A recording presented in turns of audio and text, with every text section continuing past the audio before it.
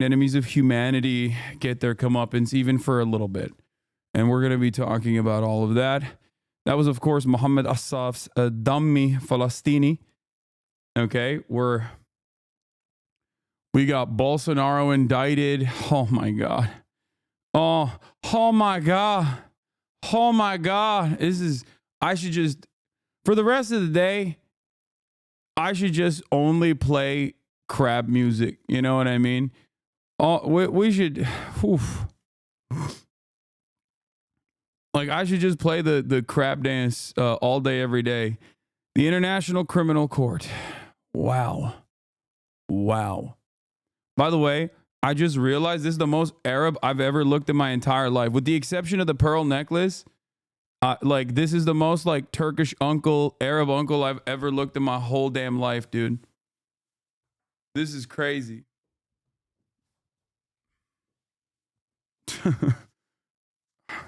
I need to tone it down. Anyway, ladies and gentlemen, good things come in threes, I guess. And there's a lot happening. Are you wearing cologne? Of course, I wear a shit ton of cologne. AKP seçim mitinginde sahneye çıkacak gibi duruyorsun. Aynen ha. Tam öyle bir halim var yani. How's Kai? Did she get space? She did not.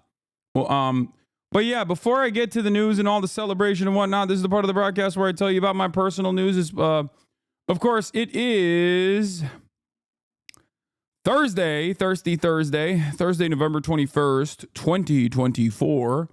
I am a little late and I apologize for the delay, and there's a good reason for it. I had to do a bunch of phone calls and stuff, and I also had to take Kaya to the vet this morning. I took Kaya to the vet this morning because I wanted to get her spayed. I wanted to get her spayed before she actually goes on her period again, because holy fuck, I don't want to deal with her going on her period and then getting pseudo pregnant again like last time. So, new sponsor. Do we have a code? Paliroots sponsor? What? No. What? No. What is Paliroots? Anyway, I wanted to get her spayed, and I unfortunately couldn't, because vets are some of the biggest money hungry people out there. Like, no disrespect to all the vets and the vet techs and shit in the chat, but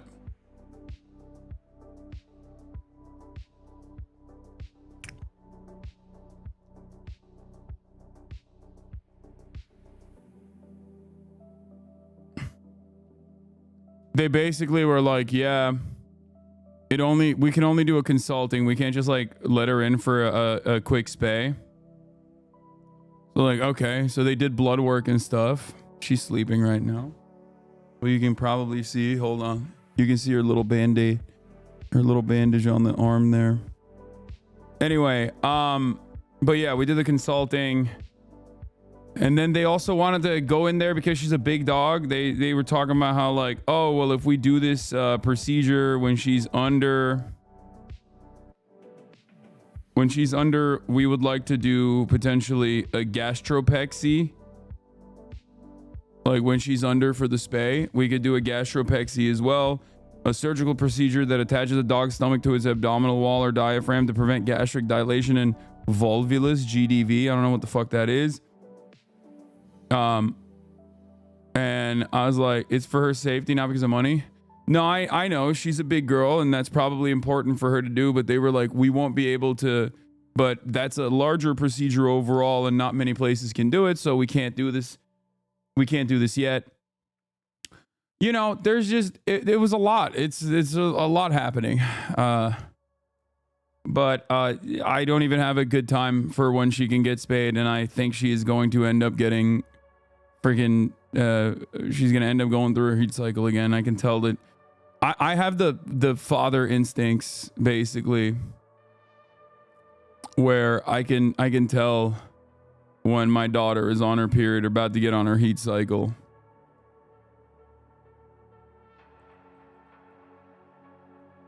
You know?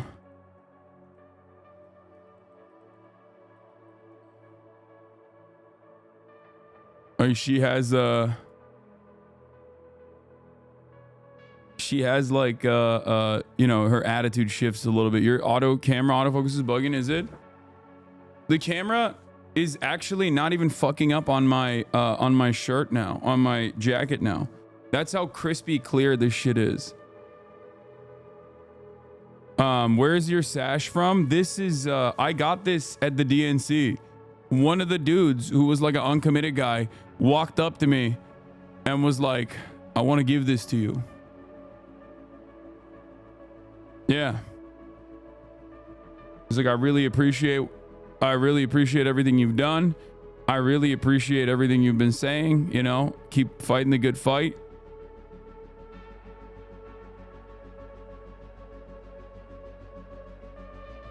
His name? Barack Obama.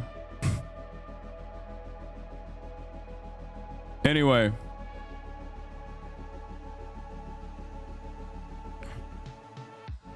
Yeah. Said if you like your two-state solution, you can keep it. And pussy too. That's what he said. Yeah, I just and the recovery is gonna take a while for Kaya anyway, so considering that I'm going to fucking I'm going to England in a couple weeks, I'm gonna have to do it after. So she's gonna be on her period shit. She's gonna be a period girly for a little bit, I think.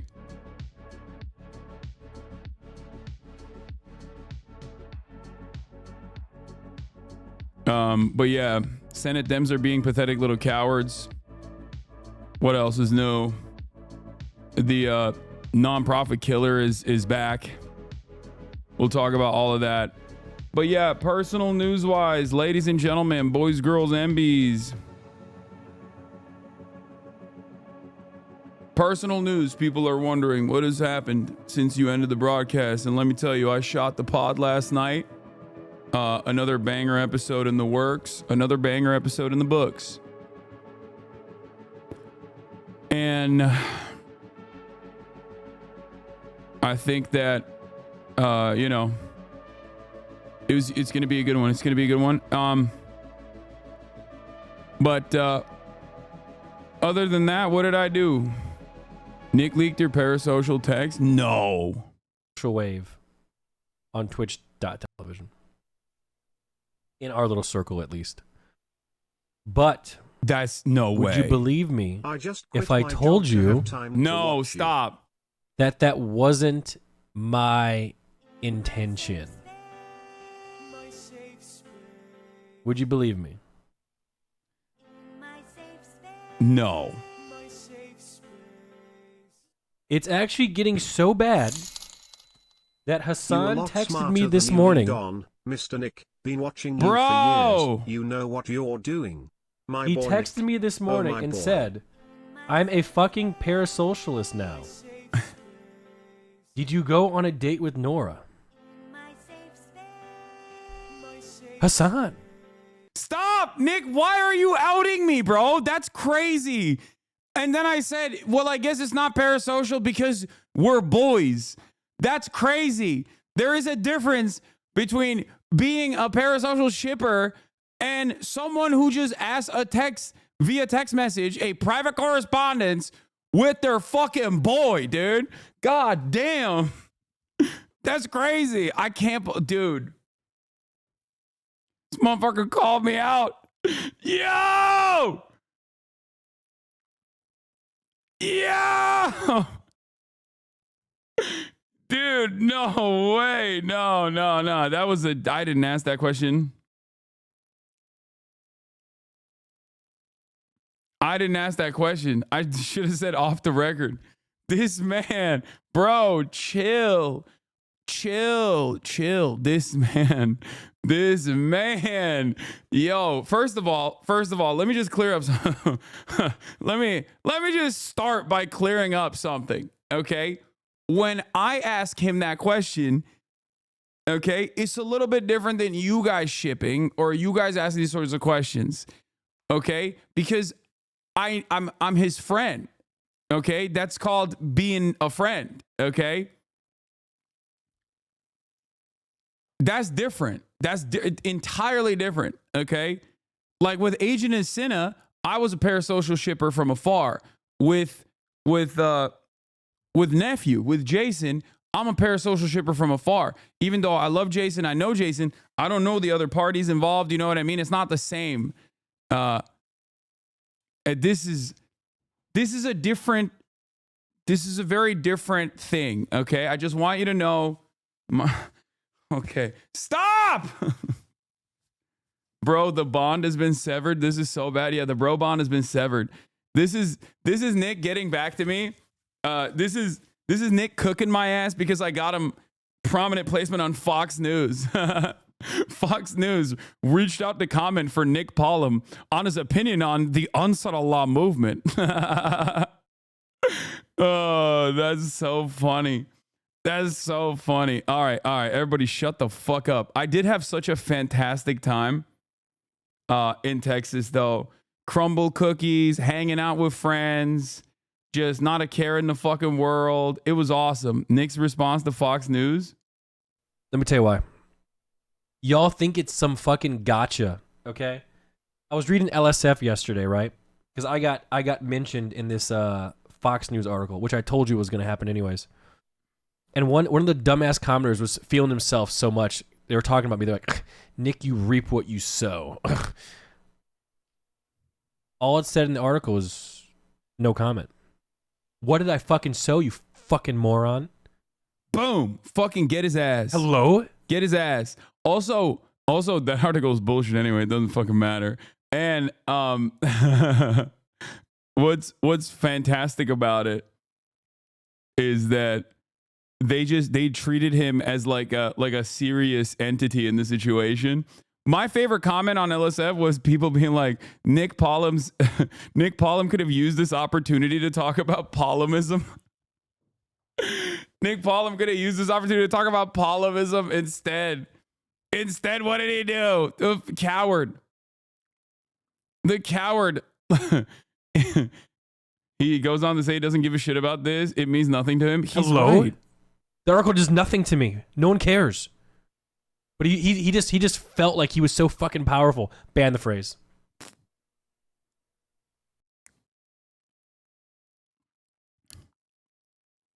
Streamer award fit soon, maybe. Okay. Good news. More good news, by the way, from Germany. Inveterate Holocaust denier Haverbeck dies at 96. Bro, how can you be German, 96 years old, and deny the Holocaust? What the fuck? Wait, you were there. Yeah, like, you probably participated in it. What are you talking about? It's gotta be. Is this like an Alzheimer's thing? Like, is that what it is? Where she just like only remembers a time from right before the Holocaust started and nothing else? She said, not my Adolf. Not mine Adolf. She's very well known. She went to jail a couple times for it. Dude, that is so funny. Okay, this is like a bit. Okay, God, that's hilarious, dude. This is the most unintentionally funny thing Germans have ever done. Having a 96-year-old Holocaust denier consistently going in and out of jail for routinely denying the Holocaust is hilarious. Bitch, you were there. Fuck you mean?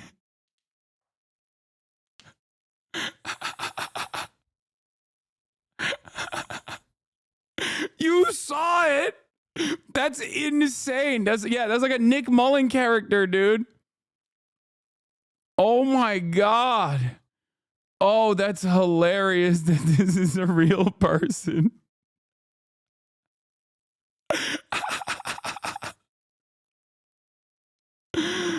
Oh, Jesus Christ, dude.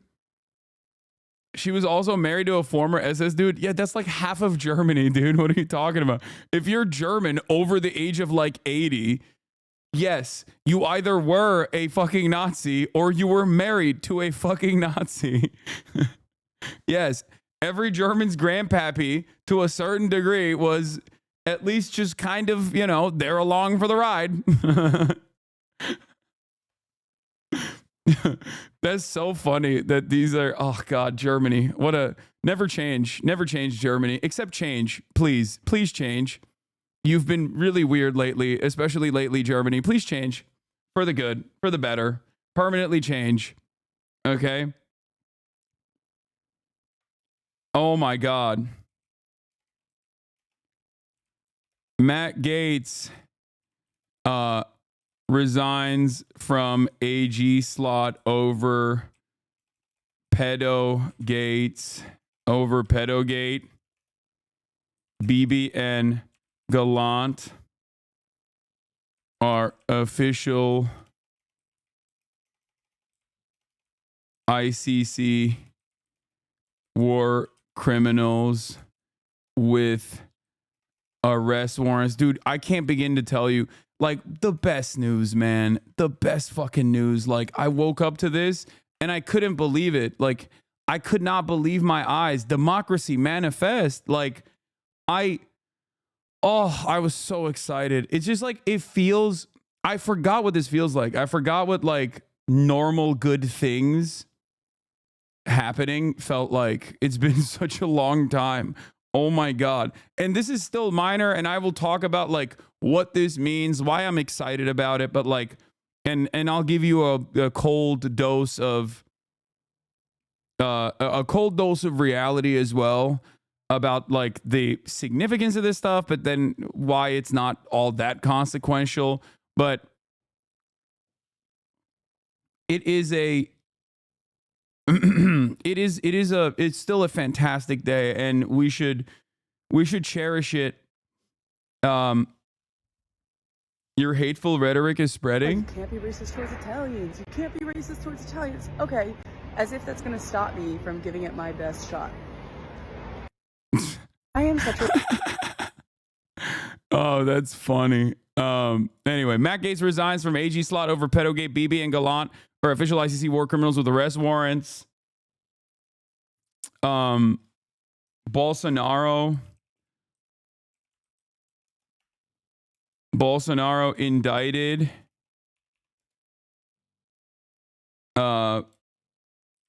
Dems are caving to GOP.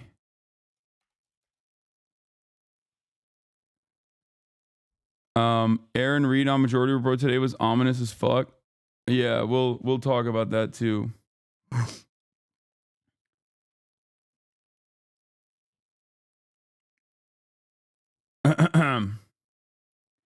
Trudeau on the warrant. Oh damn, he popped off on it. This lighting makes you look unwell, brother. Yeah, I know. We haven't figured it out. Pew didn't see you as a news influencer. Yeah, I saw. I don't give a shit.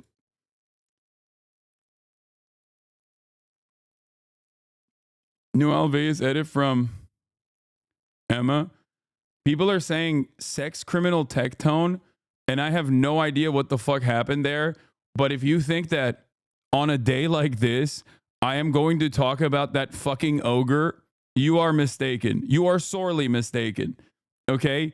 I know that, you know, we're on Twitch, and a lot of people on Twitch care about Twitch-related things, but real news are happening on the planet, and I'm sorry, I do not care about some content creator being the weird. I don't know what the fuck happened. There's like so much more happening in the world than whatever the fuck is going on with Tectone.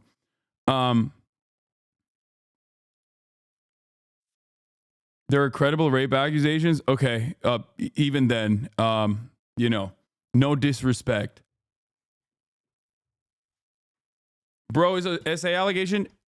Okay, once again, not downplaying the severity of sexual assault allegations, but also I am a political news commentator, okay? This is a day for a lot of political news. Do you understand?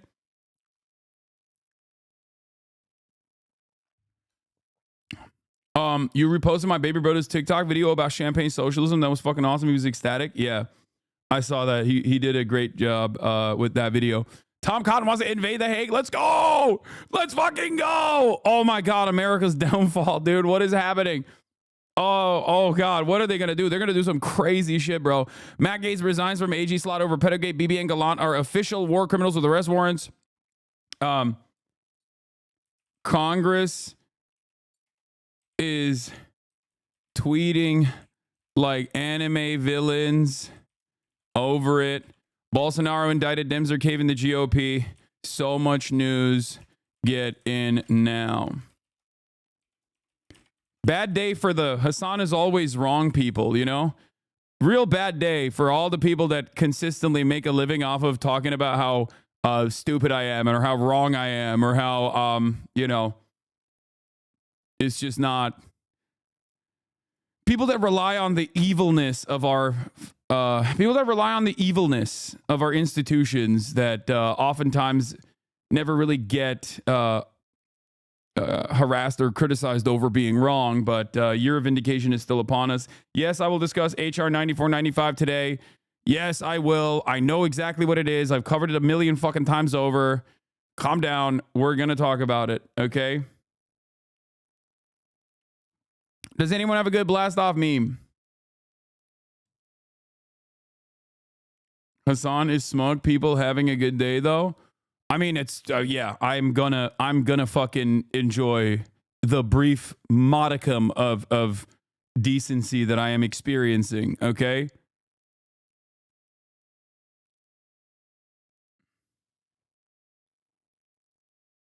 Do we have it or not? Oh, we do. Okay. Okay, we'll use this. Falastini, Falastini, Falastini. No, no, no, no, no, no, no, no, no, no, no, no, no. Okay. Also, Dame Falastini is a fucking absolute banger. It's crazy. Yeah, Marie Glusenkamp Perez has a fucking stupid ass story as well. But oh my God, I don't know where to begin. I don't know where to begin. So much going on. So much going on. Woo! I forgot what like even a little bit of happiness feels like. I straight up forgot because everything is always so bad, so awful all the time. And, you know, you got horrifying Trump cabinet picks. Israel is doing man-made horrors beyond human comprehension every single day in Gaza and in Lebanon as well, with seemingly no legal recourse whatsoever, and seemingly no end. No one fucking cares about it in the Western world, and that's what it feels like at least. Or our politicians are like actively undermining the people that are speaking out against this sort of thing, and then all of a sudden you get these like news back to back to back. Okay. You get these fucking news back to back to back to back, and it's like, oh my God, let me be happy for a moment, you know, and you should too. You should too. You should experience a moment of joy and elation because this is a little bit of breathing room, you know. This is a little reminder, okay, a brief moment of humanity being restored, a reminder that like you're not insane, okay, that no. We are led by villains, okay? We are led by bad people. We are led by villains who are actively undermining their own humanity, who are actively making it seem like, you know, Israel's actions are not significant nor consequential, that no punishments will ever be dished out towards them. Today is the first step towards hope, okay? Satan Yahoo, baby. PACKWATCH, okay? I forgot. 3 Rosmian, thank you for the 100 gifted. Stop giving a shite. Thank you for the 20 gifted subs. It's definitely a good day for humanity, moving in the direction, albeit marginally, okay? Albeit marginally, moving in the correct direction. Now, let's just get started on we're gonna do reactions in a second, but I think honestly, you know, one more time, I think. Ladies and gentlemen, boys, girls, and MBs from all around the world, as of today, the arrest warrant from the International Criminal Court for war criminals, Prime Minister of Israel, Benjamin Netanyahu, and war criminal Defense Minister of Israel, Yoav Gallant, have officially been filed. They are now officially war criminals who will not be able to go to any of the ICC countries under the Rome Statute without fear of being arrested, only to be put on trial at The Hague. That's right. For once, these institutions, these international institutions of justice, for once, have shown resilience, have shown a backbone, a moral backbone, and done the right thing. Do you understand? Lock him up! Lock him up! That's right. Benjamin Netanyahu and Yoav Gallant are now officially declared war criminals. And we're going to be looking at the State Department reactions in a brief moment.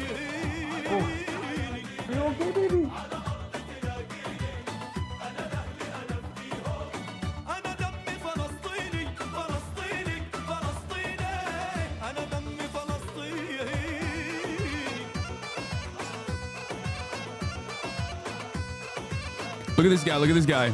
Oh, we have the self-proclaimed reporter whose uncle's news network after the Turkish group responsible for the Armenian genocide happens to be the voice of genocide only when it happens to be against a particular faith. If they're, you know, Tibetan, it says fuck Palestine. Your war criminals will forever be branded as what they are, my friend. You can cope. You can seethe. Today, the International Criminal Court said the baby killing must end. Cry harder, you fucking Nazi! Cry harder, you fucking Nazi piece of shit. Here, I got another one for you. Oh, suck my fucking Turkish cock, bitch. You little Nazi baby. Ooh, I'm mad. Fuck Palestine. Some of the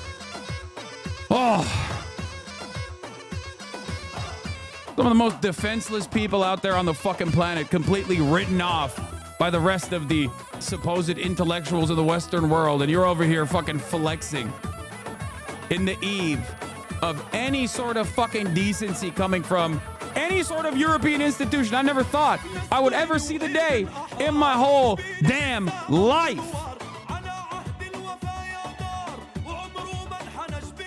Ironic also coming from a person who was defending Israel. I have never denied the Armenian genocide. Israel has.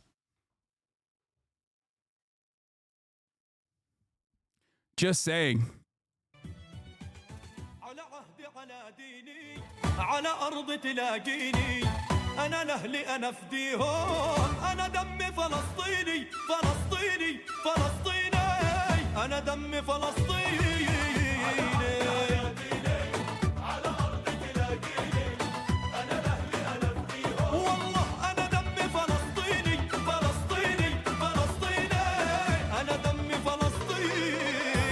We're going to do it. We're going to do it. Me and Brace Belden, hand in hand, citizens arrest for the International People's Tribunal against the war criminals Benjamin Netanyahu and Yoav Gallant.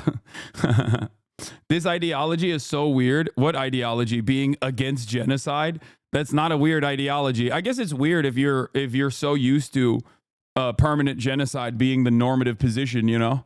But I am not. Regardless of how normalized it is, I will always fight against that sort of thing. So, you look extra Turkish today? I know, I noticed that I am looking particularly like very Arab Unk coded or very Turkish Unk coded.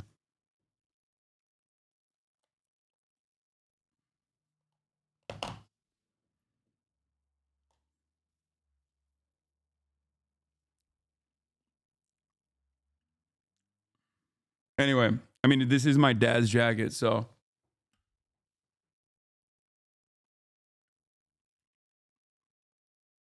All right. Let's get it started.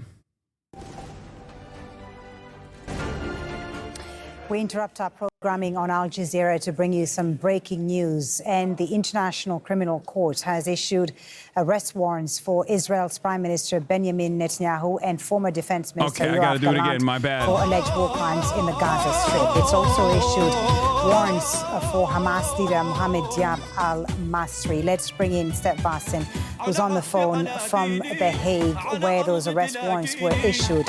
Talk to us about what the rejects for these warrants say, Steph. The court has just issued these arrest warrants, 3 arrest warrants, one for Hamas leader known as Dave, and 2 for the Israeli leaders Benjamin Netanyahu, the Prime Minister, and Defense Minister BB+GALLANT. The arrest warrants are for crimes against humanity and war crimes committed from at least October 8, 2023, until the request for the arrest warrants was issued by the prosecutor 6 months ago on May the 20th.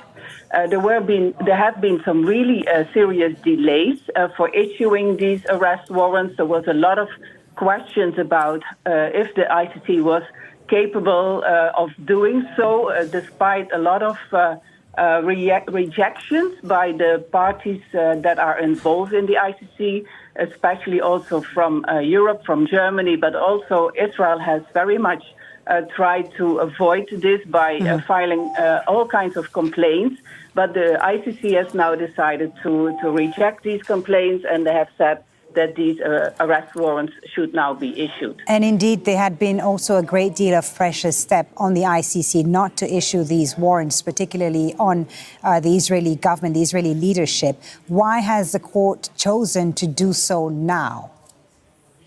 Well, the question, the case is that now there is a new presiding judge of the pre-trial chamber that was issuing these arrest warrants. The previous presiding judge has informed the court that she was sick, that there was a medical issue.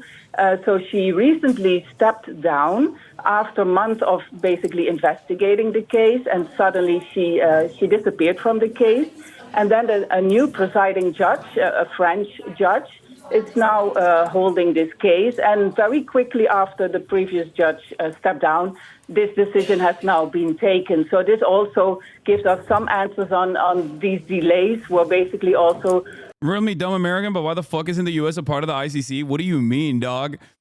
International organs of justice and the United Nations are simple tools of American hegemonic power, okay?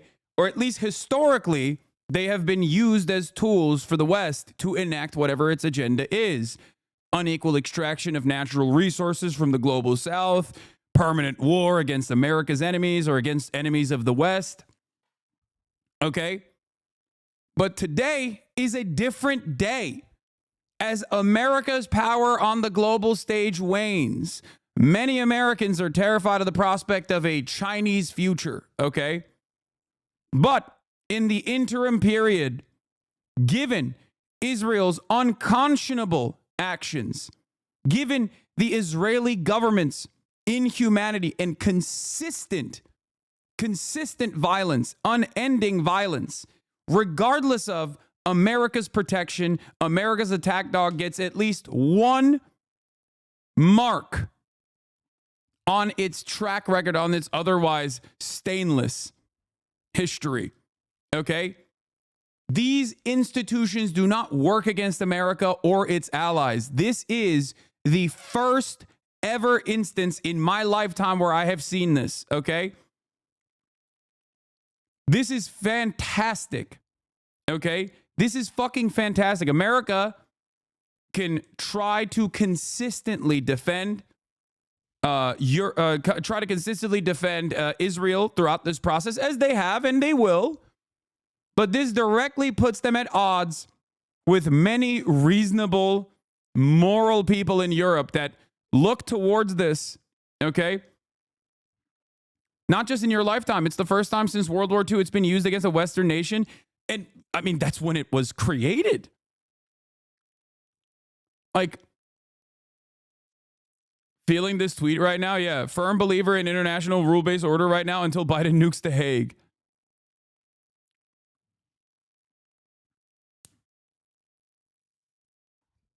It is, regarding Fox News characterizing you as an American hater, it's funny because you express strong critiques for all manners of nations, including China, Russia, and Saudi Arabia.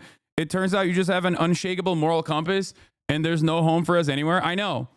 And it's not that there's no home for us anywhere. It's that I want to fix the home that I'm in. Okay? Western nation in the center of the Middle East. Brother, if you think Israel is not simply an extension of the United States of America and its imperial ambitions in the region, I don't know what to tell you. You might have been in a fucking coma over the past year. Okay? Hello? Israel is America. Just letting you know. Israel is not just any Western nation. It is America. It is an extension of the United States of America. America says jump. Israel says how high, which is precisely the reason why all this Biden is so powerless in the face of Benjamin Netanyahu conversations were so goddamn frustrating for me because, yes, that's what it looked like. And BB was dog walking him for sure and taking advantage of his senility and his also rabid Zionism. Having said that, however, ultimately, this was still a part of America's imperial ambition, and I think they overstepped. This is why I said Palestine and Israel's genocide over Palestinians has laid bare for all to see the Western world's depravity, okay? Straight up, things are changing. The entire world is witnessing a, in my opinion, very consequential change in the way things have worked so far. Is the arrest warrant released after the SA case at the ICJ? No. The International Court of Justice prosecutes nations. The International Criminal Court prosecutes people. So the ICC prosecution is for individuals. Okay? It's for individuals that happen to be in charge of nations doing a genocide. Benjamin Netanyahu, ICC warrants are anti-Semitic and are absurd and false lies, contrary to a true lie, I guess, so it's true. Oh. And for the record, a lot of people say, Hasan, you say America bad, but why do you always say America bad, but you never follow it up? Well, those people go, la, la, la, la, I can't hear you when I follow it up. Okay?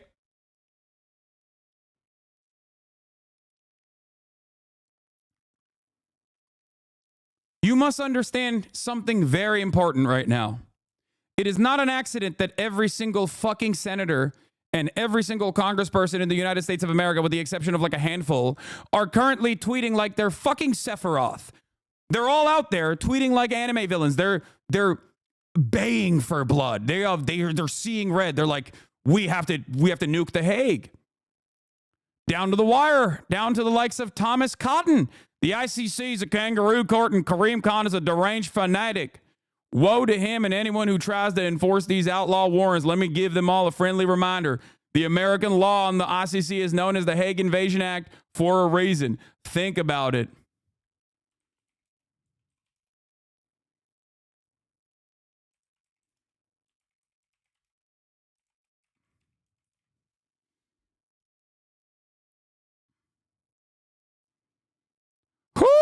They're cackling all right. God damn.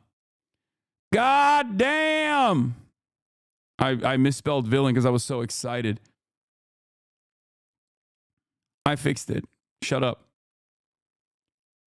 Holy fucking shit, just saying that out loud. Tom Cotton has literally talked about using the military on Black Lives Matter protesters, wrote about it on the New York Times. Tom Cotton has also talked about killing pro-Palestinian protesters and climate change protesters. Tom Cotton does not give a fuck. He is a straightforward Nazi. Tom Cotton, very famously, if you guys recall, was the guy who pulled up the Singaporean CEO of TikTok to be like, what kind of Chinese are you, boy?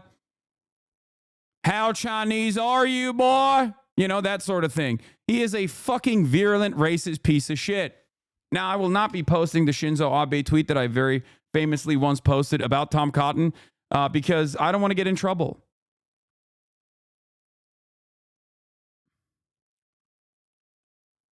Of course,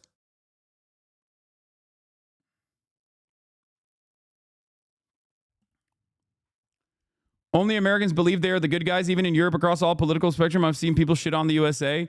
Yes, and it is well deserved. It is well fucking deserved. For those who like to, for all the America good actually understanders, this is going to be a very hard day of cope. They will turn around and say, oh, America's still good. The ICC, maybe they are anti-Semitic. Maybe they're Hamas. Maybe they got Hamas tunnels under there. You know?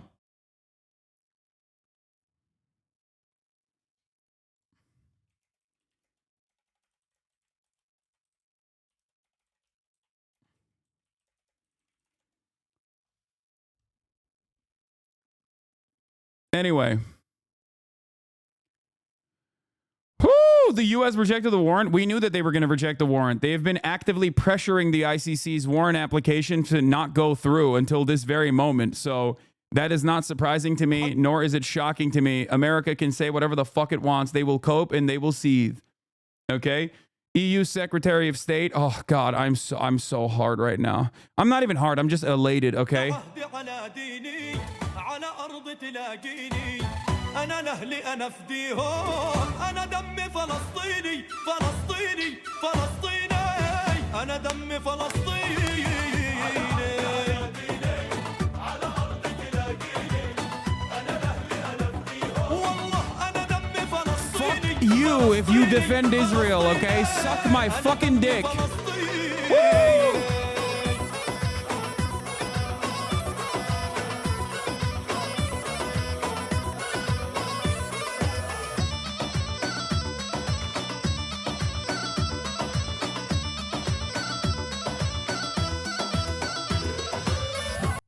Oh my God.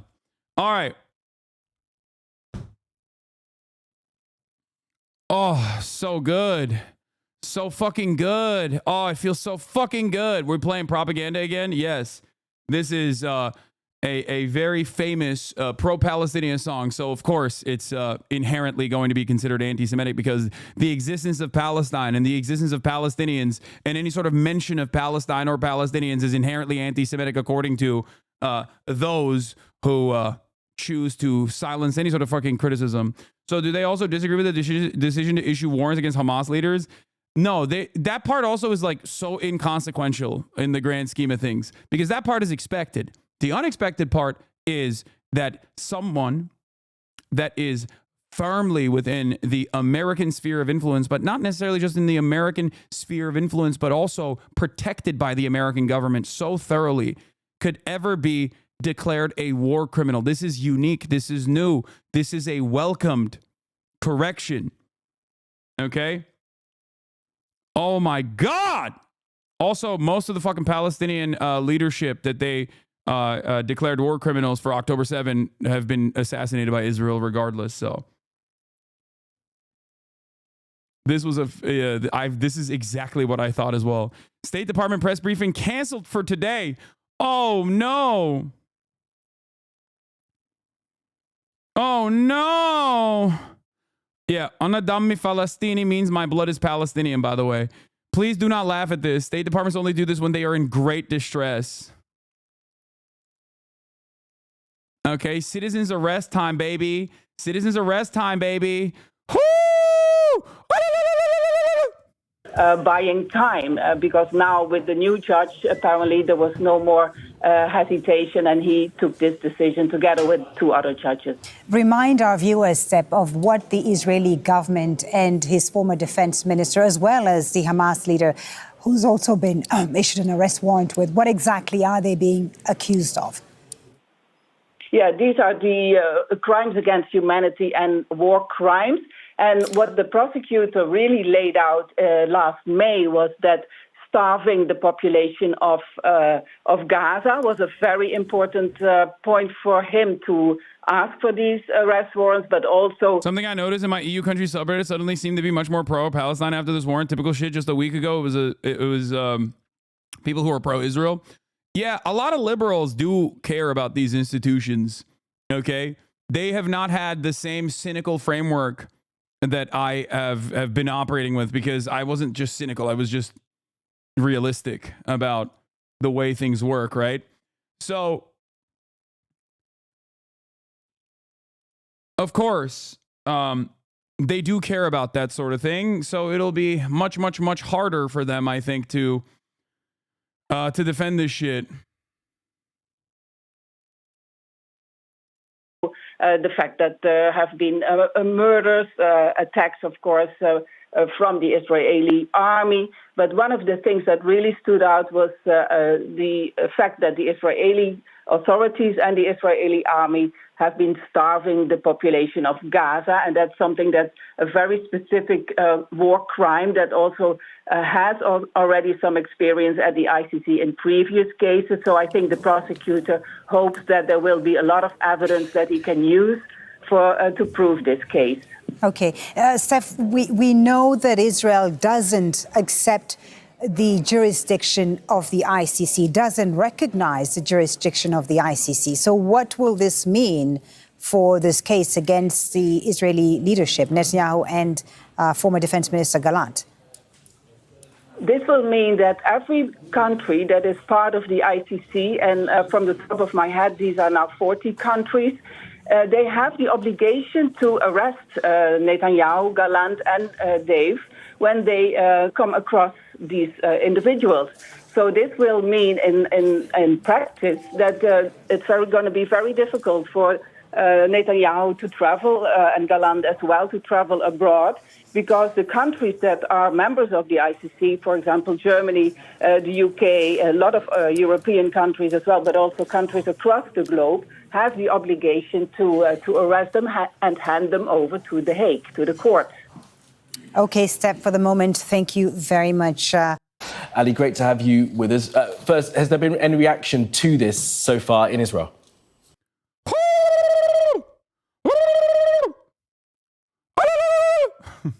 I'm losing my fucking mind, dude. I'm losing my fucking mind. I'm shocked, okay? I'm shocked. I'm actually straight up surprised in the most pleasant way possible. I saw that article like last week or 2 weeks ago when Mossad was trying to do a last ditch effort, and they were like, "Hey, why don't we just like say Karim Khan is actually doing rapes all the time?" The prosecutor that, ironically enough, and this is the ICC prosecutor that was replaced originally. It was a lady by the name of Bensouda, who was literally straight up intimidated by Mossad. This is all straight up real shit that Israel did for even daring to investigate Israel's war crimes. So this has been an ongoing incident, okay, for a long time. The ICC, the International Criminal Court, was investigating Israel for apartheid and for war crimes for quite a while.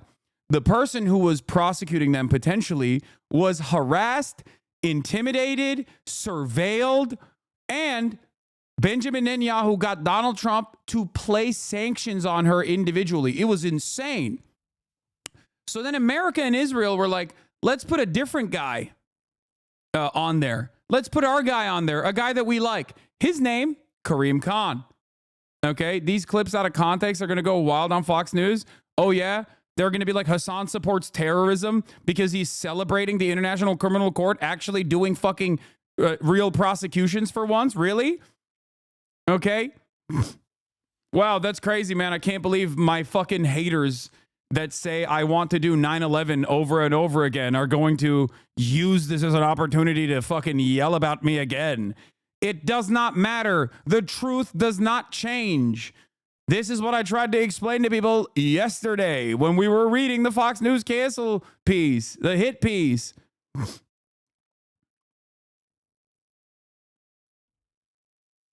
Yeah, look at that. Look at the fucking retaliation. Award-winning investigative journalist fighting for the truth. ICC judges, we know that in reality we don't have jurisdiction, but let's try and arrest the Jews anyway. The ICC's a anti-Semitic kangaroo court. Fucking hell. Fucking hell. They want to fucking arrest us for doing a bit of war crimes. Oh, fucking hell in it. I'm an investigative reporter. By the way, we're going to be covering the harrowing nature of Israel's crimes once again. But something to remember.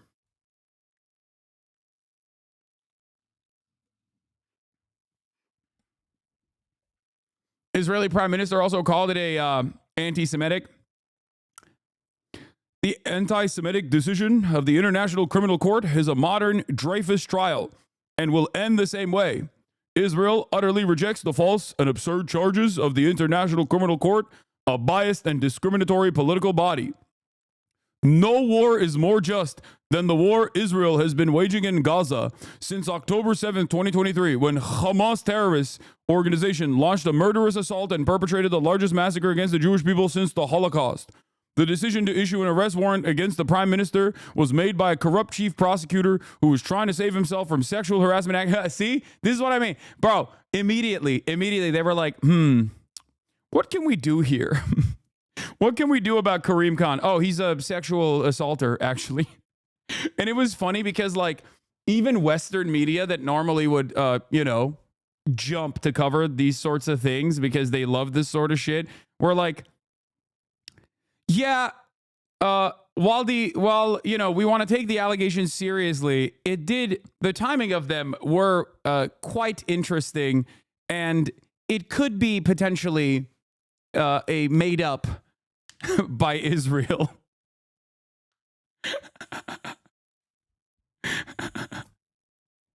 Like, come on, dude. Come on, dude. Come on. He said, calling us war criminals for doing a genocide is anti-Semitic. Also, you're a sexual harasser. The ICC prosecutor lied when he told American senators that he would take no action until he had visited Israel and heard its side. Instead, he canceled his arrival in Israel last May, several days after suspicions of sexual harassment were made against him, and announced his intention to issue arrest warrants against Prime Minister and former defense minister. No anti-Israel decision will prevent the state of Israel from defending its citizens. Notice how he's mentioning sexual harassment twice now. Okay. It's just like, I think the sexual assault allegations are actually credible, but it's obviously irrelevant as to whether Netanyahu's guilty. Look, man, all I'm going to say is this, okay? It has no bearing on Kareem Khan's prosecution of Israel, okay? It's also rather odd coming from the fucking state that literally was like, oh shit, we might actually get in trouble. Let's use complementarity to our advantage and prosecute some of the people that were doing mass rapes in the prisons. And then they couldn't even do that because they had an armed January 6th style rebellion where they fucking forcibly freed the rapist and made him a television star. The Israeli Knesset members turned around and were like talking about how, you don't understand, actually. The IDF does have a right to rape Palestinians. The fuck are you talking about? Get the fuck out of here. They had a rape January 6th, man. The fuck do you mean?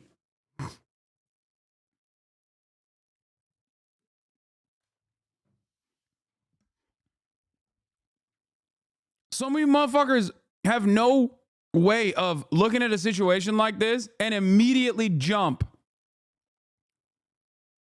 And immediately jump to like whatever. Like it works. It works for a lot of you. Look. I've never read a Western report, a Western media report, okay, that immediately was like, there was sexual harassment allegations, but the timing of that is very suspicious, considering how much Israel has tried to intervene in the ICC. Like, I'm sorry. They could be credible. They could, okay? But if you think this has any bearing on this prosecution, you are fucking delusional and you're the biggest goddamn mark, the biggest sucker, the biggest rube of all time, okay? Ridiculous. Fucking ridiculous. Anyway, it's like the former prosecutor, they literally personally harassed the former prosecutor before Karim Khan. You understand that, right? Like they surveilled the former prosecutor before Karim Khan. They got America to place sanctions on the former prosecutor before Karim Khan.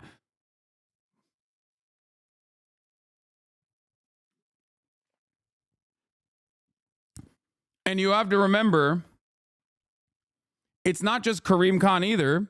Yeah, they were stalking her. I covered it extensively. Israeli spy chief threatened ICC prosecutor over war crimes inquiry. They tapped her fucking phones to see exactly what she was actually going to create a case around so they could go back and like do some sort of prosecution to be like, yeah, what are you talking about? You can't interfere in our affairs. We're a democratic organization. We have democratic governance. We actually investigate our own war crimes, specifically the ones that, you know, we figured out by surveilling and tapping the phones of the former ICC prosecutor, Fatou Bensouda, to see exactly which war crimes she was actually focusing on so that we could actually use complementarity to our advantage as a deflection, as a shield. It's fucking insane, okay? The well is endless for depravity.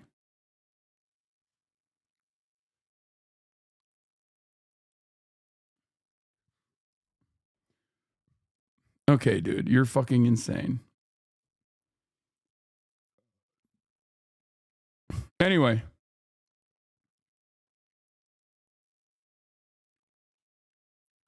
So, just to help you understand a little bit about, like, you know, what is going on here. And there's a lot to talk about, but here, let's see what the ICC warrants mean. There hasn't been any reaction officially from Netanyahu's office. I have texted officials close to the Israeli Prime Minister, but there's been no reaction yet. But we know, or we can predict, how they will react, given that when the chief prosecutor for the International Criminal Court, Karim Khan, who's a British lawyer, first sought these arrest warrants, it was met with a lot of anger and, frankly, disbelief by senior members of the Israeli government and a lot of people in Israel as well.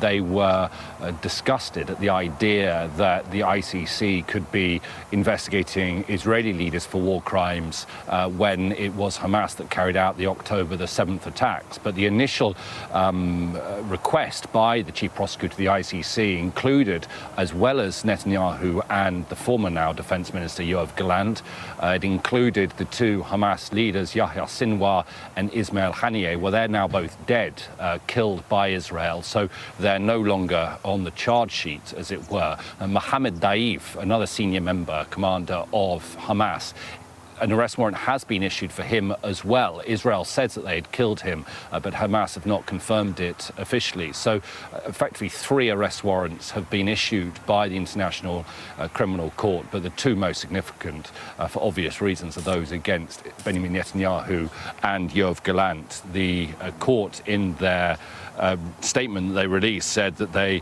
have reasonable grounds to believe that those 2 men have been carrying out the war crime of starvation as a method of warfare and the crimes against humanity of murder, persecution, and other inhumane acts. Now, it's been quite a lengthy process to get to this point ever since the arrest warrants were first sought about 6 or 7 months ago. There have been a lot of legal challenges, in particular by the Israelis, against firstly the authority of the court to do this. The Israelis argue that the court doesn't have an authority to pursue claims related to Israel because they're not a signatory, or the Palestinian. But the court rejected that and said they do have jurisdiction over Palestinian territory. There's also been question marks over one of the judges on the panel and their suitability to take one of these decisions, and whether or not they were suitably independent. But the court has rejected all that and has now issued these arrest warrants. So what does it mean?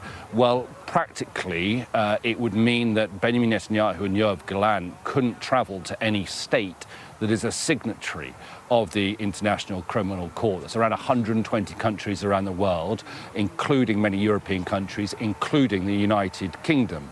And by rights, at least according to what those countries have signed up to, were Netanyahu to travel to any of those countries, he should be arrested by the police forces of those countries. And it'll be very interesting to see actually whether or what Keir Starmer and the Labour Party government's reaction is to this. Starmer, human rights lawyer by trade, shortly after Labour came to power, they actually removed an objection or a question mark that the British... What Gideon Levy take that scares me? Netanyahu, the ultimate victim in the eyes of many Israelis. Oh no, their fucking fascist leader that they only have increased in popularity as he's killed more babies is going to become more popular now in Israel. Yeah, I know. I don't give a fuck, okay? Fuck him. Now he can't go to Europe. Suck my dick. Now he can't go to Canada.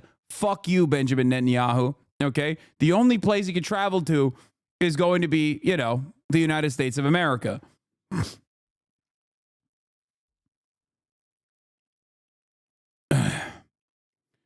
I guess they're sweating now. Gideon Levy told Al Jazeera, he said the warrants also have a much broader meaning for Israel, the Israeli army, for individual soldiers and officers, because they can snowball to include more people. However, Israel today is united in condemning the ICC for almost wall to wall, Levy said. Very few in Israel are asking, how do we get to this point? He said, many Israelis don't see anything wrong with the behavior of Israel in Gaza. Levy believes Netanyahu's popularity in Israel may increase in the coming days because he is now the ultimate victim. Now it's him against the whole world, and Israelis feel that he represents all of them. I mean, they did. His popularity only increased when he did shit like this, okay? So yeah, we didn't arrive at this conclusion yesterday. This didn't happen overnight. It was a long path with fascist acceleration happening in Israel day in and day out, especially amplified through Benjamin Netanyahu's reign over Israel in the past 30 fucking years.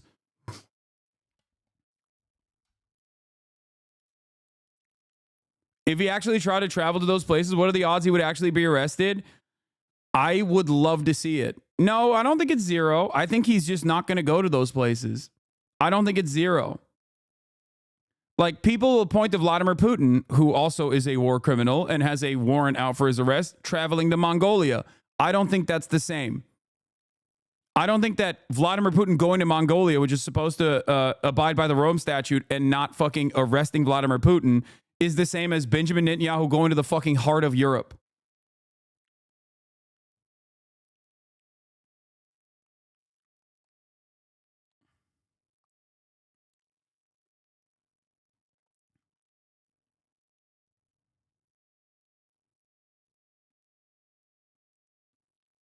Mongolia is a little bit different than, I believe, South Africa, for example. Didn't Vladimir Putin not go to South Africa?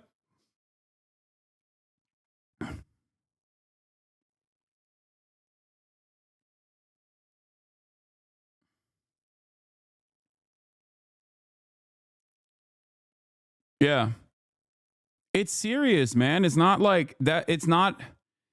I mean, we talk about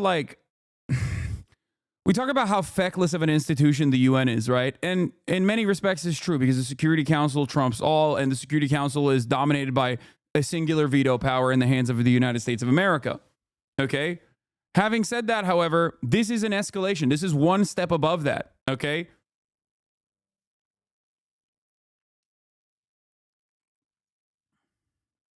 The ICC is a pretty, I mean, it's a pretty solid, well-respected institution. And while its influence can be limited in a place like fucking Mongolia, which is very limited in what it can and can't do, right? And the ICC itself doesn't have they're not gonna use like Interpol or whatever. But they do have a network of laws in place for exactly this situation happening. Now, the interesting part about this is that it is in American law to invade The Hague if Israel or any Israeli or any American ally ever gets prosecuted in the ICC. This is real. This is a very real law in the American books. Okay? Something that I've talked about quite a bit. Not a rule that you would have if you're a good guy. Historically, good guys don't have. We will fucking blow up the International Criminal Court in their books as a rule. Okay?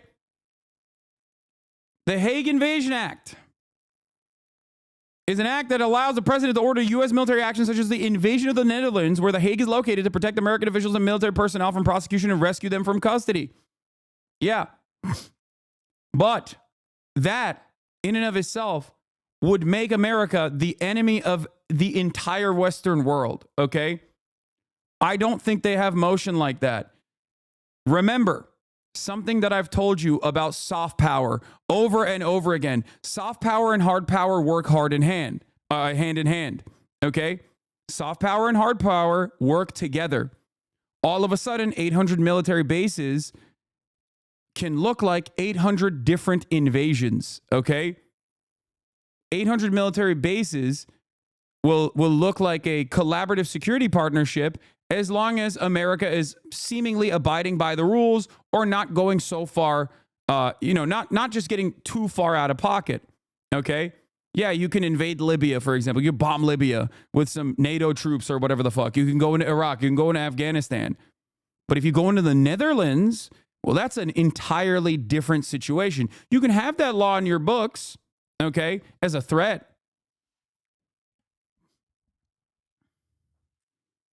Okay, you can have that law in your books as a threat. Following through on that threat is entirely different. Now, do I think Donald Trump would do such a thing? Maybe. Who knows? He's a fucking psycho. Okay? He's an absolute psychopath.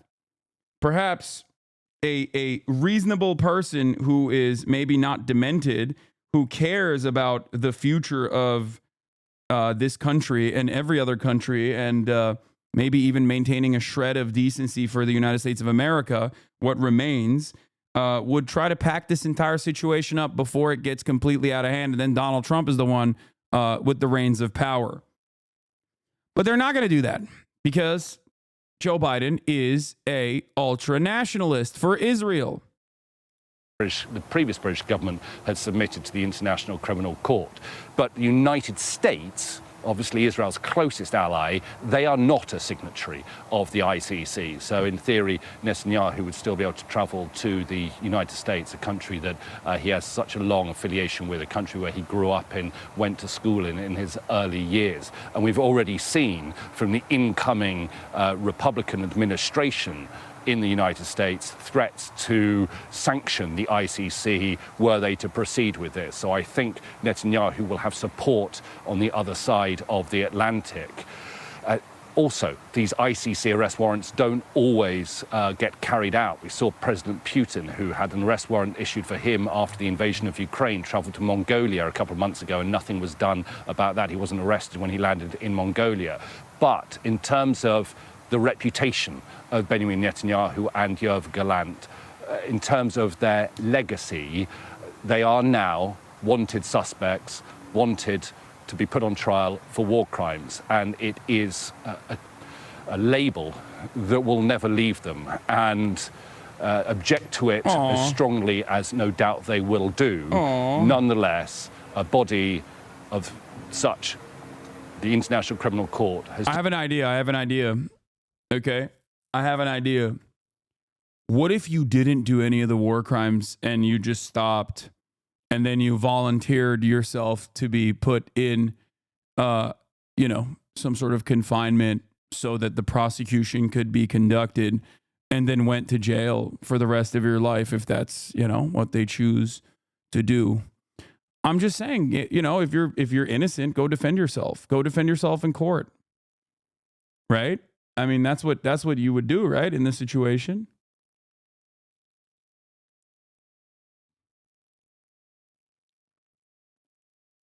Decided, after many months of weighing up the evidence, that there is sufficient evidence to request arrest warrants against Israel's Prime Minister and former Defense Minister. Yeah. And Ali, you say there's been This no part official reaction. This part is a little bit more tricky, but yes, Netanyahu would not be able to fly over Europe because they could potentially send jets, like fighter jets, to forcibly land his plane. Or if he has any sort of emergency landing due to mechanical or health reasons, he would, plausibly have to go to jail. Now, I don't think that they would actually fucking force, I don't think they would send fighter jets to force his plane to land. Like, I think that's a bit much. There are direct flights from Tel Aviv to JFK. No, chat, I'm just saying the opportunities are endless. I'm not saying it's going to happen.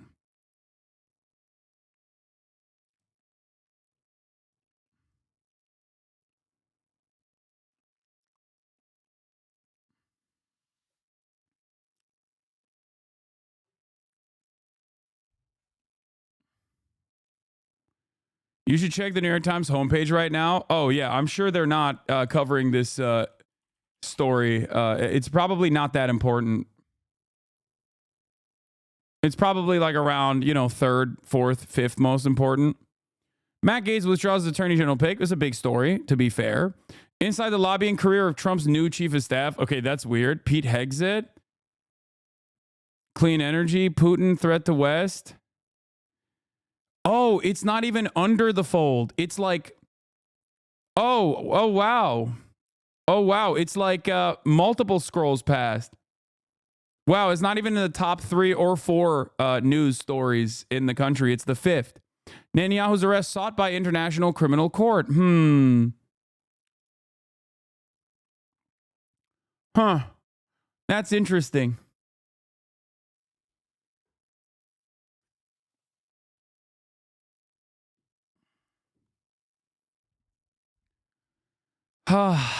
Arrest sought by court. To it yet, but as you point out, when the arrest warrants were requested by Karim Khan back in May, there was a lot of pushback from the Israelis because, as we've seen, there were those 2 appeals that were put in place that the ICC rejected to date.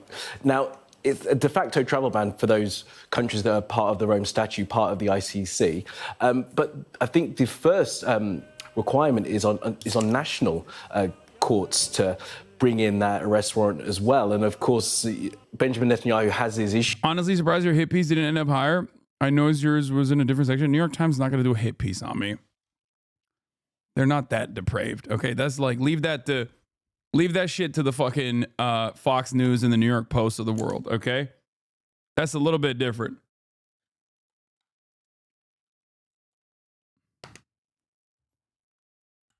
New York Times is not going to do a hit piece on me yet. Let's just say.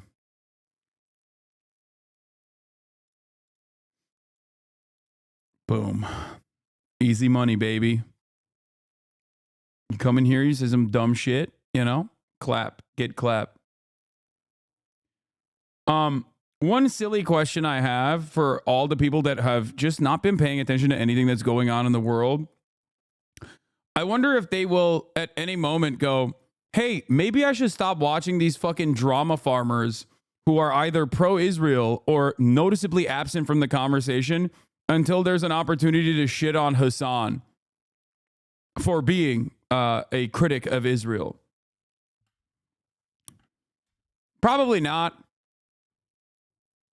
What? Please ban me as well. I'll stop watching you then. No. You will not get banned until you say some bigoted shit. Issues with the Israeli courts at the moment. There are still those outstanding cases against him, and I'm not suggesting for a moment that an Israeli court would try and follow through on this arrest warrant from the ICC, but does this in any way build on some of the domestic pressure that Benjamin Netanyahu may be facing in that regard? You're right. I don't see a situation where the Israeli High Court, for example, will demand the arrest domestically of either Netanyahu or Gallant. But you never know what might happen in the future. And that will always play on Netanyahu. You never know what a court might do in 5 years hence, 10 years hence, for example. I think there are cases, I think there is precedent for courts in I told you that AOC was absolutely the enemy and should be shunned from the left. Got a weak ban for it when she voted to make it illegal to not Sam Ham Israel Chai. I am vindicated. She voted to put you in jail, bro. What will it take for you to condemn her? Well, she didn't. She did not do that. She voted for I hate anti-Semitism messaging bill that was not even a bill. It was a resolution to urge to adopt the IHRA definition and codify it. She has in the past struck down and voted against IHRA codification bills, and she will continue to do so.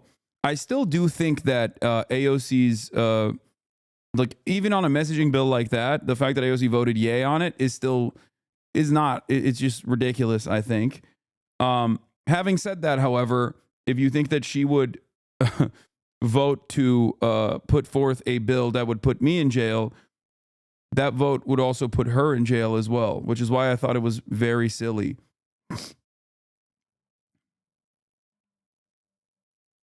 We talked about this yesterday.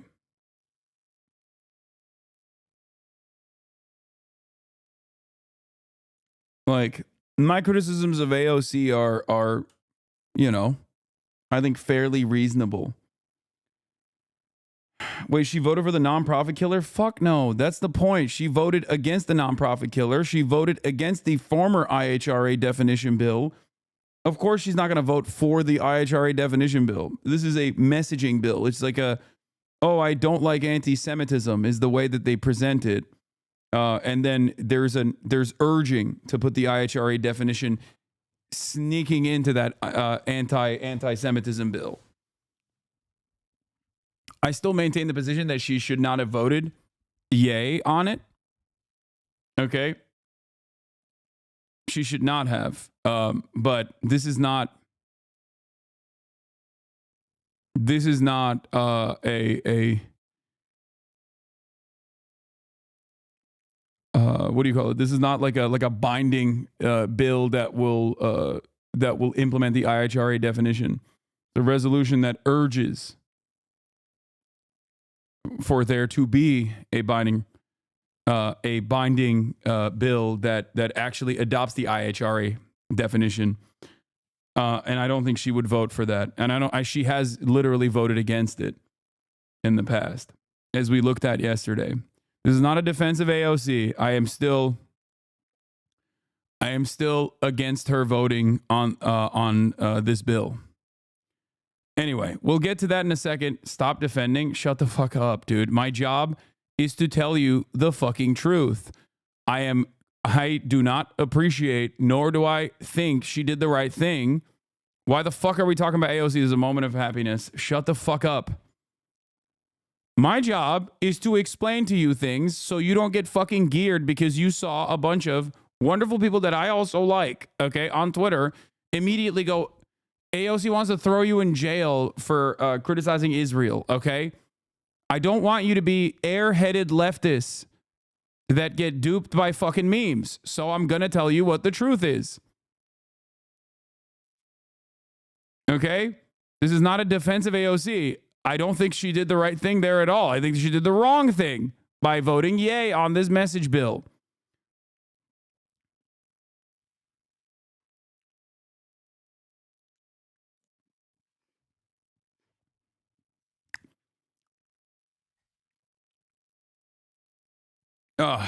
Anyway, let's continue. Countries to arrest their own citizens, their own past leaders, and deport them to The Hague.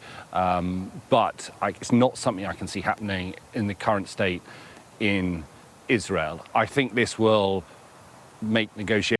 If the bill wasn't binding, then why give a fuck? No, I do give a fuck. I think it's stupid to vote in favor of bills like that. And part of the reason why I think it's stupid is because it's like the anti-socialist messaging bill that the Democrats voted on as well. And I never forgot Ro Khanna voting against it. Voting for it. Democrats are firmly committed to fighting socialism is like a dumbass fucking messaging bill that you don't have to fucking vote yes on. Anyway. Didn't Ethan say this guy was the voice of reason in the cabinet? Yes, he doesn't know anything. Like, please. And he also apologized for saying that. Okay? Like, please, guys, come on.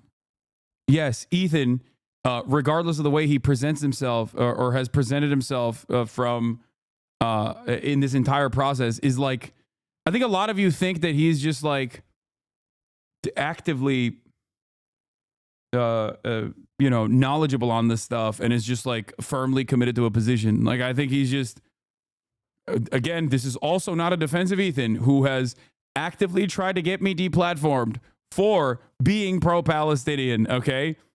Consistently claiming that I am creating an environment for anti-Semitism. One of the most vicious smears coming from a person that I knew personally. Just remember that, okay? Like, he doesn't know anything. Stop.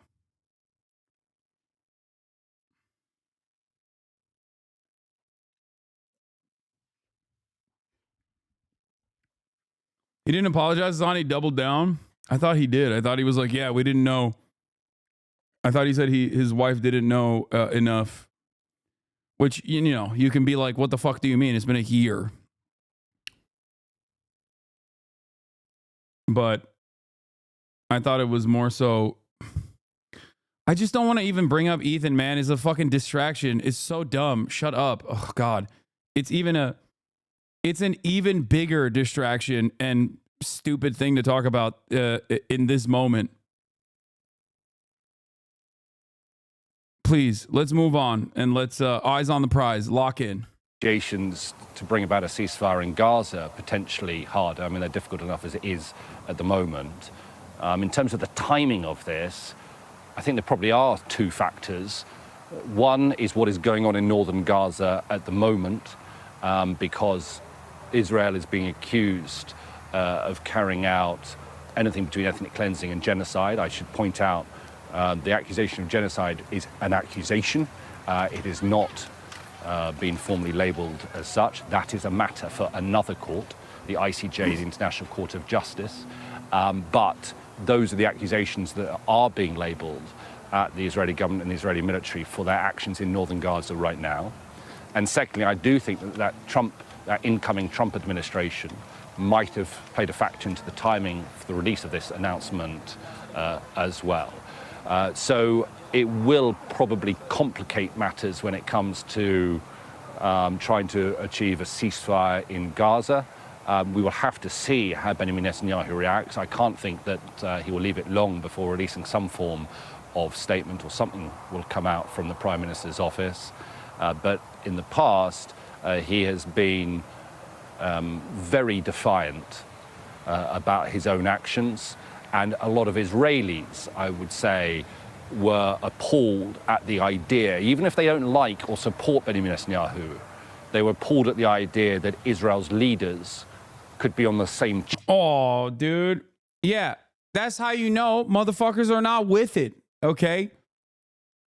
Imagine the celebrations in this community if the ICC put forth an arrest warrant application for Joseph Robinette Brandon.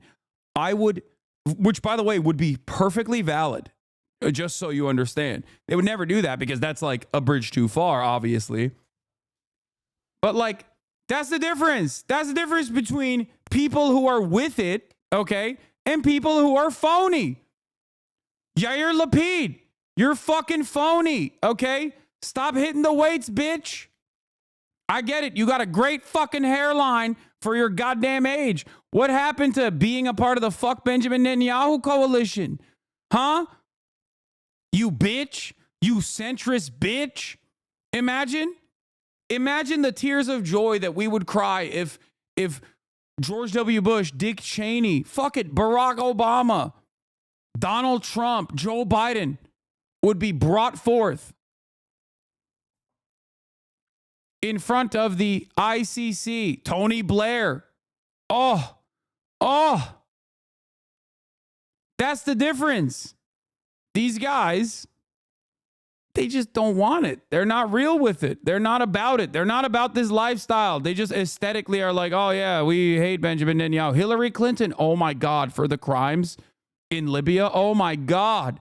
That's why I was excited for Donald Trump when he said, lock her up. I thought to myself, one can only hope.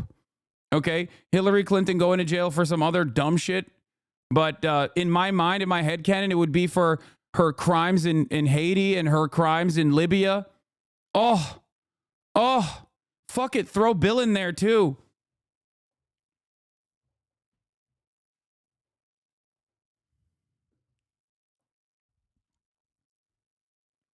God damn.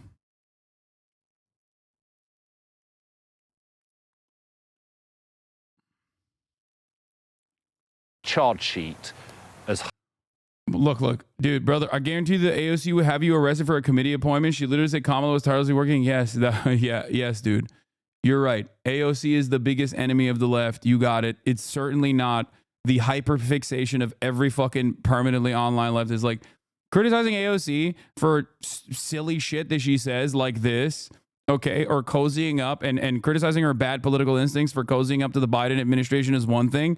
Saying that she is like the enemy of the left or like she is the biggest enemy in the entirety of Congress when she outflanked Bernie Sanders on calling Israel's actions in Gaza a genocide far before anyone else in Congress did, with the exception of Rashida Tlaib and Ilhan Omar. Please stop. Like, stop. I don't care, man. I don't. You're never gonna fucking penetrate the attitude that I have. Okay. I don't understand. Leftists get in their own fucking damn way every time, dude. They get in their own damn way all the fucking time. Like, this is supposed to be a moment of celebration, okay? And what are people doing online? They're like, fuck AOC. I don't care. Yes, she makes bad decisions, okay? Yes, and this voting for this message bill was one of them. But if you think this is the same shit people say about you, chat, understand this? Yeah, I just, it's just noise, please.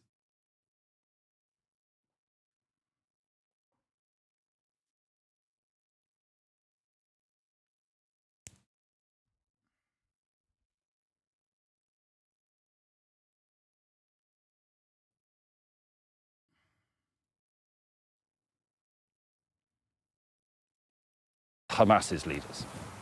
Okay, Ali, for now, in Israel, thank you very much for that update. Stone. All right, we're gonna do the channel 4. We're gonna do the channel 4 video now on the Israeli war crimes and what Benjamin Netanyahu is being prosecuted for. Oh my God, we have a lot to talk about. Holy moly! Before we do that though, accountability is dead, brother. I don't give a shit about AOC's messaging bill. Talk to me when she actually votes for adopting the IHRA definition, okay? That is a red line. I think the messaging bill is wrong. I think the messaging bill, voting yay on it, is wrong and bad. And it shows bad political instincts from where I'm standing, okay? But you got congresspersons literally being like, we have to assassinate the members of the International Criminal Court, and you guys are fucking yelling about AOC. Shut the fuck up. There's a level of accountability that is understandable, and then there's not rating on a curve because you don't understand how fucking insane American Congress across the board is. Mr. Benjamin Netanyahu and his former defense minister, BB+GALLANT, Canadian law enforcement is obligated to arrest them should they come to Canada. Will you allow that to happen, or will you step in to prevent an arrest? First of all, as Canada has always said, it's really important that everyone abide by international law. This is something we've been calling on from the beginning of the conflict. Would call this level of accountability unfair? No, I'm not saying it's unfair to fucking criticize AOC for voting on the messaging bill at all. Okay, I'm saying that eyes on the prize. There are more significant things that at play. Okay, it's just unproductive. Time and fucking place, dude. We are one of the founding members of the International Criminal Court, the International Court of Justice. We stand up for international law, and we will abide by all the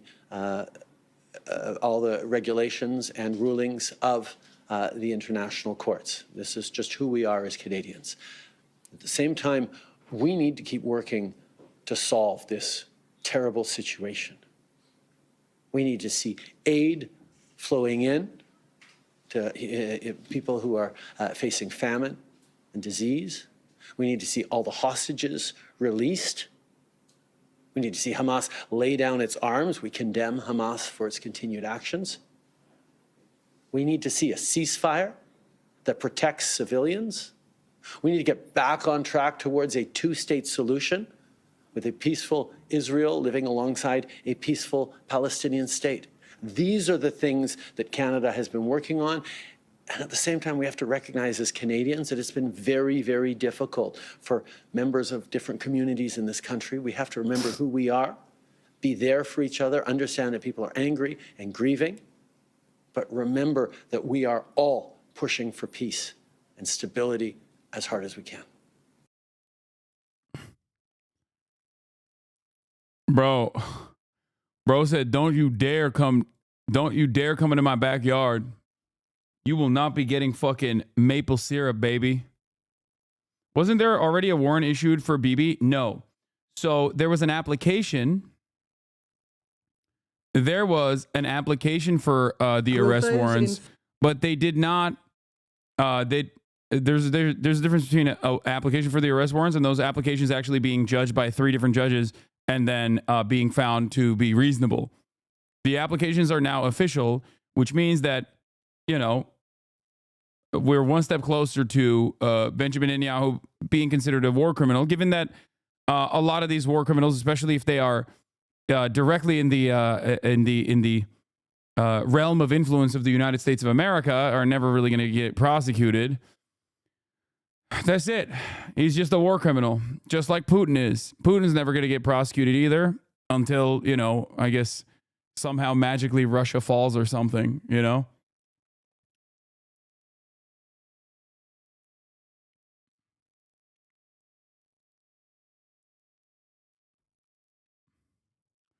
We're going to talk about the White House's response as well in a second. Actually, you know what? Let's finish this. Let's finish the Channel 4 thing, and then we'll talk about starving children, dangerously malnourished.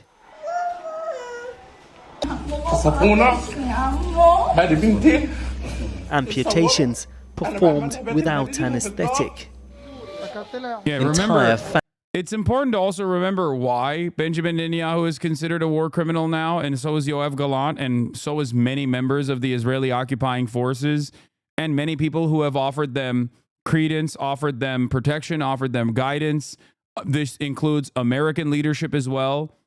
Just recognize that, like, this is the reason. It's not for no reason, and it's certainly not because of anti-Semitism, okay? Families killed. Israel's war in Gaza has been filled with horrors that are hard to fathom. Israel accused of deliberately blocking aid, even as a humanitarian crisis deepens. Today, it led to arrest warrants for Israeli Prime Minister Benjamin Netanyahu, as well as former Defense Minister Yoav Gallant, being issued by the International Criminal Court for their alleged role in the suffering. Judges ruled there are reasonable grounds to believe they are responsible for the war crime of starvation, as well as the crimes against humanity of murder, persecution and other inhumane acts, and of intentionally directing an attack against the civilian population. The court also issued a warrant for Hamas's military commander, Mohammed Deif, though he's believed to be dead, accusing him of crimes against humanity as part of a widespread and systematic attack against the civilian population of Israel on October the 7th. Another thing that we were talking about, by the way, I like that Vorlo just said, remember the standing ovation in Congress when he was speaking? Yeah, I do remember. And also so does the world and so does Channel 4. Because they're literally presenting it. Remember these fucking demons, okay? Remember what these fucking demons did. Never let them forget it, okay? I certainly have not forgotten, okay? But also, something that you guys, damn, bro, your Discord channel is a cesspool. What? My Discord channel? Fucking self-righteous assholes chat in the chat thinking they're better. Shut the fuck up. You're literally doing harm. What? What is happening, bro?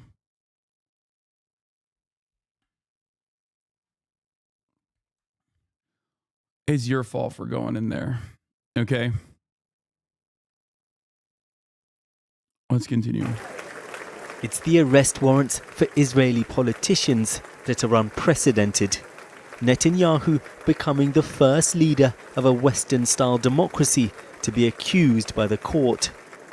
Here he was in Washington just a few months ago, given a rapturous welcome by Congress. America and Israel must stand together. Look at that. Look at these fucking animals, dude. Oh, gross. Barbaric monsters. But hey, they wear suits, so, you know, they're elite. They're above it all. Demons, all of them. Yeah, this is clapping for Adolf, dude. Straight up. Straight up. Clapping for Adolf. Look at that fucking ogre. He put a suit on for once. Disgusting.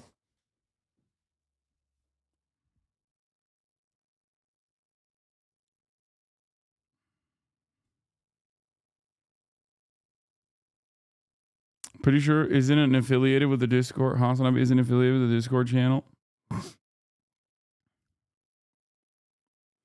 If there was any sort of real justice in this world, every single person that gave a standing ovation and gave real cover to Benjamin Netanyahu, the war criminal, would also stand trial.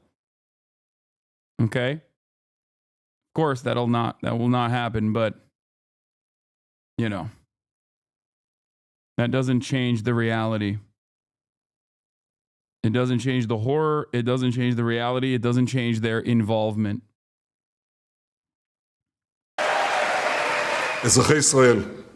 Today, he dismissed the charges as absurd, biased, and anti-Semitic.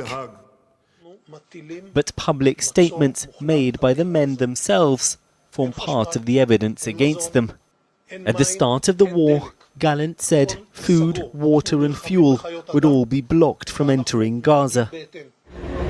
Has the ADL called the ICC anti-Semitic yet? The Apartheid Defense League? I'm certain that they have already. This is their opportunity to shine, you know? In the face of international pressure, aid has been allowed in, but nowhere near enough. Today in Gaza, displaced Palestinians welcomed the charges, though many fear they'll have little impact. We hope that the decision issued today will serve the Palestinians and serve us here in particular in Gaza, and that it will not be like other decisions that have passed unnoticed. Will Netanyahu and Gallant ever face the judges at the ICC? Everyone knows it's unlikely. The court has no police force to arrest anyone. But trips like this to London before the war will now be much more difficult. Many of Israel's allies are members of the ICC and are now obliged to detain the men if they enter the country, though America is not and has rejected the warrants. In Israel, where focus remains on the hostages still held captive by Hamas, even staunch critics of Netanyahu spoke out in his defense. Oh, staunch critics of Netanyahu. Get the fuck out of here. Then you're not. Okay? You're not a staunch critic of Netanyahu. You're just not. If you're defending him in this moment, then you're not a critic of Netanyahu at all. You love him. You just, much like our liberals, want to have the fucking moral high ground. He does all of your wishes, but then you still get the chirp. Speaking of the ADL, 49 likes on this. Damn. The International Criminal Court's arrest warrant for Israeli Prime Minister Netanyahu and former Defense Minister Gallant is a shameful and wholly political action on the part of the court. The ICC's rationale is rooted in the unsubstantiated and specious claims which run counter to the realities of the ground in Gaza and send a disturbing message equating Israel's war of self-defense with Hamas's terrorism. The court has ignored its own principles and practices in service of a political ruling. The court's moral lapse only serves to further embolden extremists and incite violence against Jews in Israel. We urge global leaders to unequivocally reject the ICC's wrong and dangerous decision. Remember when I said they got no motion? This is what I mean. All they can do is fucking chirp, okay? All they can do is chirp about this kind of shit and cry about it. The only motion they got, the only motion they got is when they're fucking complaining that, some content creators said Sabra hummus is shitty. The grossest anti-Semitic crime of all.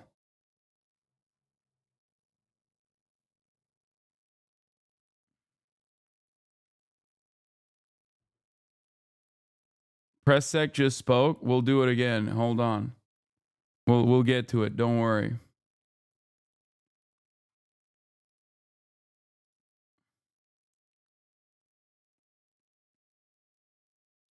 Yeah.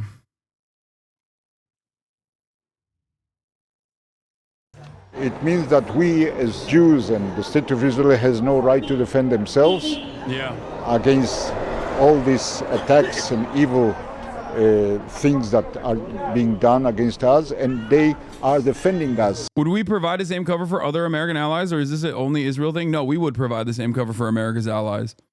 I mean, depending on if they're still within the framework of allegiance. Like, we've cast aside former fascists in the past, using them and then just like throwing them into the wind. But if some shit like this happened to Saudi Arabia, I think America would defend them. Not Saudi Arabia. No, I think America would defend Saudi Arabia. I think America would defend NATO nation Turkey as well.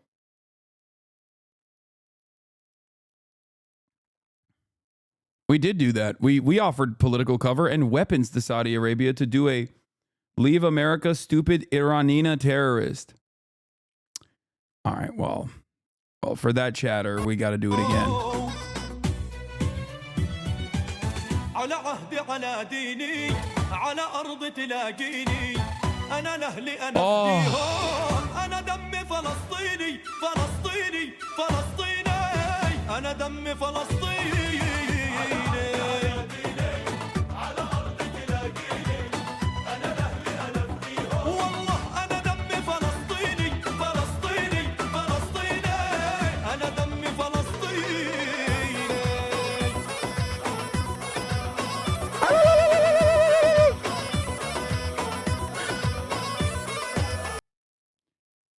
Anyway, is this on Apple Music, dead ass? I think it's on a bunch of different platforms on YouTube, but the distributors themselves pulled it off of Spotify, and Israel did do a pressure campaign. Not only did Israel steal the song and recreate it to make it pro-Israel because it's an absolute banger, but they also actively tried to get the song removed from all of the platforms, claiming it's anti-Semitic. It's not, by the way. It's fucking not. Okay. It was taken off of Spotify. I think Spotify revealed that it was actually the distributor that took it off, but then I believe it's back on. It's Mohammed Assaf is the name of the artist, and the song is called Dammi Falastini.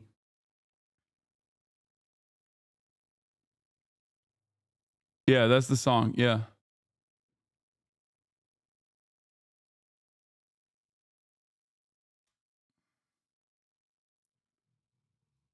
Against that. Even if support around Netanyahu is rallying now, some say the arrest warrant will damage him politically.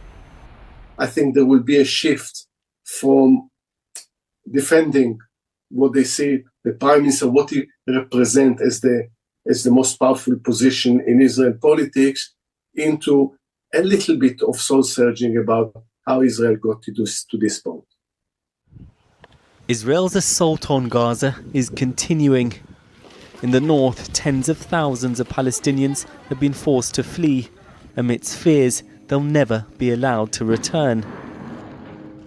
Overnight, dozens were killed in strikes across Gaza. Children again, by the way. Israel, by the way, while we were having this conversation, Israel has been murdering children at a rapid clip.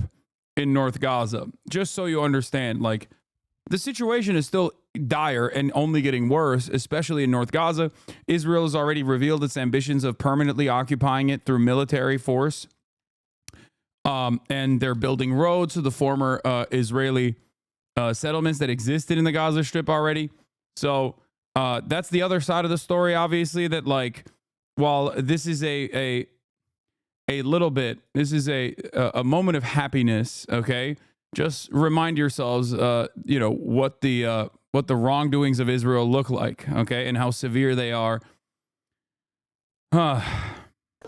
Here, the funerals of 3 children in the southern city of Khan Yunis. What impact, if any, will today's arrest they're still killing. They're still killing people in southern Gaza as well. Have on international efforts to finally reach a ceasefire? Well, earlier I spoke to Jeffrey Robertson, KC, a leading human rights lawyer who has been a UN war crimes judge. I began by asking how historic these arrest warrants are. Well, we've had Kenyan leaders issued with warrants.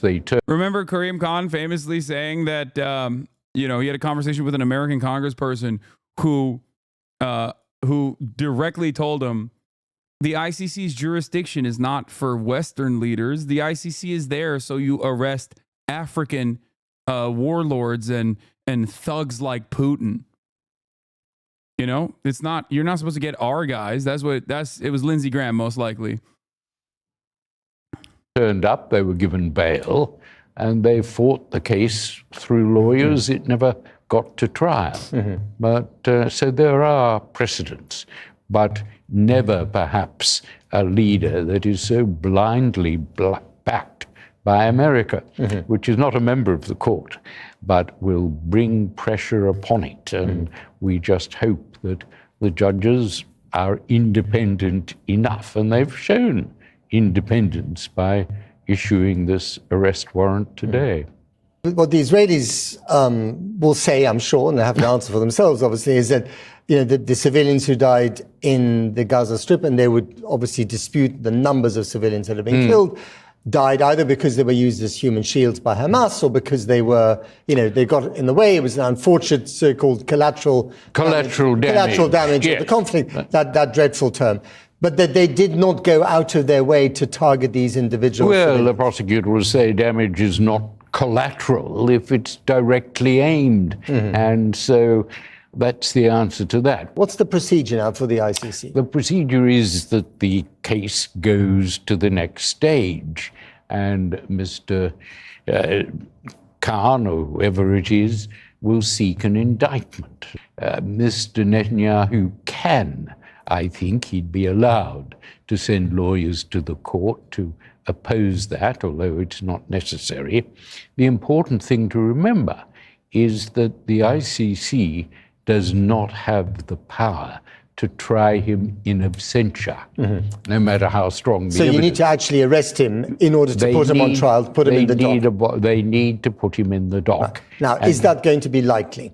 First of all, Netanyahu himself may stay away. The downside for that is there are 124 countries signed up to the ICC, so he won't be able to travel very far. But enforcement is voluntary, isn't it? So a country could choose not to arrest Prime Minister Netanyahu without warrant. They'd have to leave the ICC. South Africa tried this with the head of Sudan, who was indicted, and the court ruled that it couldn't.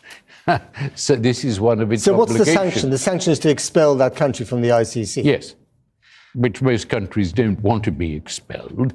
They will. Is America leaving the ICC? America's never been a part of it. Will do what was done with Putin in that other conference last year. Why did it take the ICC this long, brother or sister or MB? The former ICC prosecutor that actually launched a case against Israel for apartheid and other war crimes literally was endlessly harassed by Mossad and actively surveilled. Her phones were tapped, and Benjamin Netanyahu went to the United States of America and got Donald Trump to issue direct sanctions on her. Okay?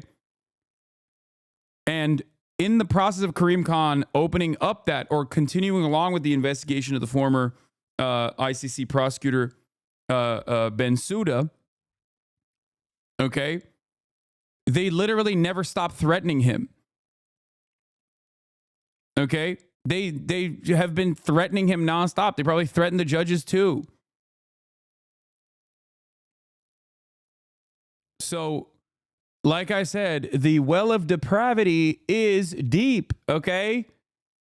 It's not, you can't get away with, you know, criticizing Israel, especially from an international organ of justice, okay? You can't do that. That's not allowed. Not allowed.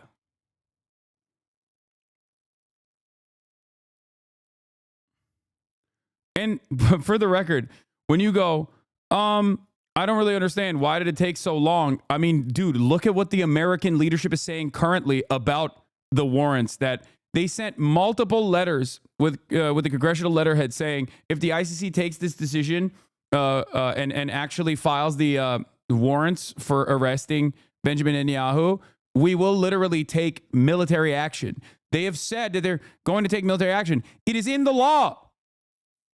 It is in the law. It is in the books. We have a law called the Hague Invasion Act, known colloquially as the Hague Invasion Act. Okay? Since, I believe, 2002, if I'm not mistaken, where if any American ally or any American service member is ever prosecuted by the ICC, America will invade the Hague. They will invade the Netherlands. Okay? It is a overt declaration of war.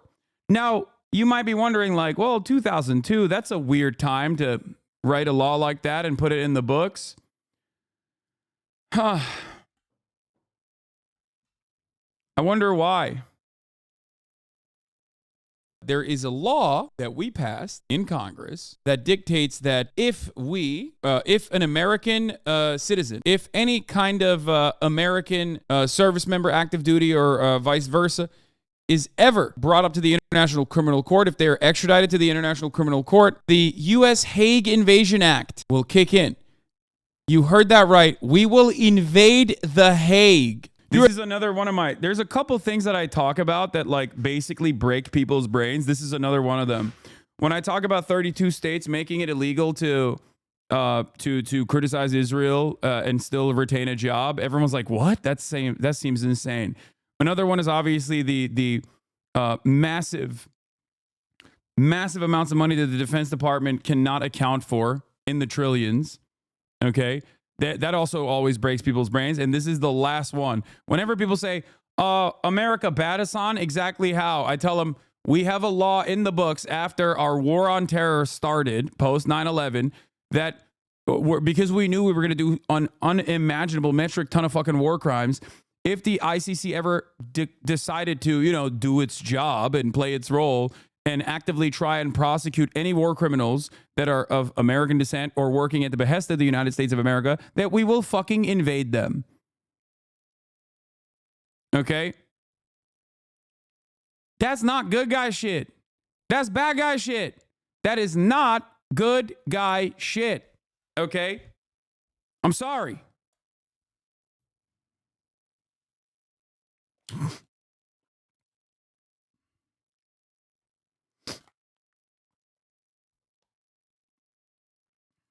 U.S. President George Bush today signed into law the American Service Members Protection Act. That's what that's what it was called, which is intended to intimidate countries that ratify the treaty for the International Criminal Court.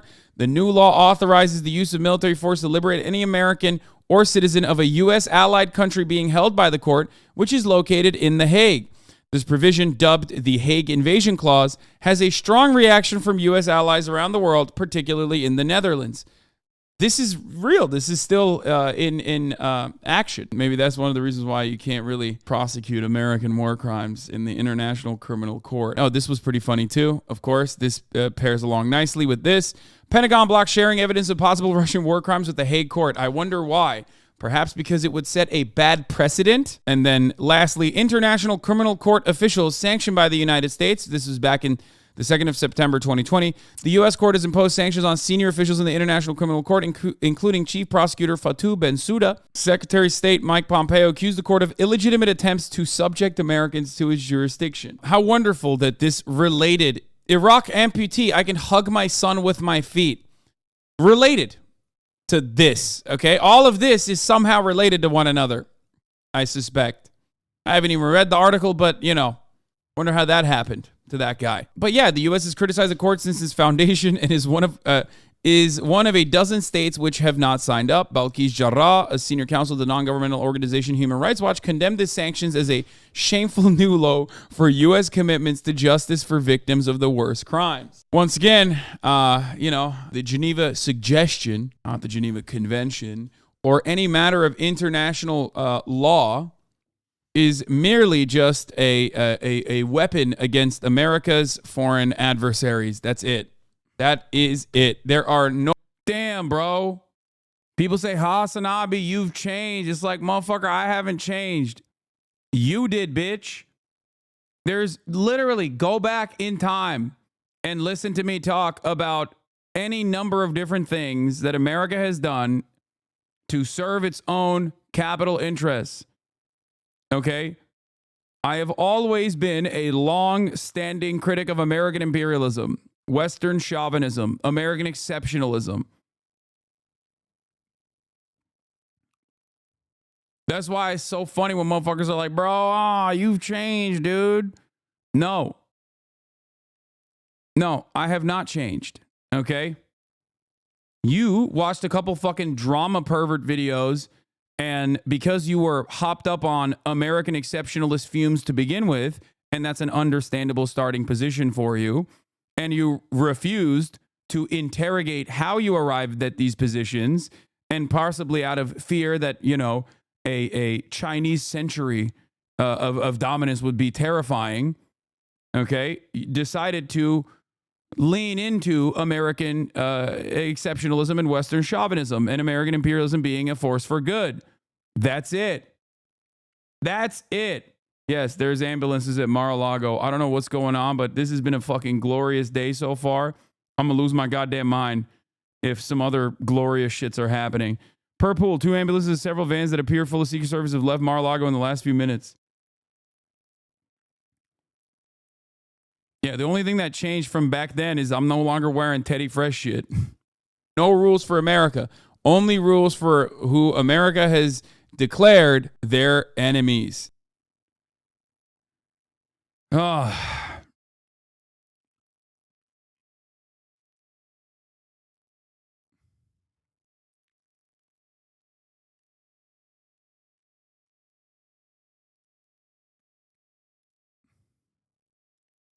They simply warned him. It was in South Africa. I don't think people understand. People who are excited at the prospect of like Donald Trump, getting crippled by a heart attack or dying or some shit, don't realize that that means it's President J.D. Vance, which is horrific. Okay? I mean, Trump is also horrific. President J.D. Vance will be equally horrific, if not worse. Because that means now you have a competent fascist that is directly aligned. Like Peter Thiel owns the country now. Do you understand? It's basically President Peter Thiel.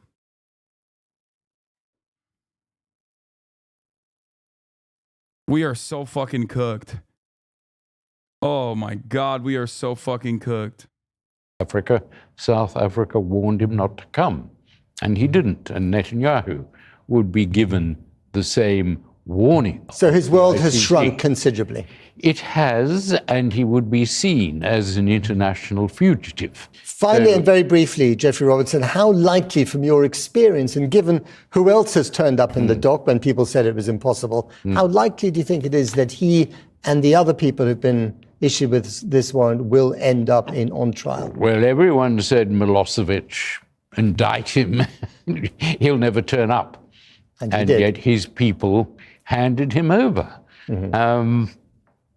I think it is not impossible if he fell from power. So the most likely people to hand him over would be the Israelis themselves, rather than him getting arrested on the streets of London or Paris. It would be an easy way of disposing of him, were he to fail at the next elections, sent off to defend himself.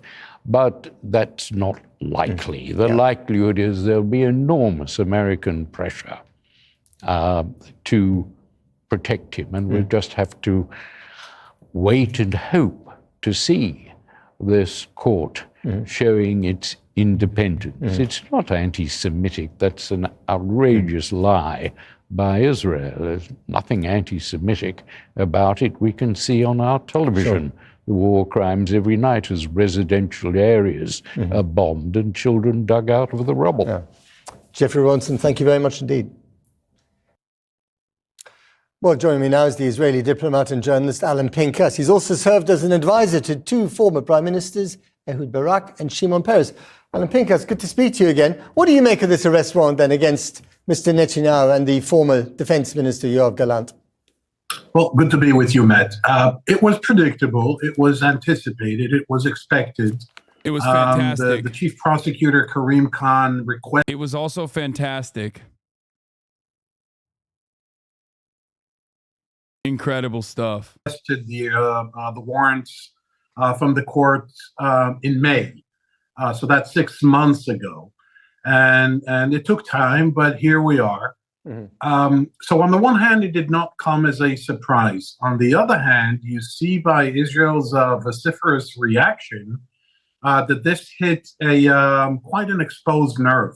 You put into this blender of Israeli responses anti-Semitism and the Holocaust and an international conspiracy and a cabal and terrorism and Iran, and you blend and everyone drinks out of the same concoction, and everyone comes out with basically the same righteous indignation. On the other hand, I just listened very carefully to the very. He didn't say kebab. He said cabal. Interesting interview you conducted with Jeffrey Robertson. He makes very, very important points. Mr. Netanyahu cannot be tried in absentia. He knows that. Yeah. He will not test this. But then again, he A, is a fugitive. B, as you said correctly, Matt, his world shrunk considerably. Right. I mean, does Israel itself, and I know that Netanyahu has been incredibly unpopular, with lots of people for lots of other reasons, but the war itself has, as far as I can understand, been supported by the Israeli. Yeah, it's funny that defenders of Israel or people who want to even talk about Israel in positive terms will so quickly just use the most classic anti-Semitic tropes, but against Israel's enemies. Yeah. Iran, the Iranian cabal, taking over the world. The Iranian Illuminati are controlling the purse strings of society. Iran controls the media and all of the international organs of justice. Public. Iran owns all the banks. Israel itself now feel as a pariah because its democratically elected leader has been issued with this arrest warrant. Well, that's a complex question. Let me explain why. What's complex about it? On the one hand, people disapprove of Netanyahu. They see him as responsible and believe he should be held accountable for the calamity of October 7th.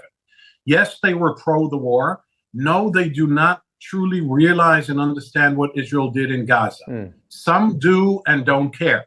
Some choose not to know, and some just don't know. Right. You have to understand the Israeli mindset, because there's a symbolic dimension to this and a practical dimension. The practical, I think, was covered way better than I can possibly do by Jeffrey Roberts in terms of the legality or the legal issues. But there's a symbolism here. Here's an Israel that believes it's on the moral high ground, that believes it has the most moral military in the world, that believes it is defending itself. Right. That you have to understand, the military, the Israeli military, is not some professional army. It's everyone. Okay. It's a people's. But do you? So people feel bad. Right. But do you Do you personally agree with the government in Tel Aviv that has said this is an anti-Semitic act? This arrest warrant is anti-Semitic. No, I do not. I mean, that is clearly what they're trying to do here. Well, they're doing two things, Matt. First of all, Mr. Netanyahu, who suffers from a long time Louis XIV syndrome, identifying the state with himself and himself with the state, turns this into everyone's problem. We are being attacked by anti-Semites. We are the victims of a global conspiracy centered in The Hague, blah blah, et cetera, et cetera. Right. The second thing is that look, it's a Mike from Pennsylvania, aka Central Committee, is right. This is a bad day for pieces of shit. Okay, a real bad day. All the way from like those who are conducting genocide down to like fucking Twitch streamers. Okay, and maybe even kick streamers, as a matter of fact. It's crazy. It's crazy how tides turn so fucking fast. The prime minister of my country is accused of war crimes. There's no question in my mind that he will not stand up trial. But just briefly, sorry to interrupt you because we've slightly run out of time, Alan. Just one final one, briefly. Yeah. Do you think it's possible, as Jeffrey Robertson has suggested, that actually maybe the Israelis themselves might arrest him and hand him over to the ICC? No. Or is that never going to happen? No, no, for a very practical reason. If the prime minister of your country is accused of war crimes, crimes against humanity, as is the defense minister, it inevitably entails that about 200 other brigadier generals, major generals, lieutenant generals, and even colonels will be accused of similar crimes. No, I don't think that will happen. Alan, we've run out of time. Alan Pinkers, thank you very much. One can only imagine. Much indeed for joining us on such a complex issue. Matt. Thank you. The anti-Semitic decision of the international bitch, you ugly ass bitch. National Court in The Hague is a modern Dreyfus trial, and it will end the same way. 130 years ago, the French Jewish officer Alfred Dreyfus was falsely accused of treason by a biased French court. In response to these false accusations, the great French writer Émile Zola wrote his monumental essay, J'accuse. He accused the French court of anti-Semitic lies against an innocent officer who was later exonerated of all guilt. Now it just sucks because, you can't go to France no more, bitch. You know? You can invoke Dreyfus, but you can't go to France anymore. No more fucking French countryside vacations for you, bitch. Oh. PACKWATCH. Oh, so good. It feels fucking good. International Court in The Hague, also headed by a French judge, is repeating this outrageous offense. Yeah, if Dreyfus was exonerated, why doesn't he go to The Hague to get exonerated? Yeah. Just take a trip. Take a trip to Paris. Land your plane on French soil. And then maybe take another trip to The Hague. It is falsely accusing me, the democratically elected Prime Minister of the State of Israel, and Israel's former Defense Minister, Yoav Gallant, of deliberately targeting civilians. Dude, if I'm Yoav Gallant, okay, well, one, I would, I would not be, because that would mean I'm a monstrous piece of shit. I would use this as an opportunity. You got fired. Maybe you take a trip. Maybe you take a trip to The Hague. Okay? And then maybe, in order to get a lighter sentence, you say, listen, my bad about all the war crimes I did, all the children that I, murdered. I'll take 700 years in prison, but in return, as opposed to, 1,000 years in prison, and in return, I'll give you everything you want about Benjamin Netanyahu. Okay?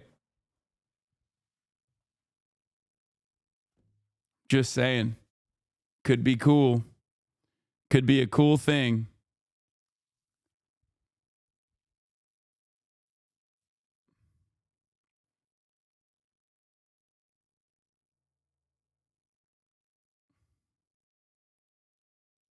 What is this? Yeah, right-wing cope, by the way. Yeah, he's busy talking about Hitler dead, potentially, but you know, his opinion on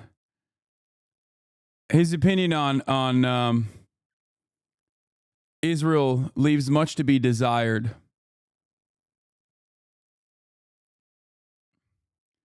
Yeah, that right-wing cope is has disappointed me, let's just say, over this past year.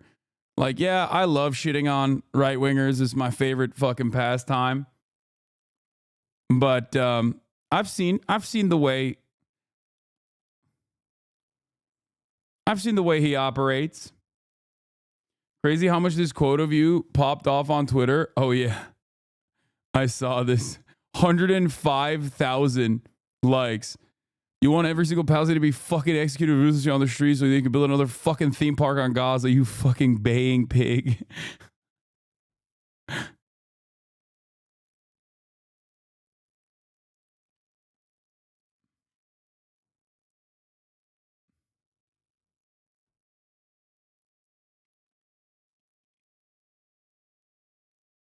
$20 to 25 cars, 2 ambulances, and a helicopter hovering above, entering Mar-a-Lago a few minutes before the vans and ambulances were spotted leaving. Oh my God.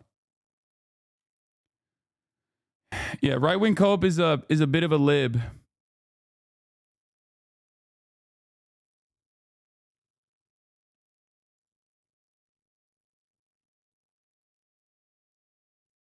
Netanyahu can still visit America, right? Yeah.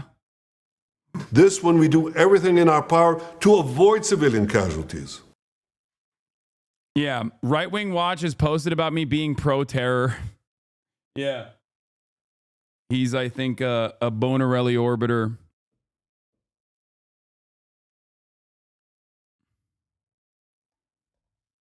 So, Right Wing Watch is kind of cooked.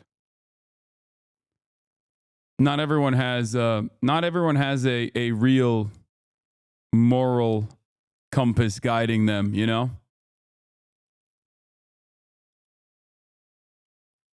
Calm down, people. Per transition source. False alarm. Go about your business. Oh, bummer. Seems like it's a false alarm. We got a brief moment, a brief glimmer of hope. We've gotten enough fun stuff on the docket, you know? We issue millions of text messages, phone calls, leaflets to the citizens of Gaza to get them out of harm's way, while the Hamas terrorists do everything in their power to keep them in harm's way, including shooting them, using them as human shields. The court in The Hague accuses us of a deliberate policy of starvation. This when we've supplied Gaza with 700,000 tons of food to feed the people of Gaza. That's 3,200 calories for every man, woman, and child in Gaza. That's fucking bullshit. You're a lying piece of shit. Literally, no one believes this. Even the American government doesn't believe it. Right-wing cope, by the way. What is this? Absolutely insane. Hillel's the only Jewish gathering place on a ton of campuses, especially if there isn't a big local synagogue Jewish community. I've been to Hillel events and they're super welcoming. Any national statements the org makes is not representative of campuses. Wait, what? This is not that bad of a fucking take. Hillel campus chapters events are not politically Zionist. They hold Cedars community events and other cool shit. At most, you could argue they're culturally Zionist. Yeah, this is not like that bad of a take, chat. What the fuck are you talking about? I mean, yes, Hillel, at least according to my Jewish Hasanabi heads, who I've both talked to at pro-Palestinian encampments and, you know, in this community, will argue against this sort of thing, and that, like, Hillels on campus are definitely geared towards defending Israel. It's not the only purpose of it, but that's not the take I was thinking about.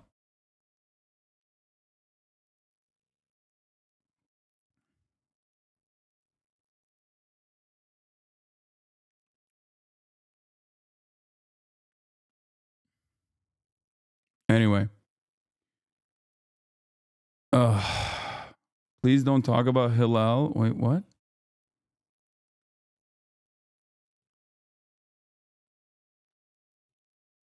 90% of chatters in here are solely interested in cancellations and drama. It's getting old. I agree.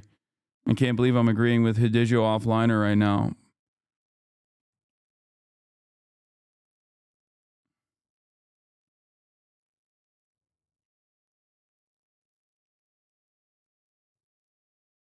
Anyway, let's finish this.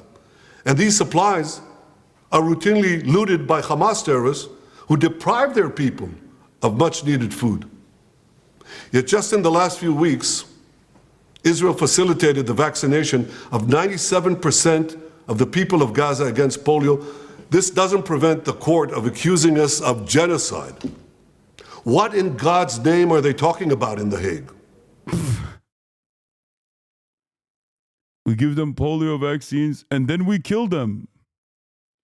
Like, this is a week out from aid trucks being allowed to enter. This is a week out from aid trucks being allowed to enter. Only to then fucking turn around and lighting the school on fire. Bro is worse at lying than content creators? Yeah, I mean. Yeah, they also have allowed anti-Hamas militant groups within like actual fucking roving gangs. What is this? Philly D covered your Fox article during a stream on this morning. He simulcast on YouTube and Twitch, and it was crazy seeing the split in opinion of you based on the platform. Ethan has really radicalized a lot of people on YouTube against you.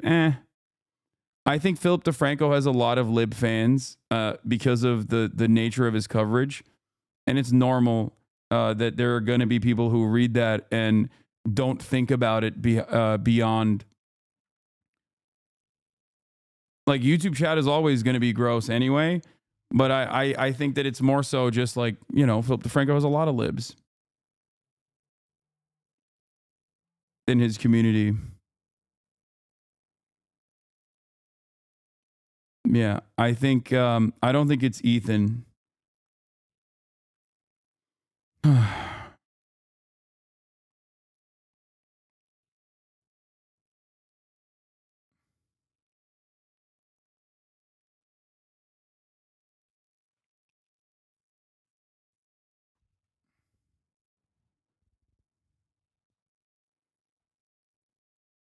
What is a lib to you? You throw this around often. A liberal is someone who is pro-capitalism, someone who at least like is conciliatory to the demands being made by people who are progressive, but only as long as it is inoffensive, and will regularly trade away rights for marginalized people at the behest of maintaining a veneer of civility.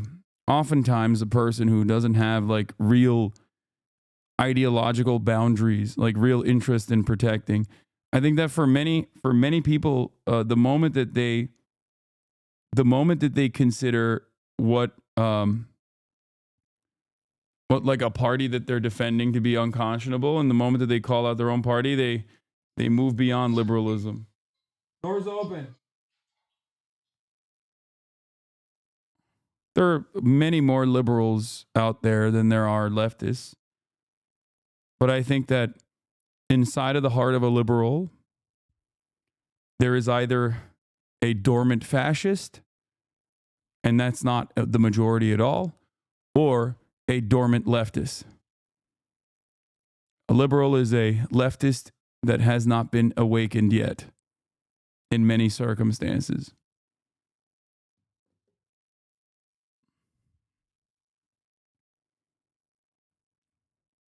Some people hold on to liberalism as this valid ideology. They trick themselves into believing that it has like some sort of intellectual or some sort of like moral compass, but in many instances it's just simply defending hegemony.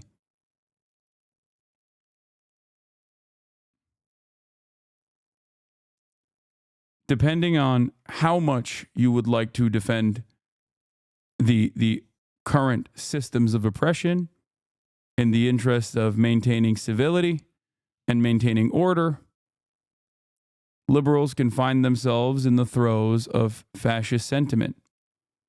I think Israel is a great example, right? Israel is a great example of this equation.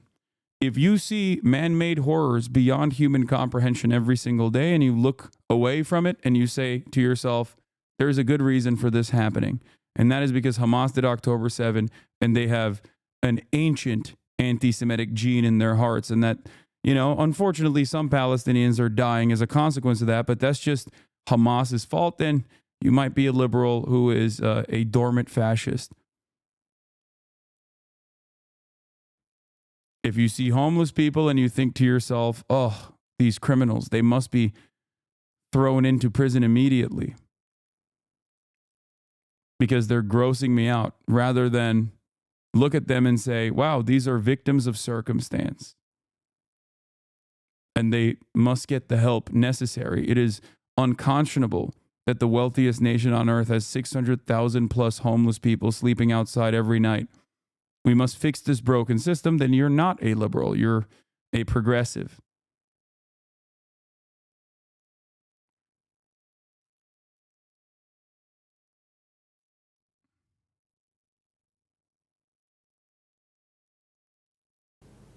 The truth is simple. No war is more just than the war that Israel has been waging in Gaza after Hamas attacked us unprovoked, launching the worst massacre against the Jewish people since the Holocaust. The decision to issue an arrest warrant against me, the democratically elected Prime Minister of the State of Israel, and our former Defense Minister, was made by a rogue prosecutor who's trying to extricate himself from sexual harassment charges, and by biased judges who are motivated by anti-Semitic sentiments against the one and only Jewish state. These judges did nothing. They did nothing against the real war crimes committed against the millions who've been murdered or uprooted by the dictatorships in Iran, Syria, and Yemen. Instead, they falsely accused the one democracy in the Middle East, Israel, thereby imperiling the right of all democracies to defend themselves against murderous terrorists and tyrants. Nor did the court do anything against the Hamas terrorists who raped our women, beheaded our men, burned babies alive in front of their parents, and kidnapped hundreds of men, women, and children to the underground dungeons of Gaza. They're still holding 101 hostages, citizens of many lands, including the United States. Come to think of it, the court did issue one arrest warrant against Hamas. Now hear this. They issued an arrest warrant against the... No, they issued multiple arrest warrants against Hamas. You just killed those guys. So the one remaining alive Hamas person also got issued an arrest warrant. Originally, the application for the arrest, it included more Hamas members. Problem is, you killed them. Corpse of the Hamas arch-terrorist Muhammad Dev. His corpse. What an absurdity. No biased anti-Israel decision in The Hague will prevent the state of Israel from defending its citizens. And I want to thank our many friends around the world, especially those in the United States, who've condemned this outrage and who have said that this decision will have severe consequences for the ICC and those who cooperate with its decision. Oh my God, Israel will not recognize the validity of this decision. We will continue to do everything we must do to defend our citizens and defend our state against Iran's axis of terror, Iran and its terrorist proxies, which include Hamas, Hezbollah, the Houthis, and others. Our enemies are your enemies, and our victory will be your victory, the victory of civilization over barbarism and tyranny.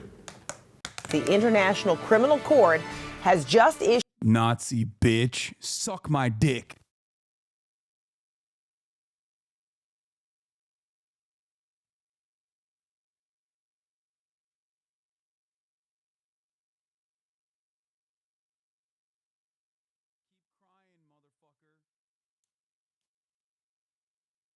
Yeah, everyone is an anti-Semite, including all the Jewish people that participated in the prosecution of Benjamin Netanyahu and this war criminal tribunal and this war criminal prosecution.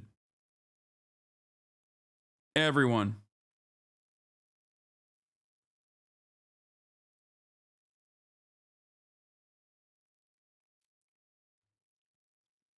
Including the Pope. The Pope is Hamas. It's just crazy. It's just crazy that, man, it's crazy that every single person that's always against Israel is just Hamas. It's wild. What a track record, dude. What a crazy track record. Wait, what do you mean Mike is low as fuck? Issued arrest warrants for Israeli Prime Minister Benjamin Netanyahu and former Israeli Defense Minister Yoav Gallant, accusing them of war crimes in Gaza, and also for a top Hamas commander, also known as Mohammed Deif, who is believed to be dead. The court says it found reasonable grounds to believe the prime minister bears criminal responsibility for war crimes, including starvation as a method of warfare. And it rejected Israel's challenge of the court's jurisdiction over the matter. CNN's Nick Robertson joins us now from Jerusalem. Nick, what more can you tell us? Well, this is a very, very significant escalation. It was first announced by Karim Khan, the ICC chief prosecutor, back in May, that he was going to seek to request arrest warrants for Benjamin Netanyahu and Yoav Gallant, who was the defense minister at the time, as well as 3 other senior Hamas officials, including Mohammed Deif, Ismail Haniyeh, Yahya Sinwar, the other. Those 3 are all dead. Deif believed to have been killed in July, so unclear why they've issued an arrest warrant now for him. But by overturning Israel's rejection of the jurisdiction and the allegations by the court, this clears the way for something very, very significant, which Prime Minister Benjamin Netanyahu and Israel have never, ever faced before. These are very, very serious charges and allegations. Yeah, it's called consequences for your actions.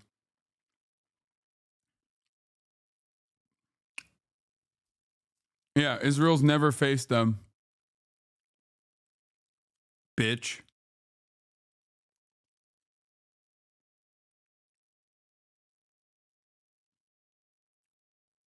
As you read them out there, that the court believes they have grounds to believe that he bears criminal responsibility for war crimes, as you said, including starvation as a method of warfare and of crimes against humanity, of murder, persecution, and of other crimes.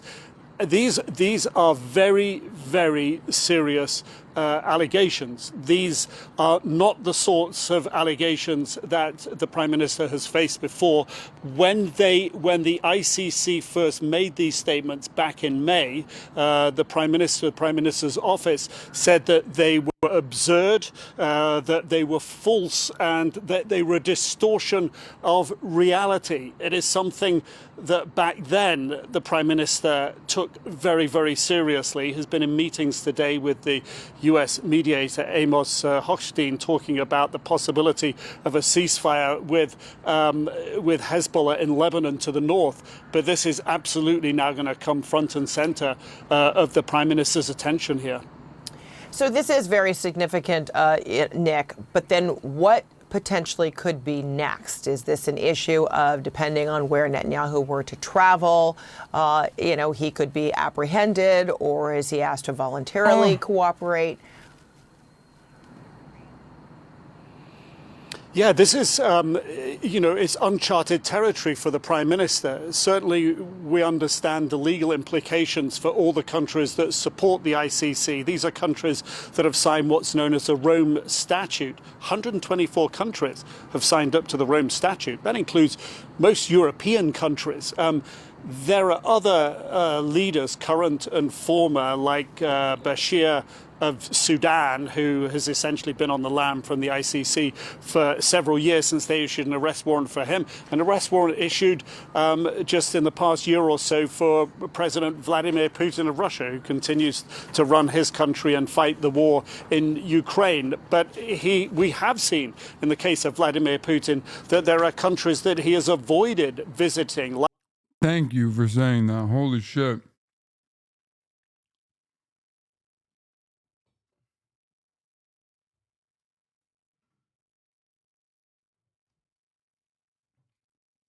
It's serious enough that even Putin didn't go to South Africa. It's a serious enough threat.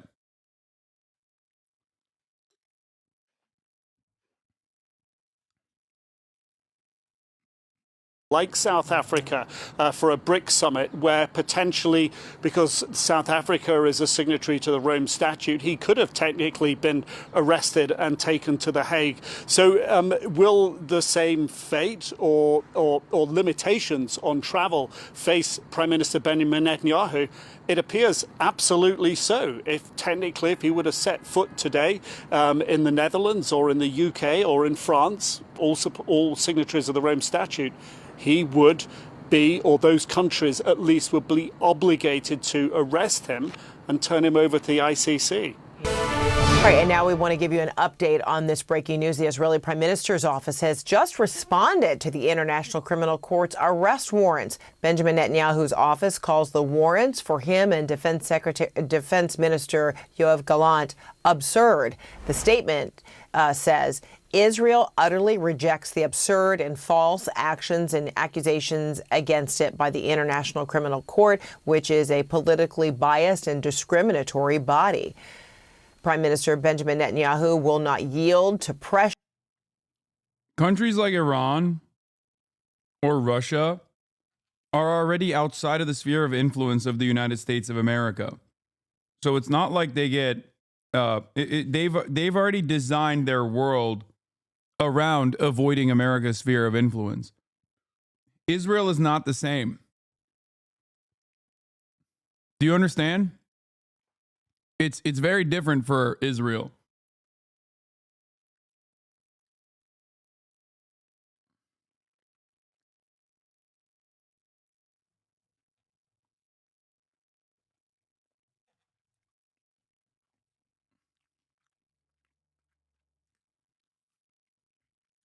Pressure, will not back down, and will not retreat until all the goals of the war set by Israel at the start of the campaign are achieved, end quote.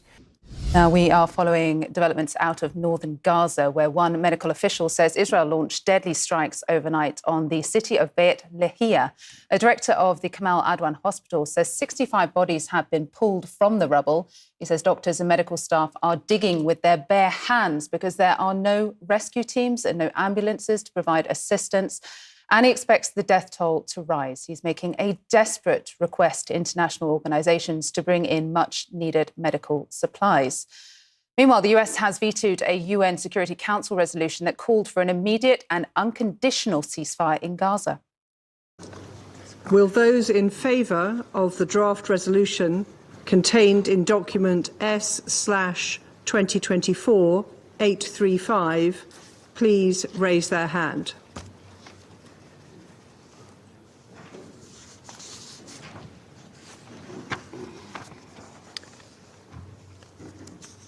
Those against?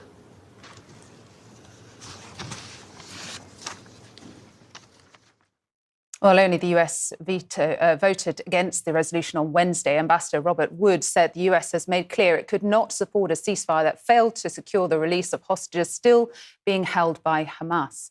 Palestinian officials condemned the veto, saying the move only emboldens Israel to continue its crimes against innocent civilians. CNN's Paula Hancock's following. I mean, that is the reason why they vetoed it.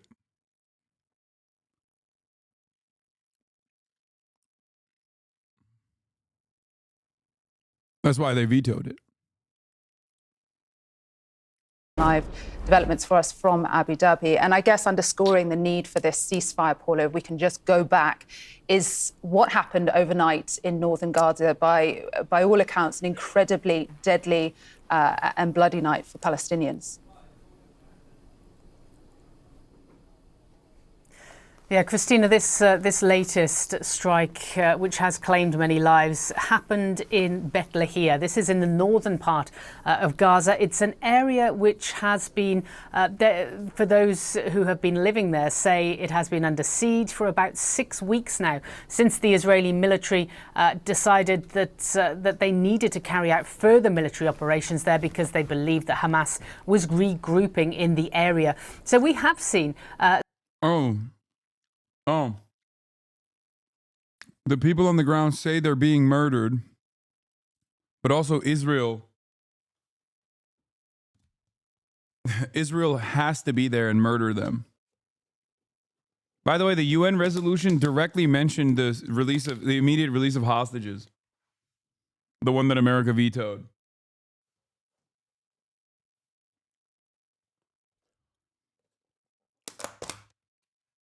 They don't have a leg to stand on.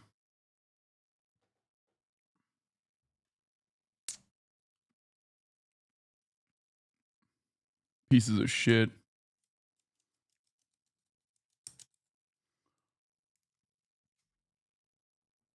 Some very deadly strikes. We have seen some... But in all seriousness, how much weight does the ICC carry? Chad, I've said this every day. Every step you take in the right direction, no matter how tiny it may seem, is moving history forward, okay? These sorts of things are incredibly meaningful. Will it change the trajectory overnight? Will it change the genocide tomorrow? No.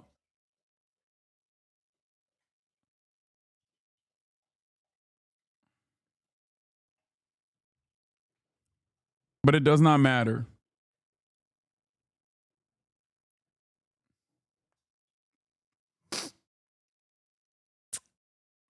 What you are watching is history unfolding. This is like historically incredibly relevant and very new events.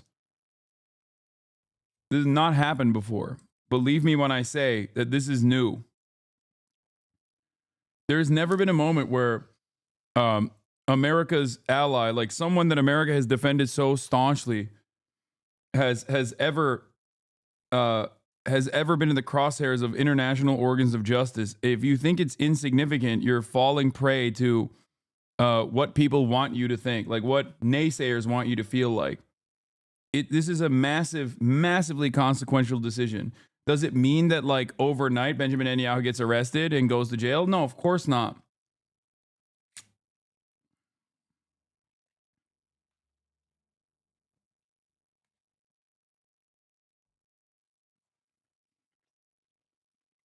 Desperate messages from Kamal. Just moving in the right direction isn't enough. Children are dying right now. Dude, what are you talking about? I know. You think I don't fucking know that? You think I don't know that? You think I'm oblivious? What do you want me to say? What do you want me to do? What the fuck are you talking about? No, moving in the right direction is enough. It is important. Okay? I'm sorry that America's not invading Tel Aviv tomorrow, okay? Just keep fucking pressuring. What a stupid fucking defeatist attitude to have. This kind of stuff is very significant because it further pushes Israel into being seen as a pariah state in the Western world. These are institutions that matter to a lot of liberals. Every single day that this sort of violence occurs, every single day that this happens and more institutions say, yeah, no, it's done. You're a war criminal now, is another mechanism of pressure, is another moment, is another opportunity that you can use to convert others as well, to see the truth. Okay?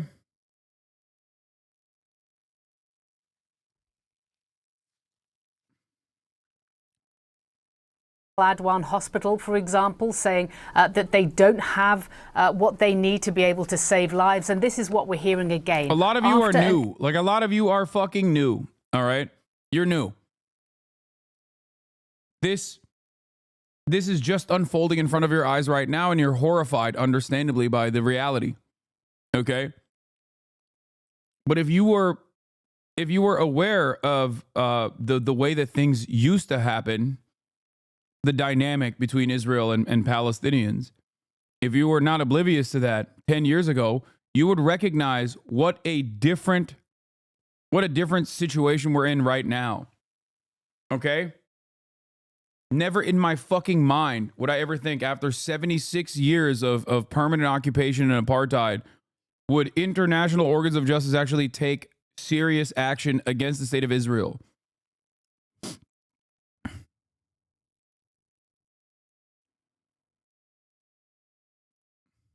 Airstrike hit a building near that hospital. The director of the hospital says some 200 people were sheltering there. He believes, or has been told at the time of the airstrike, and at least 65 people have been killed at this point. Now, he says that those are bodies that are brought into the hospital. They are also receiving injured, but he says that death toll is more than likely to rise. They don't have heavy equipment in this area. The Gaza Civil Defense is unable to operate in this area, and he says that doctors and medical staff are using their bare hands to try and find further casualties within the rubble itself. Now, we have asked the IDF about this strike specifically, but what they have said about previous strikes in this area is that this is where Hamas is operating, and they have been calling for civilians to evacuate the area. We heard from the IDF, they believe last week, they believed that in the previous weeks they had killed some 1,000 Hamas militants and detained 1,000 more. For those on the ground, though, it is a desperate situation. The director of Kamal Adwan Hospital telling us that there isn't a single ambulance in northern Gaza, and that at this point all they can do and all they have been able to do is offer first aid. They don't have the surgeons, the medical supplies to be able to offer any more. And certainly those injuries, he says, that are coming in need far more than first aid. Christina? Yeah, it is truly a desperate situation. Paula Hancock's there live from Abu Dhabi. Thank you. The world should not go. Hey, Mr. We deserve 9/11. Did you know Osama bin Laden's mom was a Palestinian forcibly relocated to Syria? Or that his BFF mentor's family had to relocate during the 6-Day War? Or he was a psychopath and horrible to women, but a lot of context was never provided to American people? What? I don't give a fuck.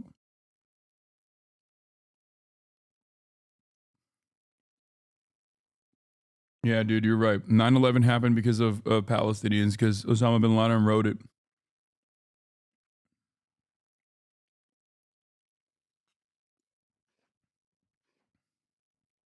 So accustomed to the death of Palestinians,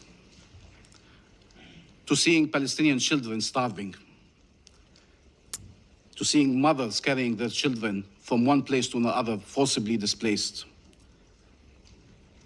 They should not get accustomed to seeing journalists killed and humanitarians killed, to see Palestinians detained, abducted, carried on trucks to go be tortured, sexually abused, and raped. The fact we are Palestinians does not make that less shocking or less outrageous. Maybe for some we have the wrong nationality, the wrong faith, the wrong skin color. But we are humans, and we should be treated as such. Is there a UN charter for Israel that is different from the charter you all have? Tell us. Is there an international law for them, an international law for us? Do they have the right to kill, and the only right we have is to die? What the hell does Israel need to do more for this council to act under Chapter 7? What more can they do for this council to act under Chapter 7? Or will this council be the last place on earth that cannot recognize a threat to peace when they see it? When it is so glaring, so undeniable? You are witnessing the attempt to annihilate a nation, destroy a nation. It is not even hidden, it is in plain sight. And yet the very tools designed to respond to these situations are not being used. So which one is it? Are Palestinian lives not worth saving? Or does Israel have a license to kill? I truly do not understand, and you're saying we cannot be for an unconditional ceasefire. What that means in effect now is that we are for a war. Oh yeah, you want to see the Hamas militants in air quotes that they're arresting? By the way, images like this happen in Gaza every night. By the way, photos are circulating on social media alongside reports that the Israeli army is rounding up and blindfolding Palestinian doctors, nurses, and patients outside of the hospital in northern Gaza. Some of those detained are seen with catheter bags, nasogastric tubes, IV drips, and crutches.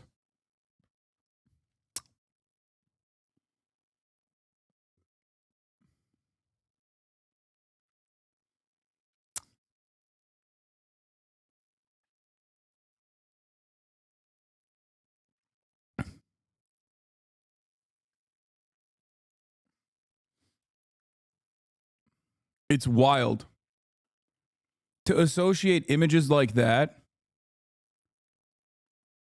with Judaism is so disgusting. Images that are invoking the Holocaust. To associate those acts of gross violence and barbarity with Judaism is unacceptable. So no matter how much my naysayers try to fucking claim that Israel is actually the only safe space for Jews and all Jews care about is Israel and yada, yada, yada, I will not allow it and I will never agree with it. Shame on those who think that the former ways of decrying anti-Semitism in defense of Israel that still think that people can't see right from wrong, that still think that you can just shame people into silence like this.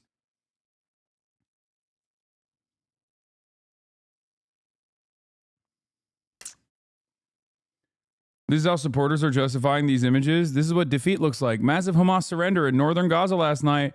And before you ask, they're stripped down to their underwear so Israel can ensure they're not strapped with explosives. But also, every time I post a picture like this, all the social warriors come out to play with it. They are humans. They deserve dignity. Why does Israel have to humiliate them like this? Stupidity.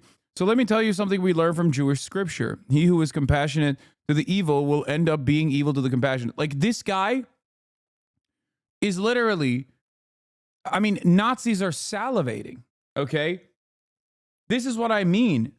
Like trying to associate these inhumane acts that are akin to the fucking Holocaust, images that we saw for the Holocaust, with Judaism is a wonderful gift to every fucking neo-Nazi in the Western world. Okay?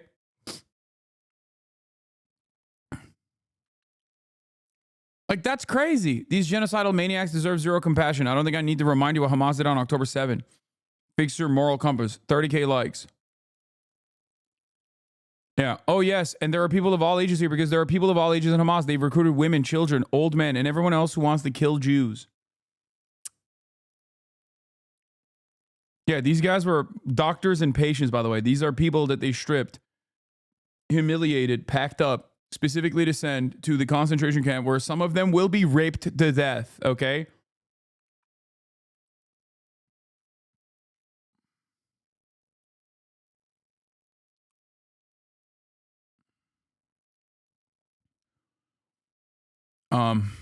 Anyway, let's finish. Saying we cannot be for an unconditional ceasefire that does not release the hostages. Is this war releasing the hostages? Is it even trying to release the hostages? So what does it mean? We accept this war that is killing hostages and that is killing, maiming, terrorizing, destroying an entire nation. When is it enough? When is it the point where we say, no, we mean ceasefire now? Does this guy speak Hebrew? I know he's a Palestinian Authority guy, but it's really interesting how he says his R's. It's not. I know many Palestinians do, but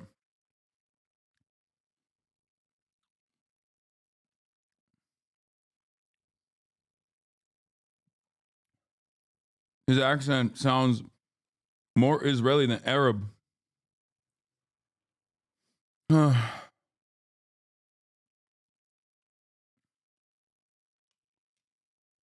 But he is a Palestinian Authority guy, so West Bank, might have had a Israeli teacher, like an Israeli English teacher.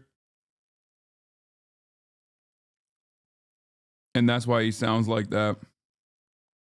Just something interesting.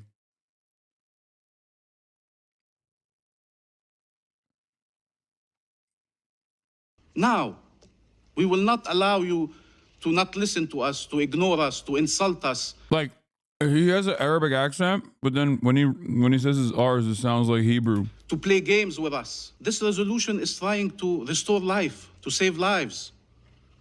It's not a dangerous message. The draft resolution is not a dangerous message. This veto is a dangerous message to Israel that it can continue executing its plans. The very plans you oppose. What does it mean? That release of the hostages should be unconditional. This is what the Council has said repeatedly now for a year. Release of hostages should be unconditional. But stopping killing Palestinians is conditional. There are acceptable conditions to stop the mass killing of Palestinians. Israel will always claim conditions have not been met because its plans require it to continue this war, to annex the land and destroy the people. And therefore, we can no longer accept its conditions. 14 months, and we are still debating if a genocide must be stopped. There's no justification whatsoever for vetoing a resolution trying to stop atrocities. No justification for that. What happened on the Senate floor. Independent Vermont Senator Bernie Sanders speaking ahead of Wednesday's Senate vote to block the sale of U.S. tank rounds, bomb kits, and other lethal weapons to Israel. The measure did fail, but 18 other senators joined Sanders to stop arming Israel. I've heard members of the U.S. Senate come to this floor to denounce human rights violations taking place around the world. I've heard well-founded concerns about China's brutal reception of the Uyghur ethnic minority. I've heard rightful outrage about Putin's brutal... Bernie, you can't say that, bro. What the fuck?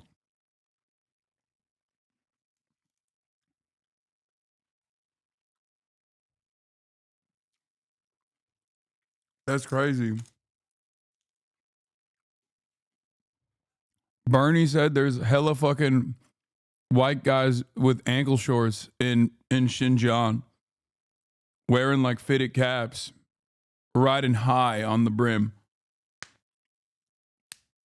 Ohio gas station Andes.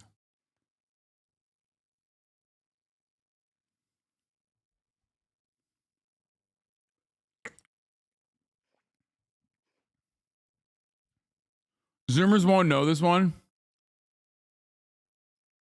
There was a term for, back in the day, there was a term for dudes who dressed a particular way.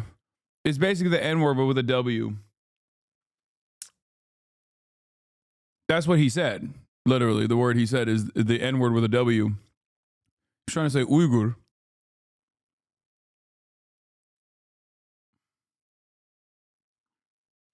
Insane clown posse fans.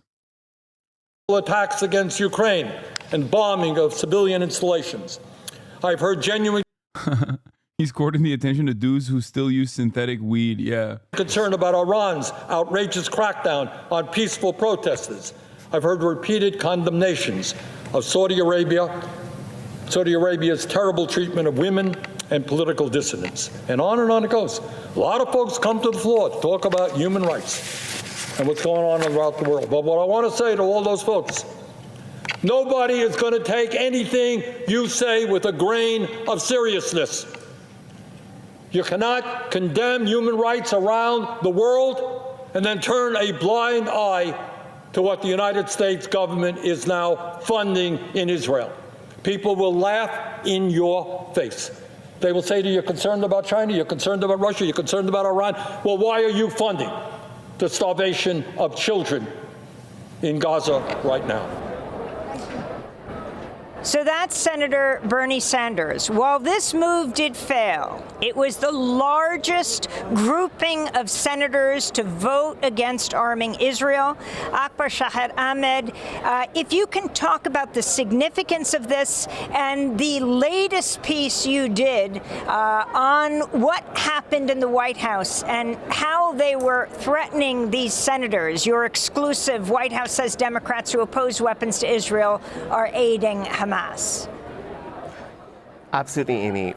And I'll just start by noting that what Ambassador Bamia and Senator Sanders said that really speaks to the salience of this issue, right, and why it's not going away, something that the Biden administration has failed to grapple with. In their thinking, they think, well, people will get over this like they've gotten over foreign policy slights and missteps by the U.S. before. I think this is a fundamentally different issue. And what the Biden administration tried to do to kind of not just tackle and continue support for Israel, but to reject scrutiny and kind of threaten senators was really striking yesterday. So the exclusive I got that you were talking about was a document from the White House that they prepared and sent to Capitol Hill on Tuesday, 24 hours before the vote, where essentially they said, if you vote against weapons for Israel, you as United States senators are supporting Hamas, Hezbollah, and Iran. Now, that's the kind of accusation and rhetoric that observers say is reminiscent of the Bush administration, right? You're with us or you're against us. And that's the kind of... Yeah, because American foreign policy is uniparty. And it's so funny that the same fucking liberals that in the Bush era would have been firmly in opposition of this kind of sentiment, like, if you don't like it, leave, or you're supporting the terrorists, are without even a shred of irony. Fragile ego, fragile body, weak mind, weak spirit, Hasan. Are you talking about me or are you talking about Joe Biden? The very same liberals that originally would have been grossed out by, like, in the first Trump administration, the type of shit that people were saying, like, you know, the Steven Crowders of the world, like, saying unimaginably racist, xenophobic shit, saying stuff like, oh, just leave the country if you don't like it, all this stuff, right, are now repeating those statements.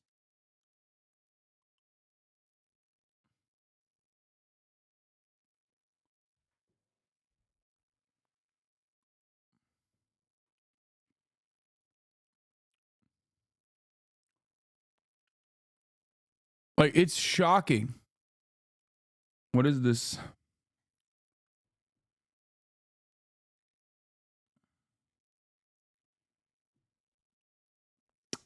What is this?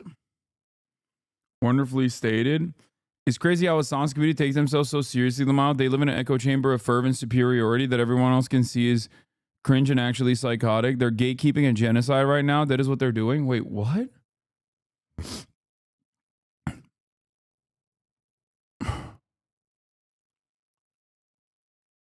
Wonderfully stated. People like that are the biggest obstacles of Palestinian emancipation right now. They look and sound like fucking freaks and make their cause sound unimaginable and unrealistic. This person is literally a former fallen fan. He's saying unimaginable, talking about Palestinian emancipation. This 100% is a former Hasanabi head. The person who wrote this.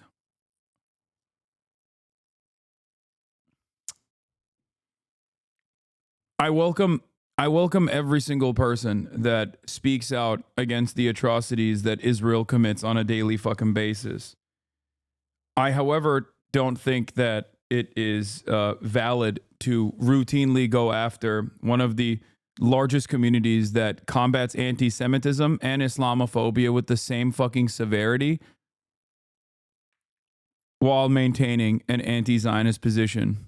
This is not gatekeeping. This is simply people who are being far too fucking gracious.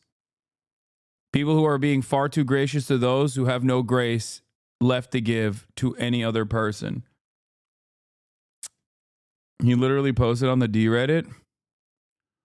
This comment was posted by another Destiny fan. This is a former Hasan fan who's a Destiny fan now.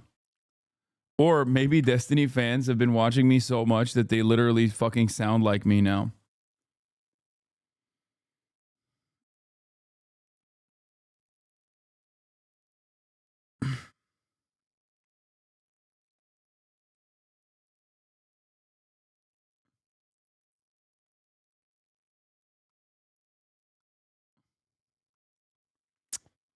If they really wanted to help people of Palestine, they would only want to use their suffering to virtue signal about how morally and intellectually superior they are.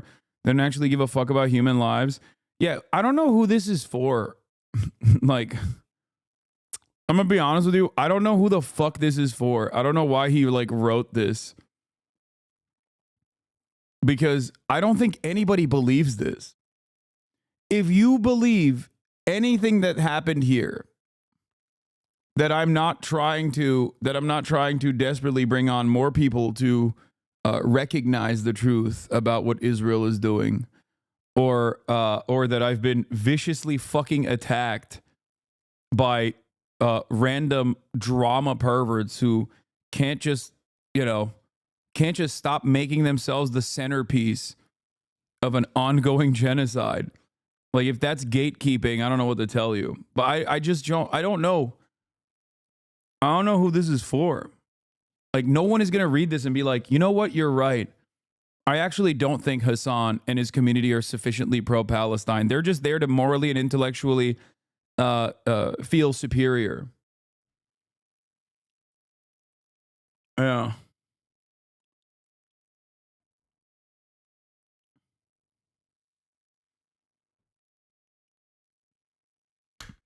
I saw a comment on HD subreddit today saying Boy's commentary on Israel is measured, whereas you sound like a terrorist. I love the Aussies, but that's so blatantly Islamophobic. You can say many things about Alexa's commentary, but measured is not a word I'd use, and I love him for it. He's also very much openly racial or radical than most YouTube leftists. Yeah. Saying that my commentary on Palestine is infinitely more radical than Boy is so funny. Because Alexa is a million times more radical than me. He's Australian. Okay? Aussies don't have the same fucking limiters on, okay? And of course, I love them. I love them to death.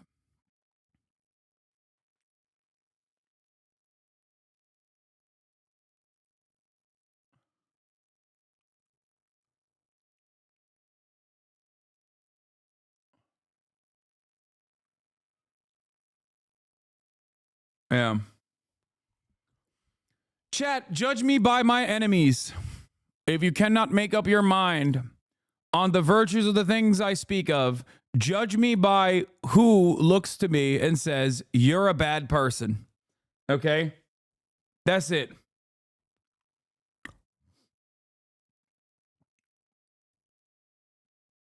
This is an attempt to get you to collab. It's an attempt to say you should collab with Nazis so they can say you're a Nazi too, lol. Wait, what? I will never collaborate with Nazis. The fuck?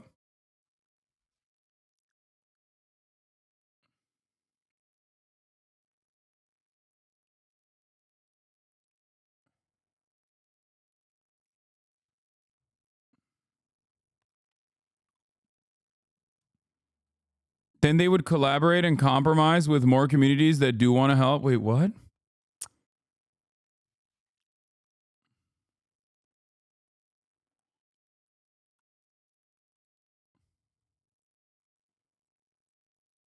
I do.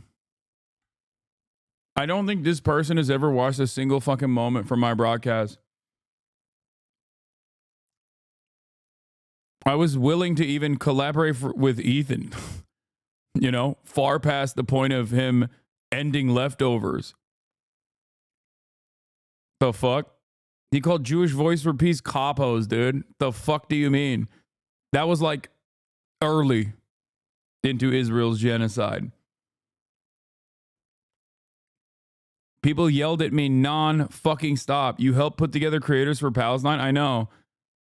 People yelled at me non-stop for being far too gracious to Ethan over and over again. What a ridiculous crock of shit. Yeah.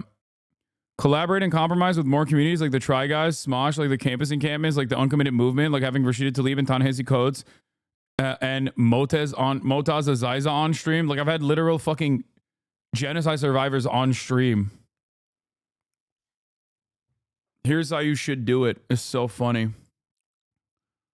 I literally had Asmongold on to talk to him after his statements about the barbaric nature of the Palestinians.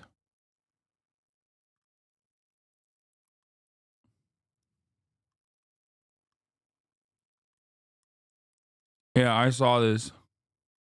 AB, I think this guy is, he's on Ethan Klein's show. I think he's Arab, I believe, and he can't win. No, because you're either fighting against your host guy because you believe it, or you're fighting against it, but you get called like an Uncle Tom or... No, so the problem is he even, after an Ethan Klein show, what I saw is he went and he did his own stream and he booted it up. And he was like, literally... Why are you stalking Ethan's producers, man? What kind of freak shit is that? Really just watching Hamas. DDGers? Yeah. It's propaganda, right? And his audience still turned. It wasn't... This man said AB was watching Hamas propaganda. Literally just watching Hamas propaganda, right? And his audience still turned. It wasn't enough. Oh, Jesus. Because you're working for, you know... The King Zionist, yeah. You know, the Kleinenstein. True. You work for the Kleinenstein, you got to stand up. You can't do anything there. This guy, AB...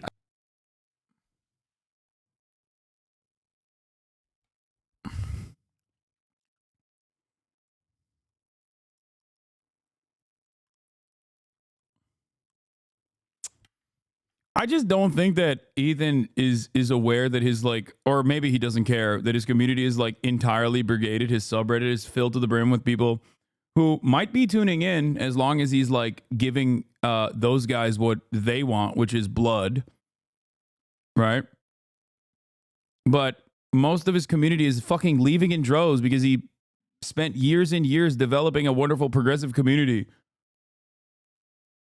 only to cast them aside so you could get fucking allegiances from like the weirdo neo-Nazi brigade, like all the fucking drama perverts, Keemstar orbiters who literally collaborate with Nazis, and some of them are straightforward Nazis. Keemstar being another one of those people.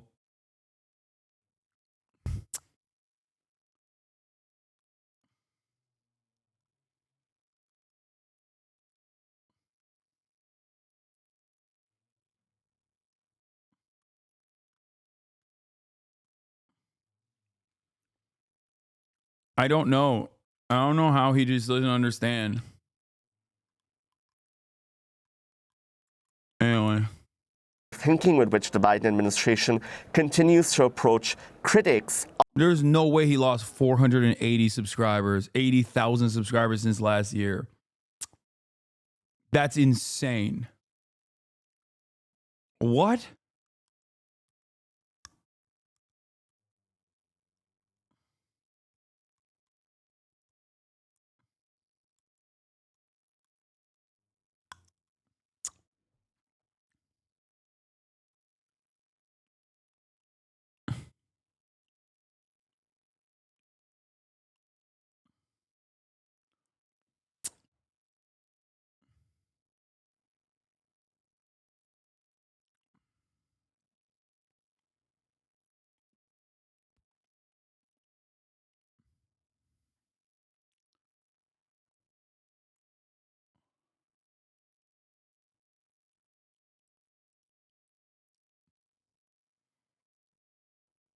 It's on Social Bait. A lot of those subs are from the last 3 months alone.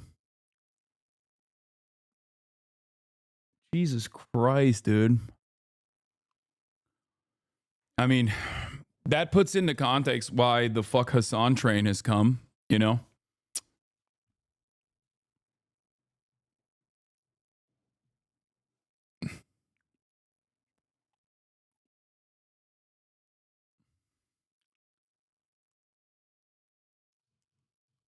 Would you be open to talking to him again if there was someone moderating it like Sam Cedar? Yes.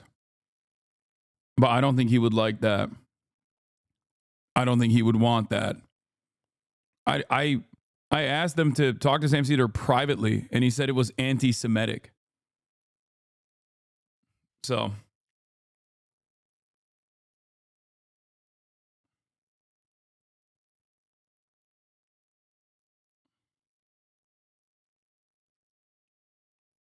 Okay, I don't care. I don't care about Ethan's analytics. Let's just keep going.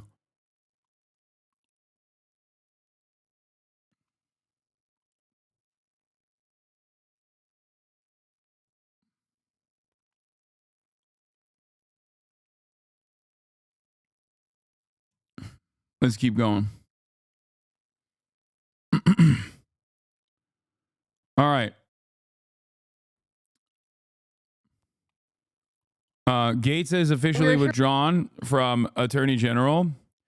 But before we do Matt Gates, I do want to talk about the way that people have responded. The way that people have responded on the American side to this story. Here's what the White House press secretary had to say about the ICC and its jurisdiction over Israel. I wanted to ask you also about the ICC's issuing arrest warrants for several top officials, including Netanyahu, over Israel's conduct in this war. I know that the U.S. rejected this decision. Does the administration see this ruling as a threat to Israel's ability to defend itself, and also... They coming for you, Hasan, beware. Why do people say stuff like this in my chat?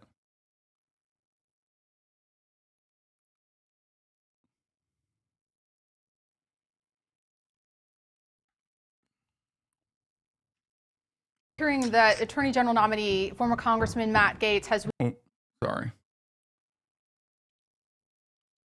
Republican Senator Lindsey Graham is calling for the Senate to sanction the ICC after this decision. Is that a measure that the White House would support? Yeah, so a couple things. Let me just say, because this is the first time I've had an opportunity to speak to this at the podium, so let me just say more broadly that we fundamentally reject the court's decision to issue arrest warrants for senior Israel officials. We remain deeply concerned by the prosecutor's rush to seek arrest warrants and the troubling process errors that led to this decision. The United States has been clear that the ICC does not have jurisdiction over this matter. You've heard us say this before.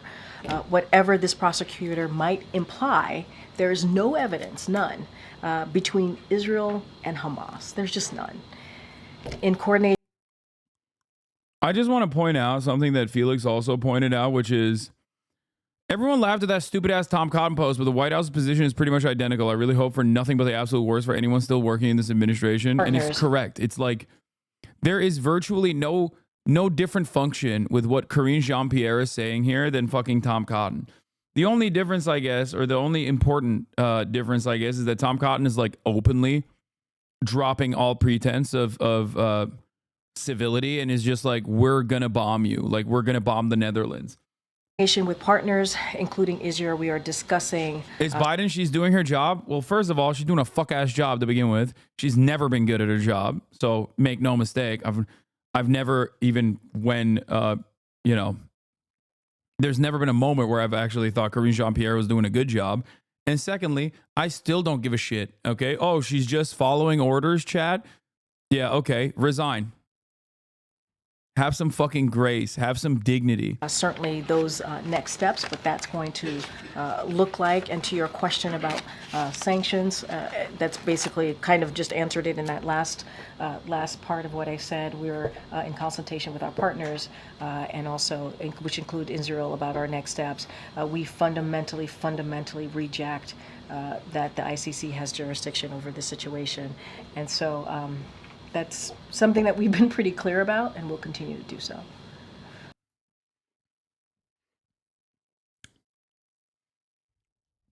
Calling a black woman a DEI pig is wild. Point to the part where I said that. Her being black has no basis in this. She just sucks at her job, and she has always sucked at her fucking job. Why do you choose to hallucinate what the fuck I'm not saying instead of just listening to what I am saying? It's very annoying. Do you do this because you hope that maybe someone will clip this from the chat and be like, wow, I can't believe Hasan said that? Fucking bot.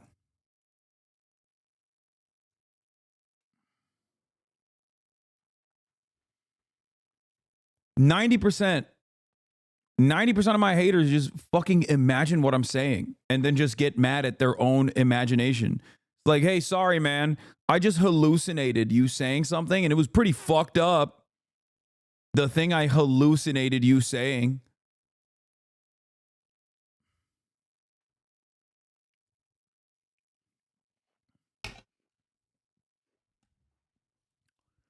I love how your haters can't decide if you're a far left terrorist or a right winger.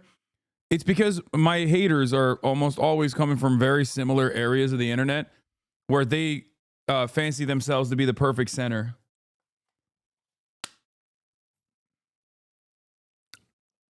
With the ultimate goal of trying to get me fucking canceled. So, you know, Monday it'll be I'm a horrific racist, and then Tuesday it'll be I'm too much of a fucking woke leftist liberal.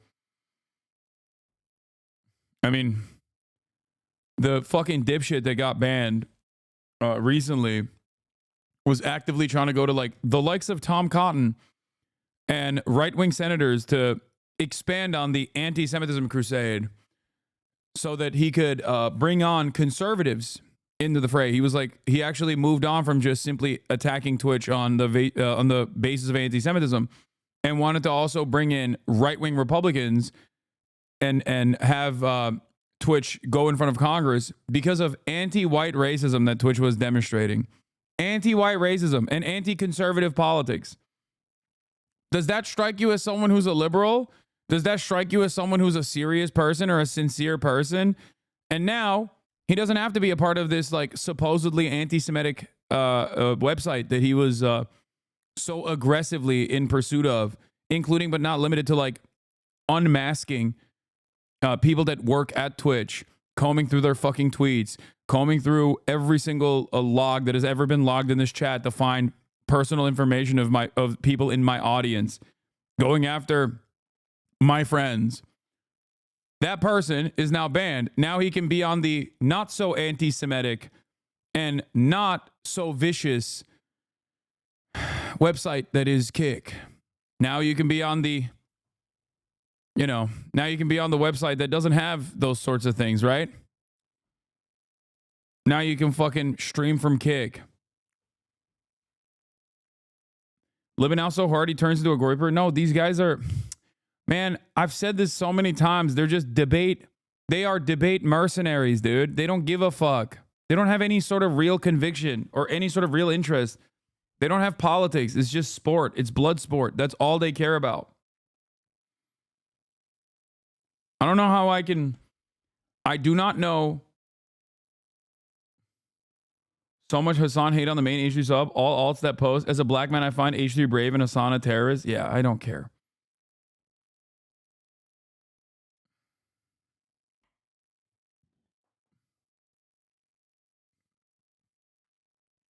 Hasan, that Dan freak is trying to take credit for you not playing ads anymore, Lamau. He doesn't know your contract expired many weeks ago. Yeah, that's also very funny because like I have very openly talked about how I hated fucking running ads to begin with. And while I still retain the position and the right to potentially run ads in the future, like I was not interested in running ads post my contract, which I think is very funny. Yeah, right. Yes, I know. You will never understand someone with real convictions. And that's precisely the reason why you always will project.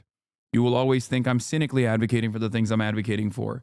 Your favorite content creator will never say no to $1 million deal to advertise on this broadcast on election day. Your favorite content creator will never do that. Your favorite content creator shit on NFTs openly and then took the bag from an NFT company. But you don't care because he's a deity in your eyes. You're in a cult. Okay?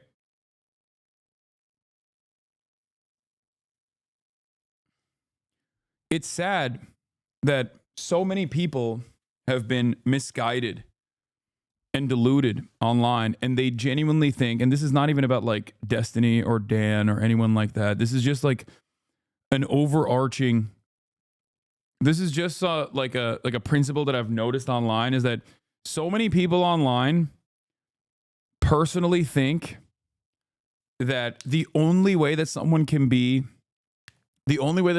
honest or truthful is if they're being a scumbag. Like, we are stripped away of our humanity online so significantly.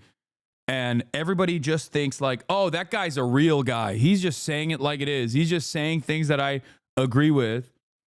And the only way that people online can think that a content creator is authentic is if they're being a fucking scumbag, if they're being an asshole, if they're being fucking bigoted. It's so mind-boggling.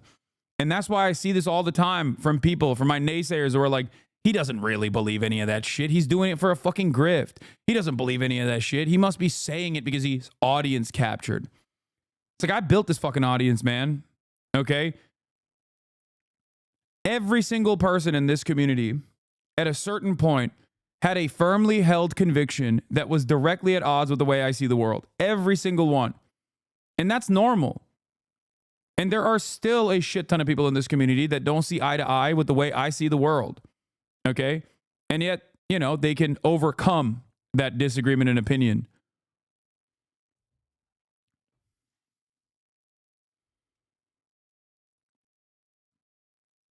I would not be as successful as I am right now if I wasn't fucking ruthlessly and brutally honest and stubborn to a fucking fault.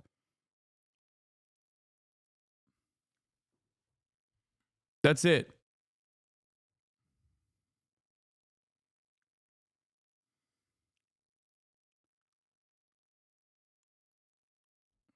My job here, my primary function here is to try to walk people away from the cliff of radicalization, right-wing radicalization. And I think I do a very good job at that.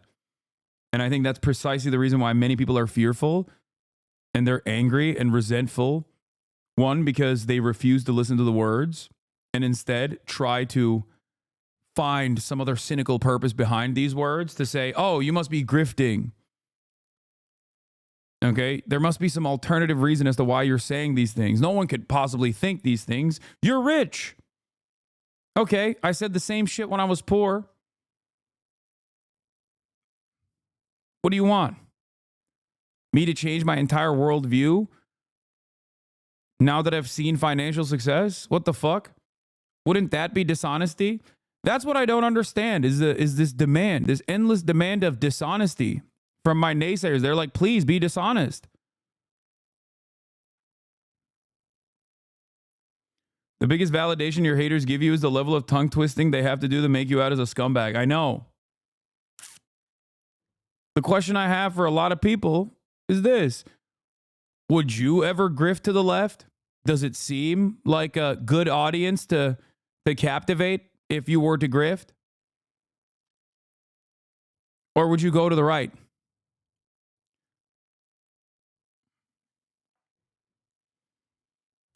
There's nothing leftists hate more than other leftists with marginally different points of view than them. Okay?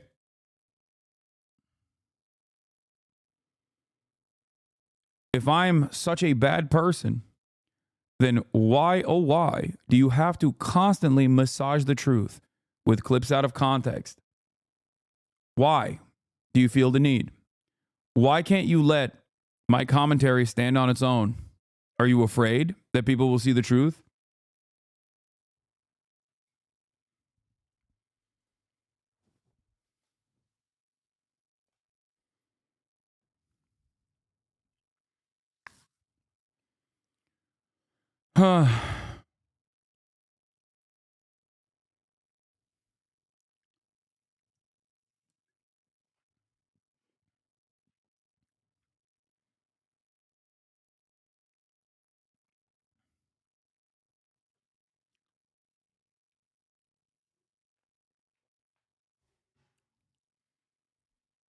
That's why every day you still see on Twitter people posting my quotes from the Fox News article and others being like, damn, I thought this guy was a real piece of shit.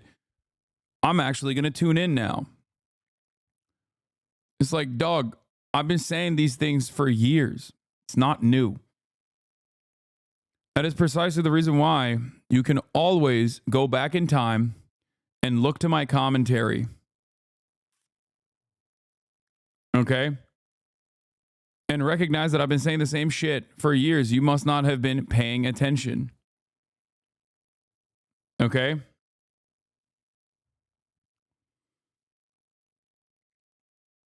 Saw someone say they just thought you did React content and stole videos. Yeah, no, of course.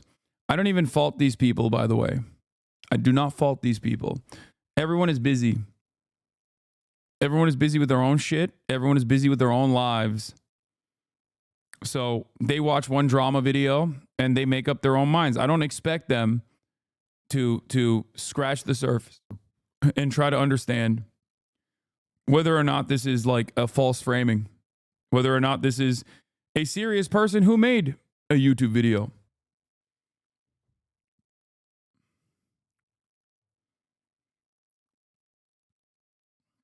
Are there examples of topics that you've changed your viewpoint from past commentary? I mean, I was open about my journey through being transphobic and no longer being transphobic and an advocate for trans people. Same with like making misogynistic jokes, things like that. Definitely a lot more bro-y.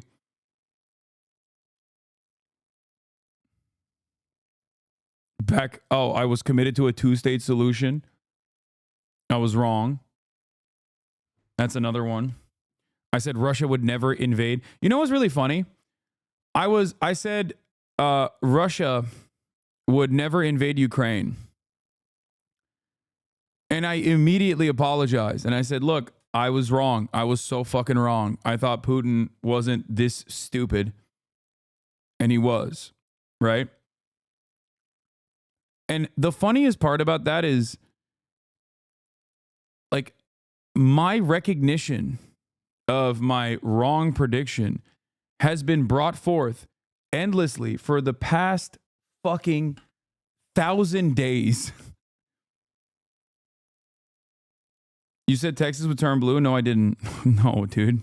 See, this is wrong. I never said Texas would turn blue. I said Texas is so unlikely to turn blue that I would do a tasteful nude photo shoot if it were to happen.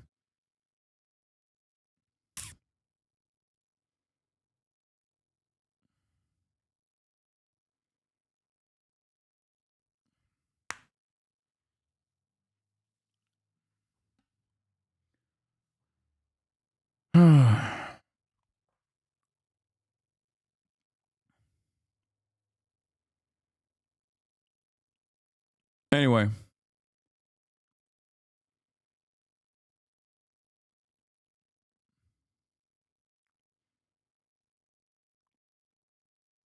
You said LeBron is the GOAT? Okay, that's true. Now you're posterizing my dubs. But anyway. Let's get back to it.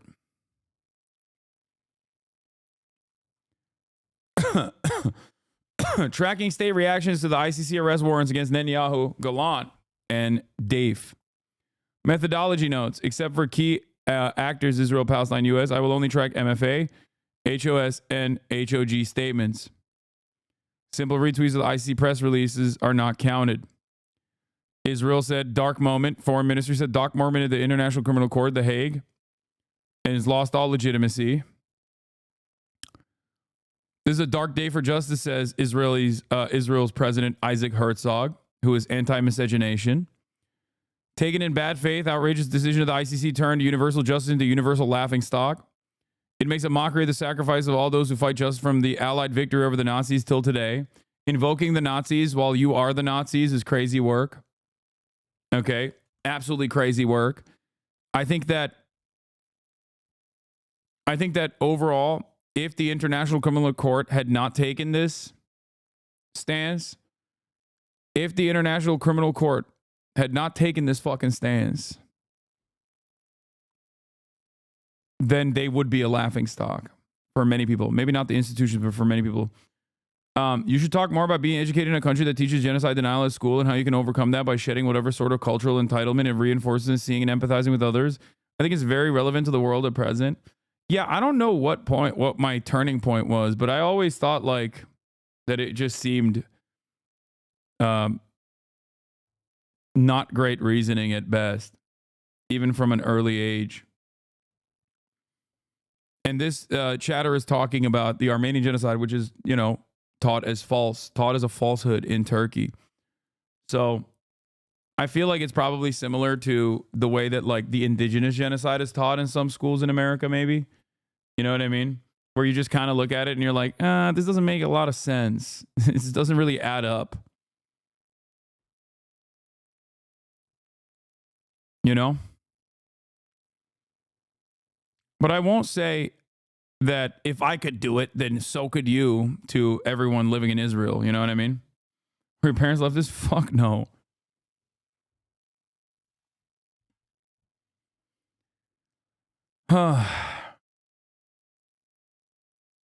Israeli ambassador was on Sky News. He said 1 Hamas per minute. Well, after the ICC's decision, I put their...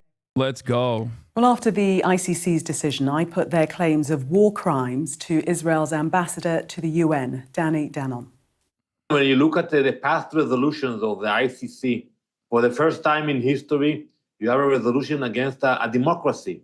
You know, in the past, the UN I love these guys. used to apply those decisions against murderers, against regimes where there was no democracy, no judiciary systems. But Israel is a strong democracy. We have our own institution, and the fact that they chose to side with the terrorists, that's shameful. And it's proved that they use double standards. So when you use double standards against Israel, you show that you are biased. And that's why we call the countries not to collaborate with this shameful resolution. And I believe that the US will make it very clear in the near future that the US will ban the ICC, will apply sanctions against the ICC, and against those who will collaborate with this ridiculous resolution. One of the accusations from the ICC is that civilians are being deliberately targeted. Is that untrue? Absolutely. Absolutely. And the fact that the war takes for so long, that is because we maneuver with a lot of caution. We abide to international law. And we could have finished this war much, much faster. But what does that mean? What do you mean? No, he's like revealing, he's betraying the position that he wants to take, which is that Israel is not doing a genocide. But then when he fucking turns around and says like we could have finished this war much faster if we didn't have to abide by these standards, you're openly admitting that it's a fucking genocide, dumbass. Like that's it. Like the intent, this is intentionality, that you're revealing the intent. We have to abide by international law so we can't finish the war faster.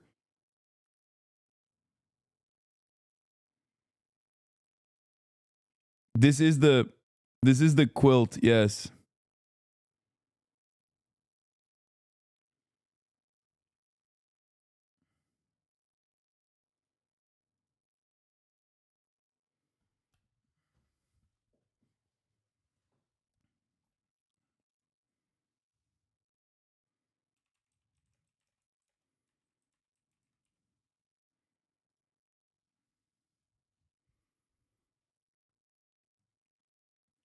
He's literally saying the intent of the war is to be rid of all Palestinians? Yeah. Okay. I don't want to watch this fucking loser any further. A threat of states that have said they will honor and or welcome ICC warrants issued for Israeli officials Netanyahu and Gallant. Netherlands is ready to enforce the ICC warrant against Netanyahu. The Netherlands obviously respects the independence of the ICC. We are obliged to cooperate with the ICC and will do that. We abide 100% by the Rome Statute. French Foreign Ministry says France will implement the ICC's warrants. Belgium, Deputy Prime Minister calls for sanctions against Israel too. Whew! South Africa, of course, welcomes the ICC's recent warrants for Prime Minister Benjamin Netanyahu. Jordan's Foreign Minister Ayman Safadi says the decision for the warrants must be respected and implemented. Note, Jordan failed in this regard when they did in effect an ICC arrest warrant for Sudan's Omar al-Bashir in 2017. European Union, EU Foreign Affairs Chief Joseph Borrell F. says decisions of the court have to be implemented and all 27 EU member states must enforce it. Oh my God. And Jordan. Jordan is an indispensable partner. Ireland is a strong supporter of the ICC and calls on all states to respect its independence and impartiality with no attempts made to undermine the court. Hungary, worth noting, states that are willing to disgrace themselves at such a crucial period and epoch, despite overwhelming evidence that justifies the warrants. Oh, Hungary. Hungary says no.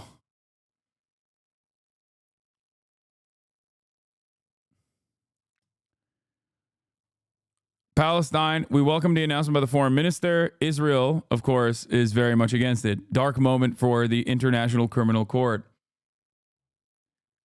All right. Yeah. But Viktor Orban. Excuse me, chat. People who say Viktor Orban is not significant, that's his favorite. That's Donald Trump's favorite. Viktor Orban loves me. The tragedy in Gaza has to stop. And now I will be very sober in my comment. It is not a political decision. It is a decision of a court of justice, of an international court of justice. And the decision of the court has to be respected and implemented. So I take note of the decision of the International Criminal Court to issue arrest warrants from Prime Minister Netanyahu, the former Minister of Defense, Mr. Gallant, and the Hamas leaders, Dave. This decision... It's pretty sick that liberal institution lovers can't fucking stop themselves from abiding by rules. You know what I mean? It is pretty funny. It's a binding decision. And all states parties of the court, which include all members of the European Union, are binding to implement this court decision.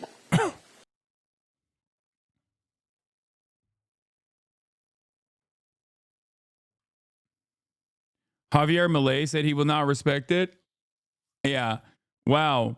I'm shocked that Argentina would not. I'm shocked that Argentina would offer safe haven to fascist war criminals.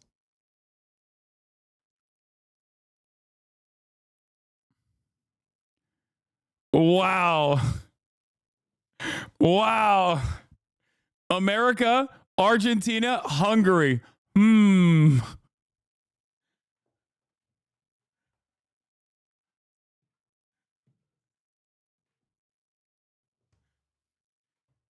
This is literally the post-World War II nightmare rotation, dude.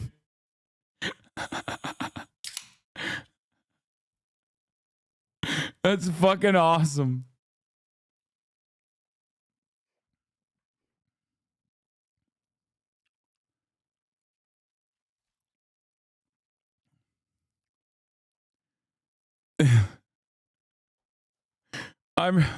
Guys, color me surprised that Argentina said, excuse me, we have a long history.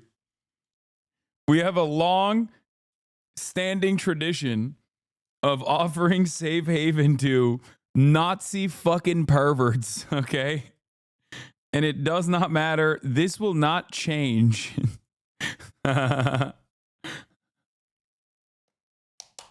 Oh my God. Never asked an Argentinian German grandpa what he was doing between 1933 and 1945. Nope.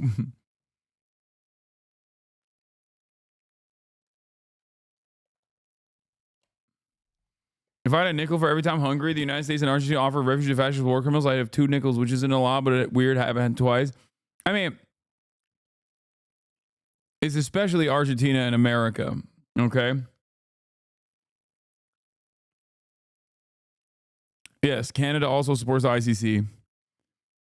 As far as the Trump Mar-a-Lago ambulance story goes, unfortunately, nothing cool. Nothing cool happened over there. Israel indicts a Netanyahu aide over a leaked document on Hamas. Israeli prosecutors indicted one of Prime Minister Benjamin Netanyahu's aides on Thursday, charging the aide with leaking classified information on Hamas and most likely harming national security. The latest development in a web of scandals, illegal scandals that has entangled the country's leader. Eliezer Feldstein, a media advisor in the Prime Minister's office, deliberately acquired and illegally leaked a top secret document to Bild. the German tabloid in an attempt to influence how the Israeli public viewed negotiations for a deal to reach a ceasefire and free the roughly 100 hostages still held by Hamas. The leak exposed Israeli intelligence capabilities to Hamas, which was likely to harm national security and the functioning of security agencies. It would also likely put people in life-threatening danger, particularly at a time of war. Yeah. Wait, am I crazy? Or did this happen like last week, but not for Bild, but for Jewish Currents? Or not Jewish Currents, Jewish Insider.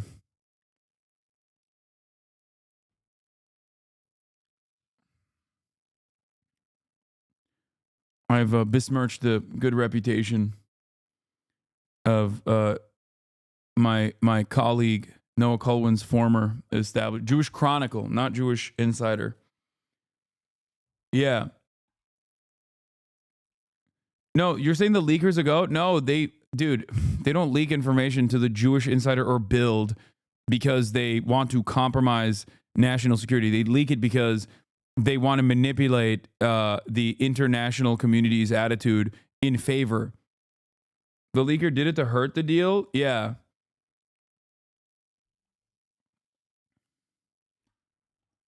Yeah. You think Benjamin Netanyahu's aides are going to fucking leak national security secrets in an effort to like hurt Benjamin Netanyahu? Fuck no. No, they were collaborating, brother. They were not fucking leaking that information completely separate from Benjamin Netanyahu. They were probably fucking leaking that shit. If you see like a Jewish Insider or an article from like Jewish Chronicle or an article from Bild or an article from New York Post, these are not reputable papers. These are papers that are firmly engaged in doing Hasbara and many other, pick and choose right-wing opinions, right? Like these are right-wing newspapers in general.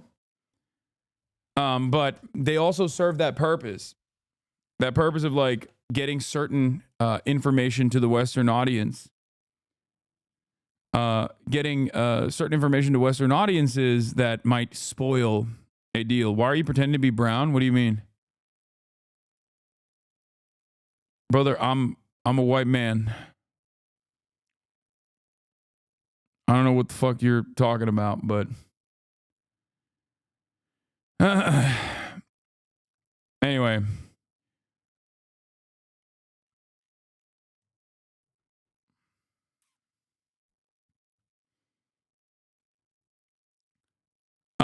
Good stuff. I just wanted to briefly touch on some of these fucking rabid freaks and the way that they're talking about this. Okay. Here's an ICC issuing a warrant for Russia versus ICC issuing a warrant for Israel. I hope the international community will continue to support the ICC in their endeavors to hold Putin accountable for the brutal invasion of Ukraine, says Lindsey Graham. Okay. While I have no illusions that Putin will ever turn himself in, this arrest warrant is extremely significant because it's an action of an international evidence-based body that will stand the test of history. It will also make Putin's travel options in the future very limited. Okay, let's take a look at what he had to say when it's Israel. The International Corrupt Criminal Court has acted in the most absurd and irresponsible manner possible by issuing arrest warrants against the Prime Minister and former Defense Minister of Israel. While there is a serious cloud of allegations hanging over the prosecutor who sought these warrants, the court is a dangerous joke. It is now time for the U.S. Senate to act and sanction this irresponsible body. The court defied every concept of fundamental fairness and legitimized the corrupt prosecutor's actions. What's really interesting is I haven't heard from Donald Trump on this. I've never been more worried about our people than I am right now. What they're doing against Israel reeks of politics, and the system at the ICC is corrupt at its core. He looks like he's been crying.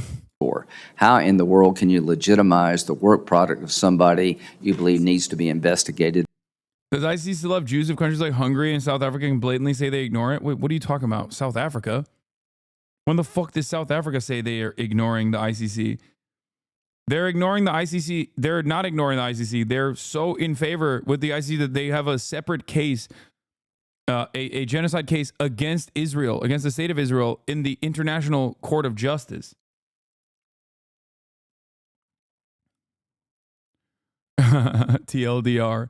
To President Biden, President Trump, and current and future members of Congress, we could be next. That's a good way to look at it. Yes. Of course, that would never happen. But then again, I never thought in my lifetime I would see Israel ever be prosecuted by a Western-backed instrument of justice. So,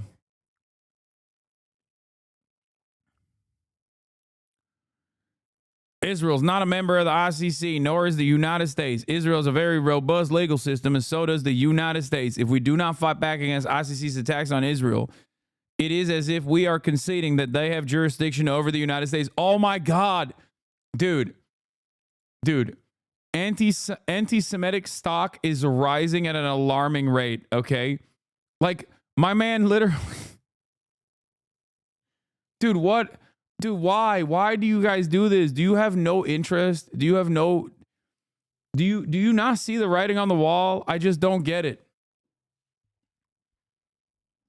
I don't get it. Like, every day there's another fucking rabid anti-Semite born out of the ashes of America's collapse. It's the same exact principle behind just consistently looking at all the fucking slaughtered babies and going, Jews love that, actually. And if you say that that's bad, you hate Jews. How do you not understand that you are not only saying something deeply anti-Semitic, but you're also like you're making people think that this is something that is valid. This way of thinking is valid. You're validating underlying anti-Semitic tendencies that people have. Oh my God.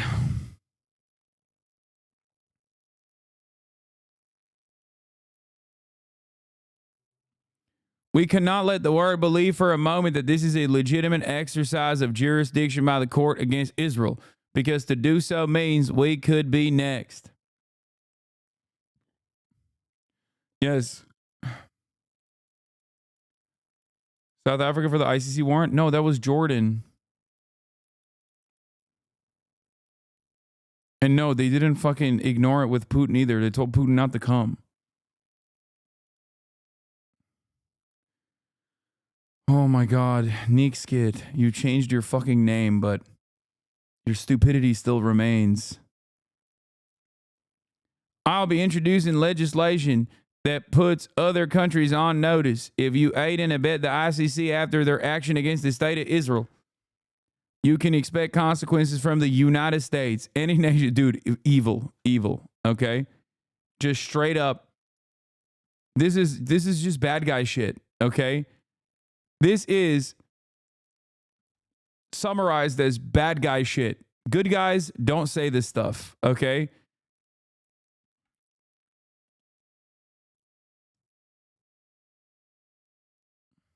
Oh, South Africa did avoid the warrant with Sudan. They did so by withdrawing from the Rome Statute for like 6 months in 2016. My bad. The Neek Skit. I apologize. I'll give you this one. I thought you were mistaken, Jordan, for South Africa. Look, I'm charitable. I'm honest. VIP or die. You guys are so stupid. If I VIP'd him, you guys would literally lose your minds, because you would see all of the stupid shit that they say, all the stupid shit that Neek Skit says on a regular basis. This is the one time where I have given him props. Okay? I will not apologize for calling him stupid. What? My man hit it right once. He's been batting in the opposite direction 1,000 times, dude. What are you, crazy?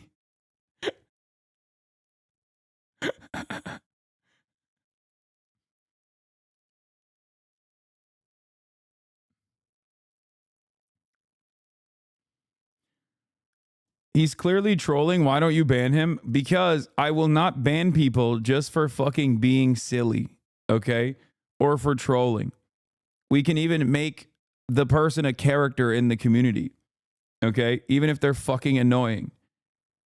I will ban you if you annoy me to a certain degree that it's like, I can't. You're constantly like seeking my attention over and over again. Or I'll ban you if you are being hateful and bigoted. That's it. He's silly and most likely trolling, but not in a way where it's like severely disruptive. Okay?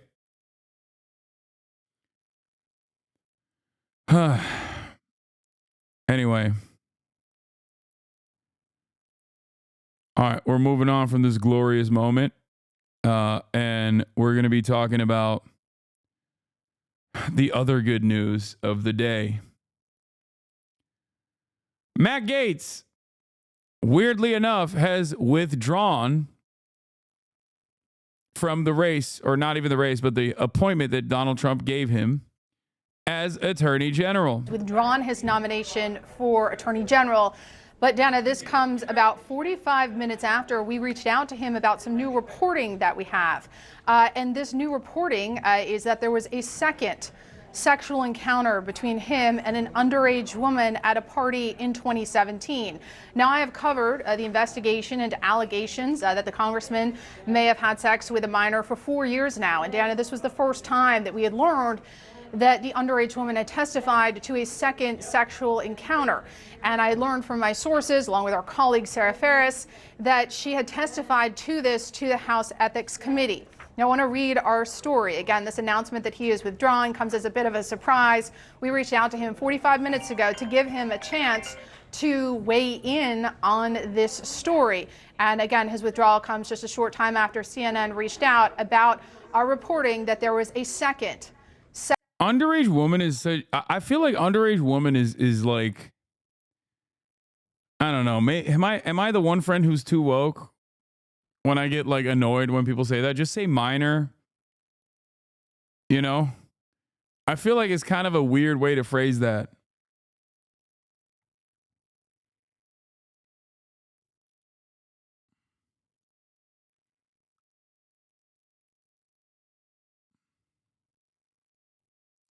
It's like, why are you saying underage woman? Just say minor.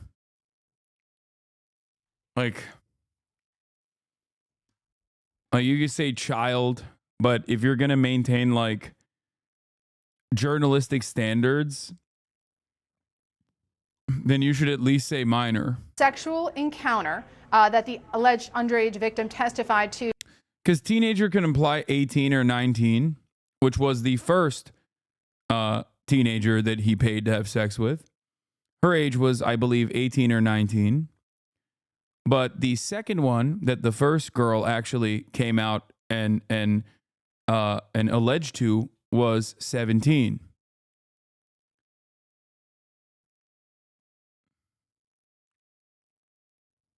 To the House Ethics Committee. Now, let me read you our reporting, Dana. The alleged underage victim has testified that both of these sexual encounters, the one that we always knew about and this new one, occurred at the same party in Florida in 2017. And Dan, I am told that she gave consistent testimony in both the ethics investigation and a civil lawsuit in Florida. Now, I want to note that the Justice Department investigated these allegations that Gaetz had sex with a minor and did not charge him. He has always denied wrongdoing, and we reached out to him 45 minutes ago to get a reaction to this. He did not offer us a statement. Instead, we're seeing that he is now withdrawing. Now, I want to note that what's notable about this testimony is that the underage woman testified that the second sexual encounter also involved another adult woman. Now, the adult woman has denied that there was a threesome. Gaetz has always denied that he had sex with a minor. But of course, this new reporting was coming as President-elect Trump was trying to shore up support on Capitol Hill to get Gaetz confirmed. I think this is also important, this new reporting, because it reminds people that there are things about this investigation that are still not public. But again, we reached out 45 minutes ago to Gates's team to tell them that we were going to go public with this story.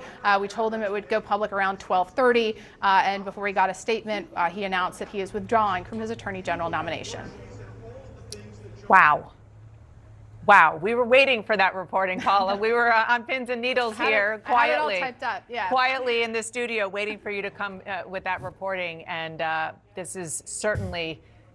Will be really funny when Trump pardons him just in case. I don't think you can do a preemptive pardon.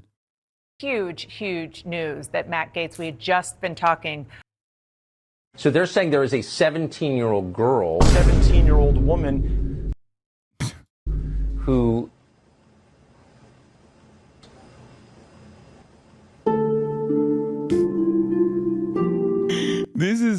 This is such an insane, like, obviously this is edited and not just like his face. I mean, he did say that though. He did say, he actually tried to imply that Tucker Carlson was somehow also there while the crime was taking place.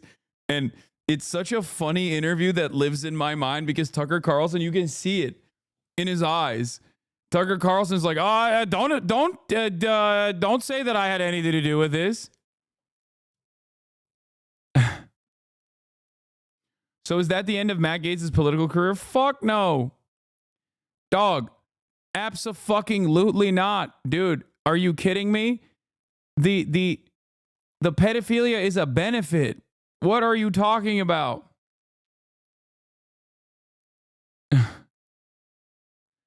Gaetz says you met her at a dinner and Tucker stops and says, I have no recollection of that. What's going on?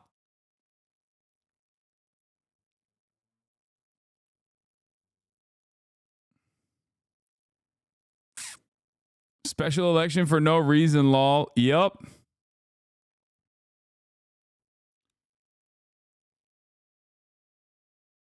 Oh, this was also funny. I saw this. For all my Republican colleagues in the House and Senate, if we are going to release ethics reports and rip apart our own that Trump has appointed, then put it all out there for the American people to see. Okay? All the ethics reports and claims, including the one I filed, all your sexual harassment and assault claims that were secretly settled, paying off victims with taxpayer money, the entire Jeffrey Epstein files, tapes, recordings, witness interviews, but not just those, there is more. Epstein wasn't/isn't the only asset. If we're going to dance, let's all dance in the sunlight. I'll make sure we do. So this is the only time where I have ever found myself agreeing 100% with Marjorie Taylor Greene, which is shocking, I know, but in the interest of bipartisanship, and civility, I must say, I agree with this fucking Titan. Having said that, however, the implication here is also damning for Marjorie Titan Greene. Why is it damning for her? Because she's now admitting that, like, she knows of a litany of sexual misconduct cases that her colleagues have engaged with. It's like, bitch, release it then. What do you mean? Bipartisanship, you're a Republican? Yes.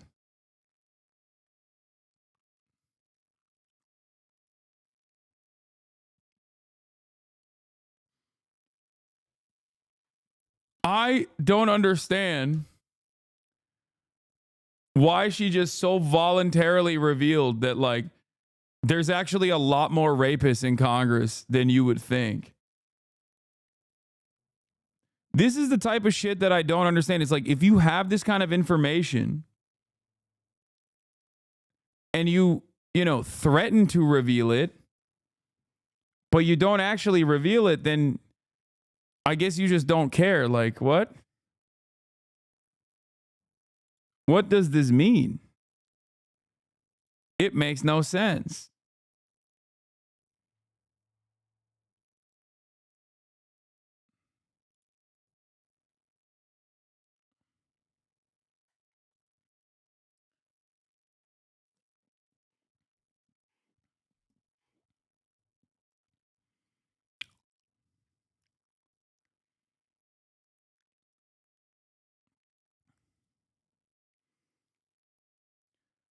QAnon representative covering for pedophiles for political gain. Who could have imagined? Yeah. Saying this, by the way, in the interest of defending one other pedophile is also nasty work. Speaking of nasty work, the Democrats are still running around doing Democrat shit. Kamala Harris tells Netanyahu that the U.S. opposes the ICC probe of Israel. This is early.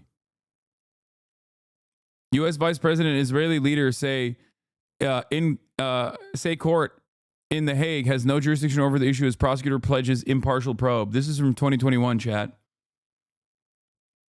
This is back when Bensouda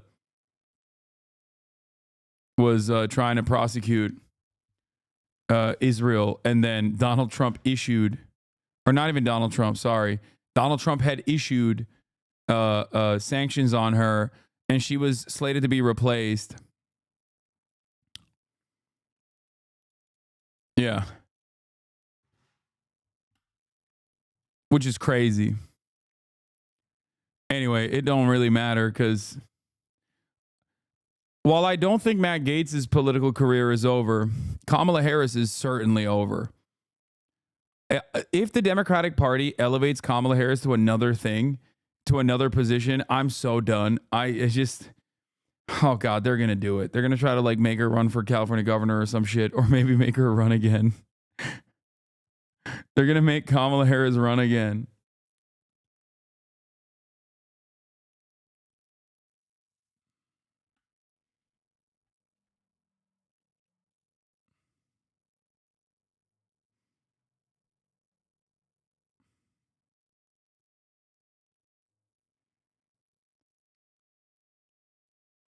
They want her to be the next California governor. Oh my God.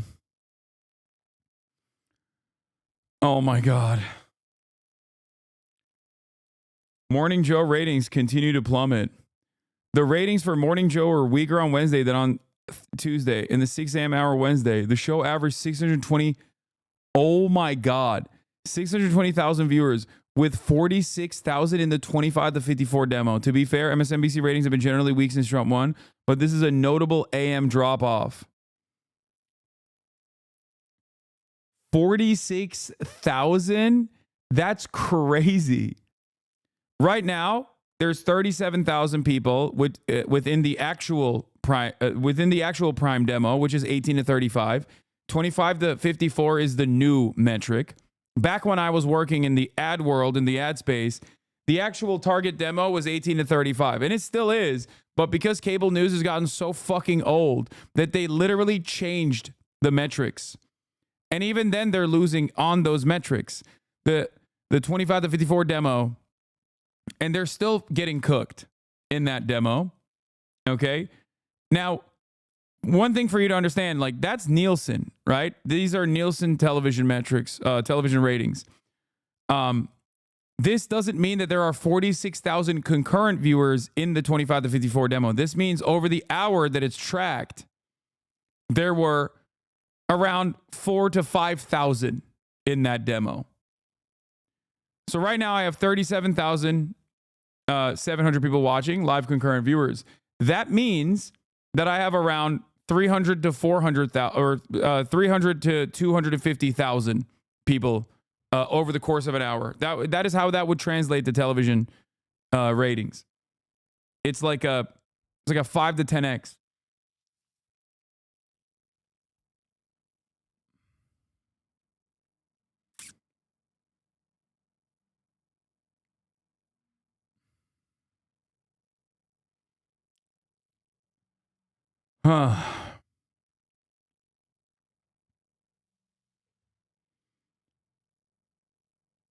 They are fucked. Ratings for MSNBC's Morning Joe have declined noticeably for 2 consecutive days after his host detailed a visit to Trump. Wednesday's overall audience fell by 15%. Its viewership among people between 25 to 54 tumbled nearly 41%. Oh my God, they're so cooked. They're so fucking cooked. Could be 20x if you moved your camera back to show Kaya. Okay, shut up. What? Some of y'all need to touch grass. If you're so locked in the H3 internet drama, I agree. Oh my God.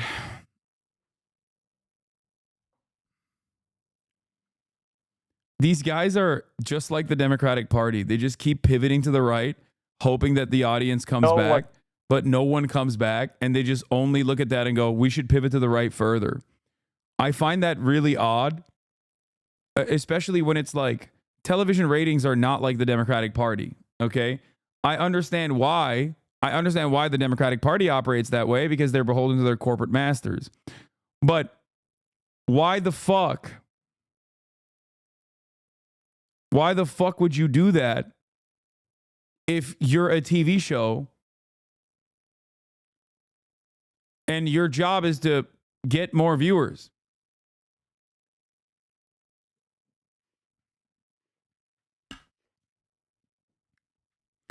I know the media is beholden to their corporate masters as well, but the expectation here isn't for them to pivot and fucking start talking about Maoism, dog.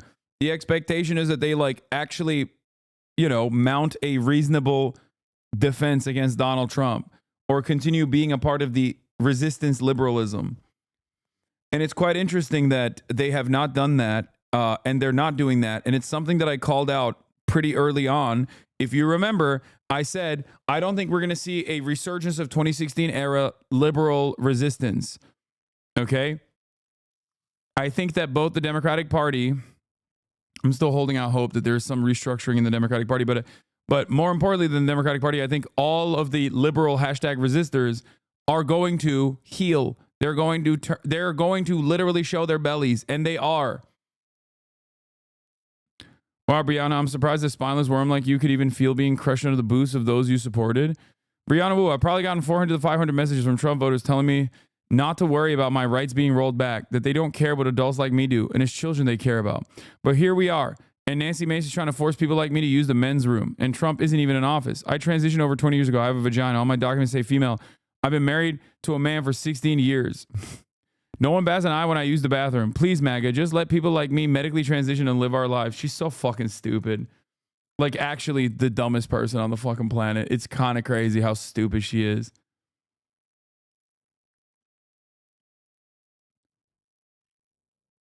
Brianna Wu is trans? Yeah, I think she like openly revealed that she's trans recently. Yeah. I think a lot of the trans members of this community knew. And if you recall, I personally said, I don't know and I don't care. Back when people used to ask me. Her Reddit account is just doing the... Yeah, no, she is a she's a person who directly got her mind melted by Destiny. So if you're wondering why she's like become even more stupid since October 7th, it's because she just like channels everything that he says.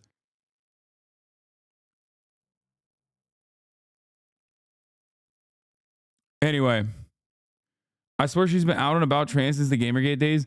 No, back then she would. I think back then. She said stuff like, what difference does it make if I'm trans or not? But I don't really care. Like, her being trans doesn't change the dynamic of her being stupid, okay? She's incredibly stupid.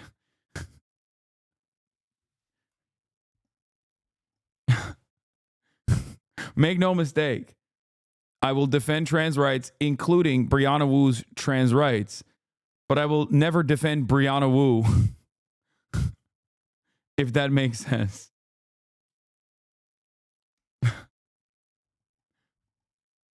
Hasan is a joke, lol. I know. Gates is going to be so lit. Why does Hasan support extremist terrorisms? Hasan is a joke, lol. Why are there so many people who come in here and channel what like Ethan, Destiny, and fucking Dan are saying? But then they also openly admit that they're Republican. Why are there so many Republicans in these fucking fandoms? I thought these guys were all liberals, dude. What happened? Gates is going to be so lit is so funny. Yeah, dude. Yeah, hopefully Gates will be lit on on the special election that he has to go back to now because he voluntarily removed himself from his position in Congress so that he could become the Attorney General, only to voluntarily remove himself from that position when everybody was like, no, dude, you can't do that. You're a fucking pedophile.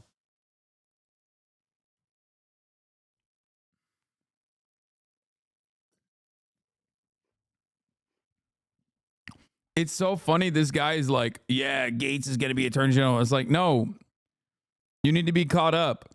The reason why we're talking about Gates to begin with, if you saw the title, is because he withdrew.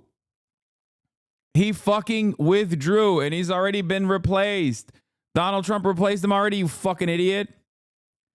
Pam Bondi is the new Attorney General. Pam was a prosecutor for nearly 20 years, where she was very tough on violent criminals and made the streets of safe for Florida families. Let's see what kind of sexual harassment and assaults that she's engaged in, you know?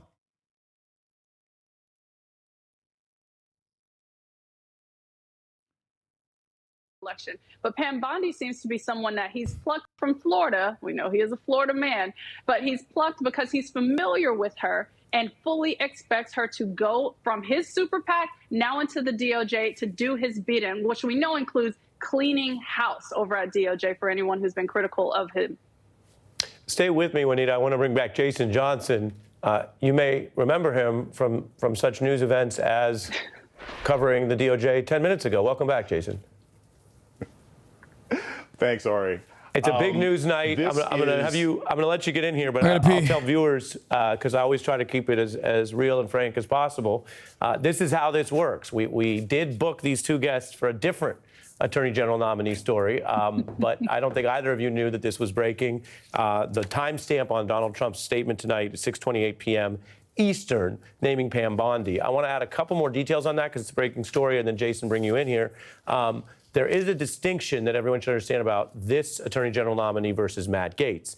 Many people, experts, nonpartisan officials, as well as Republicans, noted that Gaetz had essentially no experience as a prosecutor or in the kind of legal managerial work that anyone would do at any leadership level at DOJ, let alone the top post of Attorney General of the United States. The contrast to Ms. Bondi is she does have that kind of experience, much more traditional than what you would see in a top DOJ post, because she was the top law enforcement official in the state of Florida, and she has over 15 years experience in that role and other roles as a prosecutor. If you remember Kamala Harris running for president and talking about being a prosecutor at the state level, this is that kind of job. And so in that experience, it is much more of a traditional role, something that the Senate Judiciary Committee and others who vet these kind of nominees would see as a positive, as experience. The flip side, which our guest Juanita just mentioned, is unlike traditional attorneys general, this is an individual who's very tied politically to Donald Trump, the loyalty that he has talked about. And while there is nothing disqualifying about working on an impeachment defense, it positions her not as someone who is a nonpartisan state-level prosecutor ready to rise up to the DOJ, but someone who's already been in those really searing partisan battles over Donald Trump's conduct in history. And you want generally an attorney general who is not overly tied to past partisan positions, even when they intersect, for example, with politics and law in Washington. So that's one update I wanted to give and bring you back in, Jason.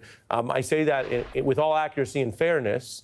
On paper, her state-level experience is much closer to what presidents in both parties have sought at the DOJ. That's a huge difference with Matt Gaetz. The political part, though, is different. Right. And then what I bring to you is, and Juanita mentioned it, you have that political history, and you have a proposed number two, a deputy attorney general who recently handled Donald Trump's criminal defense. So if this were the team, and they have to go through vetting and confirmation, but if this were the team, this would be two of the most politically defensive lawyers of the personal capacity of an incoming president we've ever seen running DOJ at the same time. All right, I completely agree. And quite frankly, my thought is that after Gaetz dropped out, it would be essentially somebody from Trump's legal team. It would be like a Jay Sekulow or somebody like that. I assume that's where he would get these people from. Unlike William Barr, even going back to when we were all kids and like Janet Reno, right? Occasionally attorney generals try to behave like they are not the personal lawyer of the president of the United States. That is completely out the window. Okay, I'm looking. Okay. I don't care about this stuff. I'm just excited to see what kind of scandals come with Pam Bondi. Florida Attorney General sought donation before nixing Trump University fraud case. Ooh. Florida Attorney General Pam Bondi is denying that a $25,000 donation from Donald Trump is in any way connected to her office's decision not to pursue action against Trump University, despite dozens of complaints in Florida. Ooh. By the way, this chat and this community is literally better than mainstream media for this reason, okay? Because we have 37,700 little freaks in here right now, we find and scour the interweb faster than, producers at CNN can, even though this is from their own archives, okay? We're on it. We're already ahead of the game, baby. She's also a Scientologist? No, you're fucking kidding. No way. Pam Bondi has ties to Scientology? Shut the fuck up. No way. The Trump Foundation Pam Bondi scandal. This is from the same, I assume. Yeah, the 25 grand contribution. Pay for play.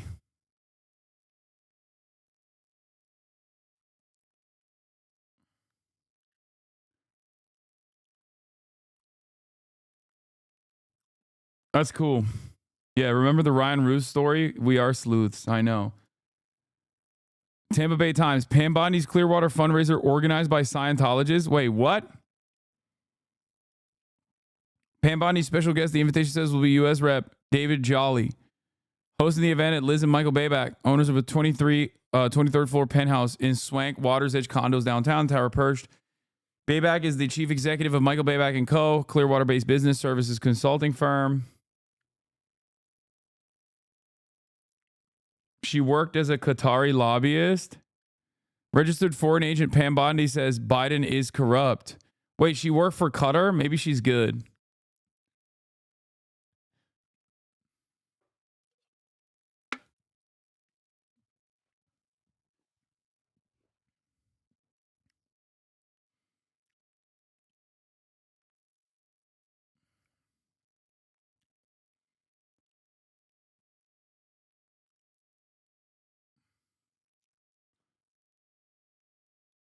The fact that Hasan shits on Bondi is just more evidence that he's transphobic. Okay, that's not a funny joke.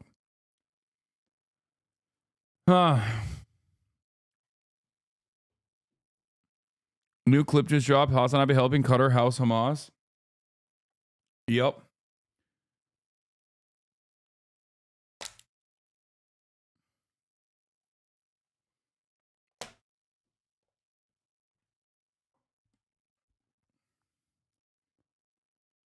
Bondi, I don't think it's me on secret Trump tape.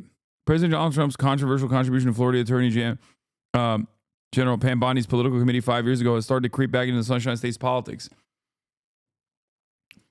In a September 2016 recording made surreptitiously by President Trump's former lawyer, oh my God, is it Michael Cohen? Is it Michael Cohen that caught her? Oh my God.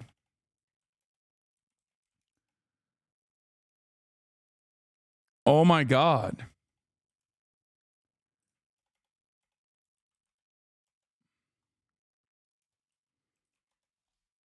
Oh my God. Oh, baby, don't lie to me. If I tell you my story, don't cry. Friend of the show, Michael Cohen, does it again. In September 2016 recording made surreptitiously by President Trump's former lawyer of a conversation that may have concerned a secret payment to hush up an affair with former Playboy model. Trump is initially heard talking on the phone about an unrelated matter to someone whose name sounds like Pam. Bondi told Politico that she doesn't remember all of her calls from 2016, but she believes she is not the one talking to Trump, whose side of the phone conversation was the only one recorded when attorney Michael Cohen walked into the room.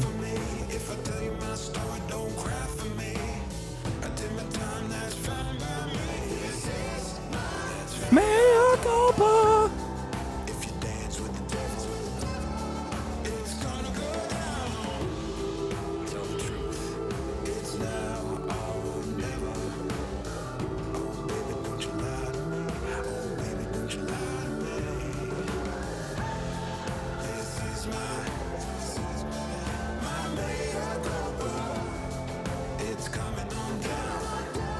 Can you break it down for dumb nuts?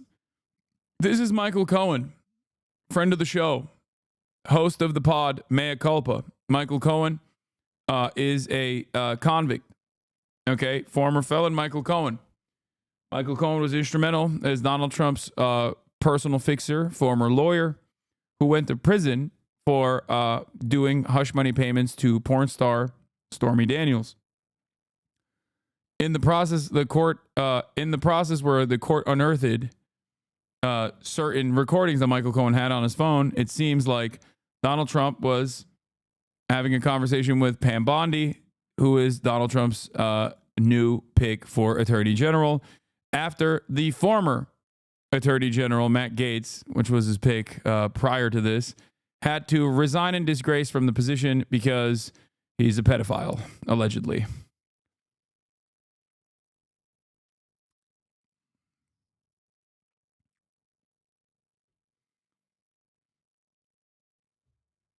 That's right. Seems to me like Pam Bondi also did some paid-to-play schemes with Donald Trump. Sought out donations from Donald Trump and then threw aside the Donald Trump court case on Trump University from Florida. Now, I'll just say it like this. I'm sure there's more stuff to come out because that right there is not that bad. I mean, she's going to be a demon regardless. And it's obvious that Donald Trump chose her because, she's loyal. But, yeah.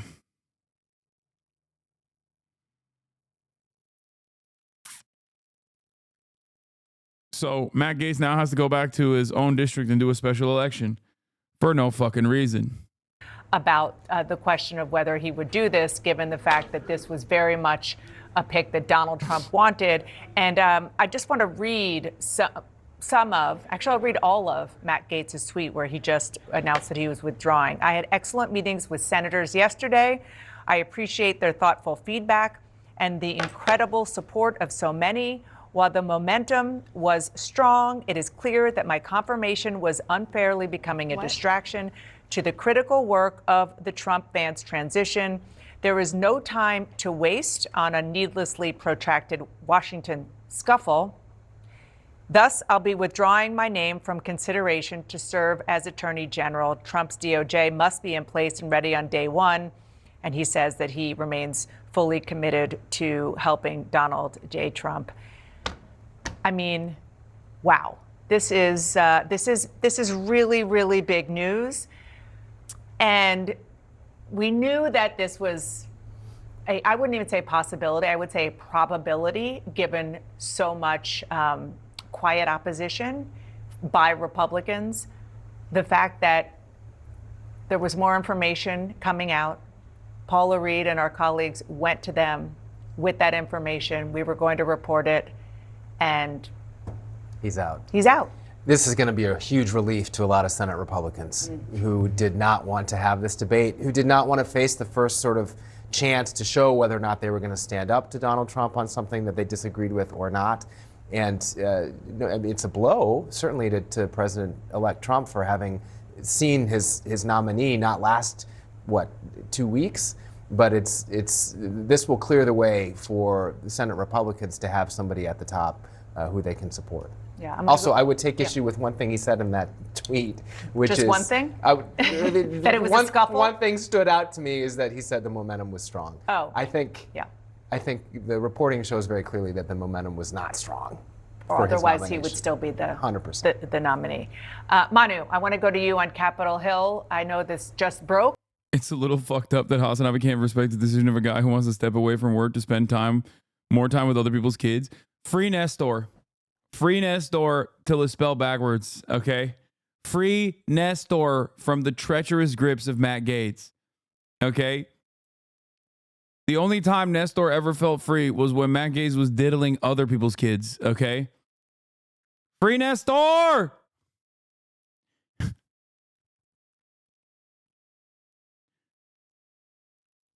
But what are you hearing so far? I'm guessing the relief that Jeff Mason was just describing? Yeah, no question about it. I mean, there were a lot of Republican senators who were concerned about defying Donald Trump, but just really could not get themselves to supporting Matt Gaetz's nomination, not just because of the allegations in the House Ethics Committee report, some of which have been leaked to the press, but just about his style, the way he's battled with Republicans and Democrats alike. There are concerns about whether he can actually do this job. And just there's just a real belief among many Republicans that I spoke to that even if they went through this process, they'd be expending so much political capital to get him across the finish line. And that may not have been, they still might not be enough to vote yes on this confirmation that ultimately would go down. That made it so complicated to see how he could ultimately get through. It is still going to catch a lot of people by surprise because Gaetz was on Capitol Hill all day yesterday, meeting with senators, trying to urge them to keep an open mind through this confirmation process. They successfully delayed that House Ethics Committee report. It'll be an interesting decision now whether that House Ethics Committee report still see the light of day, even though Matt Gaetz has resigned from Congress. That committee is still planning to meet in early December to decide how to proceed. And one other thing, Dana, Matt Gaetz resigned from his House seat in this Congress. He said in that letter to the House that he would not serve in the next Congress, although he was just reelected to that seat for the next Congress. Does he change his mind and decide to stay in his seat over the next 2 years? That's a question I just put out to Mr. Gaetz. We'll see how he responds to that question. But, of course, if he does, that could bring the Ethics Committee investigation back to light. So a huge development here, and no question about it, a big sigh of relief for many Republicans who did not want to vote for Matt Gaetz. Yeah, no question. All right, let us know if you get... She stole a dog from Katrina victims? Stop. Shut the fuck up. RNC Speaker Pam Bondi was once in a 16-month custody battle over a dog with a Hurricane Katrina victim. Oh my God. Stop. This makes no sense. Okay, I can't believe I'm saying this, but I guess Donald Trump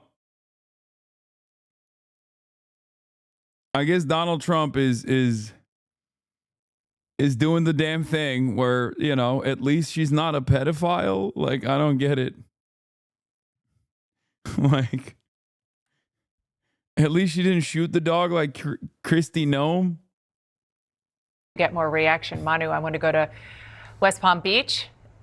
Kristen Holmes is there at her post reporting on the Trump transition. Kristen, what are you hearing?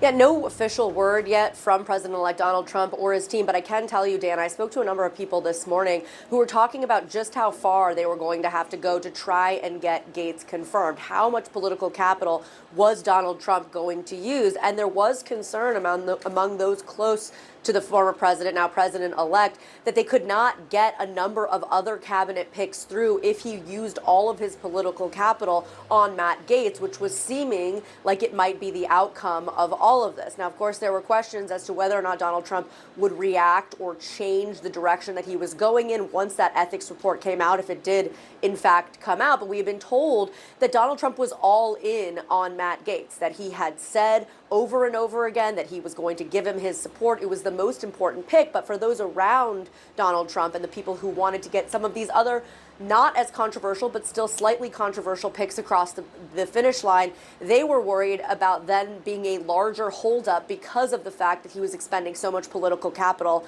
on Matt Gaetz. Now, I will tell you, I did talk to a number of sources close to Gaetz after those meetings with those Republican senators who said they were cautiously optimistic about how it went. However, when you look at what some of those senators said afterwards in terms of transparency, in terms of essentially warning Gaetz that there could be more stuff, that he needed to be transparent coming forward, it was unclear if their reaction to this, again cautiously optimistic, was the same reaction that Gaetz himself or those senators were having after they actually sat down with Gaetz. But one thing that is just so interesting about all of this is the fact that Donald Trump had been hammering down behind closed doors that this was the most important pick to him, that he believed that this was something he had to stand by. He wanted Matt Gaetz to be the quote-unquote effective communicator. Now, obviously, we'll see we're back to the drawing board on Attorney General. We know that when it came to Matt Gaetz, he wasn't even on the original short list. It was decided on a plane ride from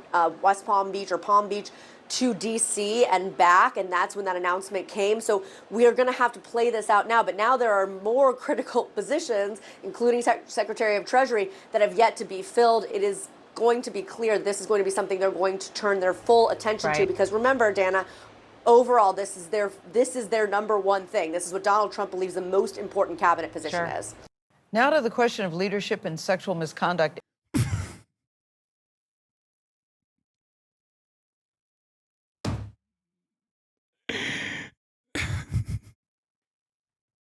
It doesn't stop.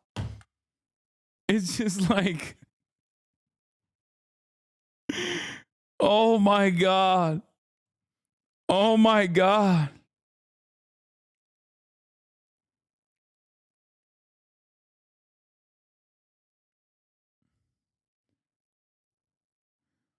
Oh my God.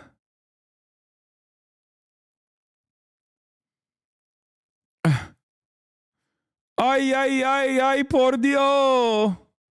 Yo voy a votar por Donald Trump. Ay, ay, ay, ay, por Dios.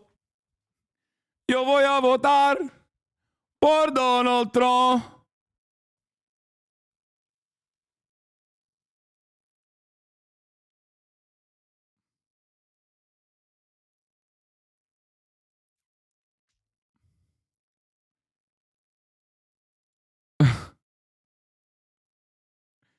It's fucking crazy. Economía por Trump. Trumpito. Okay. You can't have this many rapists, man. What the hell is going on, man? Does every cabinet appointee have to be a rapist? Oops, all rapists. What the fuck? Allegations against two of the president-elect's cabinet picks.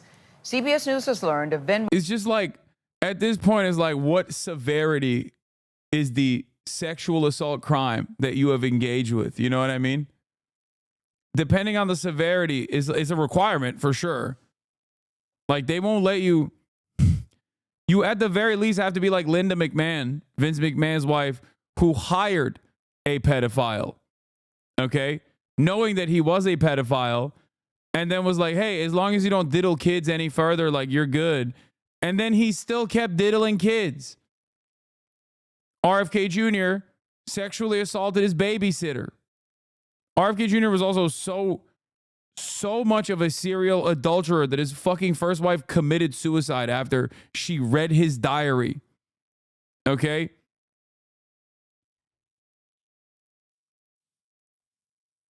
It's kind of crazy.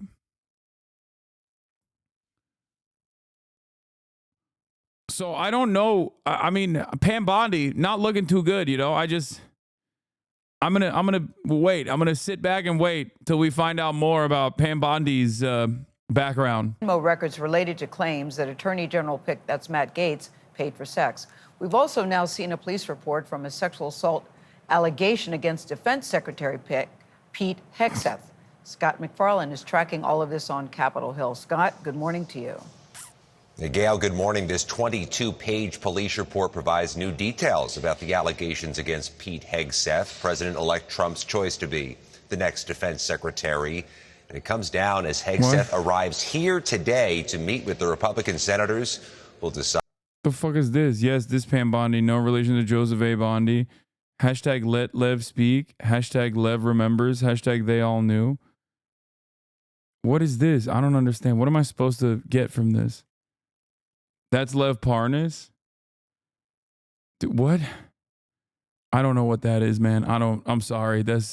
You're in too deep. You're in too deep. You're in too deep. I don't know what the fuck that means, but I'm not. It's like when you guys send me like a deep fried meme and I need to know 8 different things before I understand what the fuck's going on. That's what it feels like. I only know Lev Parnas as a name that I have avoided like the fucking plague. I feel like is Russiagate related. I'm good. Decide whether or not to confirm him. Overnight, a police report was released detailing a 2017 sexual assault allegation against Fox host Pete Hegseth. The accuser, referenced as Jane Doe, reported feeling like she'd been drugged and recalls saying no a lot while in a hotel room with Hegseth, where she says he prevented her from leaving and that he was on top of her. Hegseth told police he was buzzed but not intoxicated, that the encounter was consensual, and that Doe seemed regretful after sex, but he did not elaborate. Hegseth's attorney has said Hegseth was not charged with a crime. The Trump transition team continues to publicly support Hegseth as a nominee. That's actually fucking nuts because, like, the cops literally just let him go because they're also rapists. Like, what the fuck? There's no other crime where the cops would just be like, I mean, I guess domestic abuse too. Like, there's no other circumstance where cops are just like, yeah, this is chill because we like that and we agree with what you did.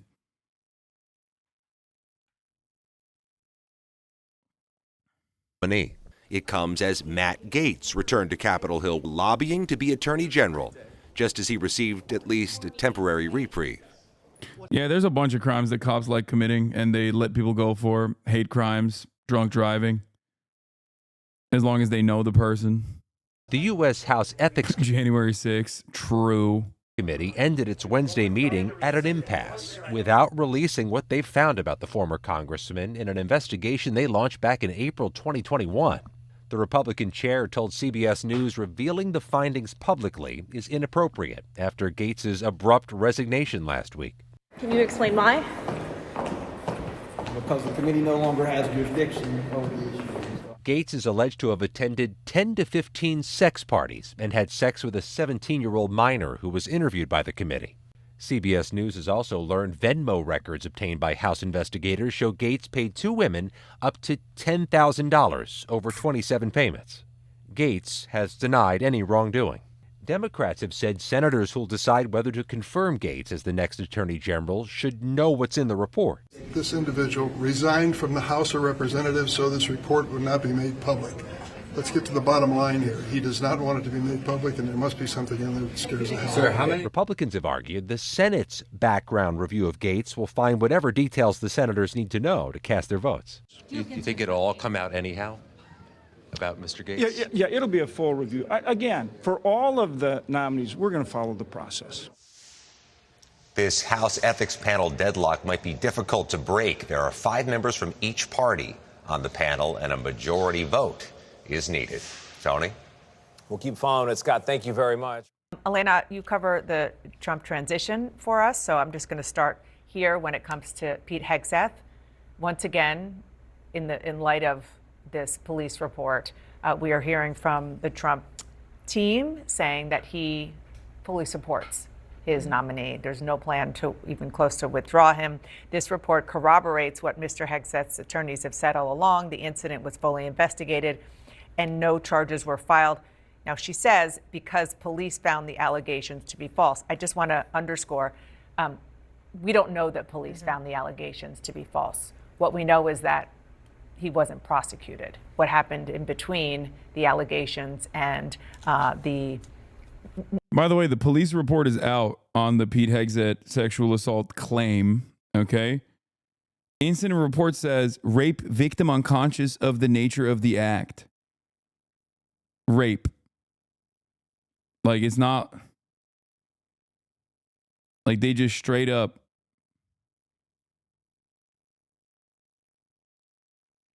I mean, it's pretty straightforward. None of them being prosecuted. We don't know. He said just now when he talked.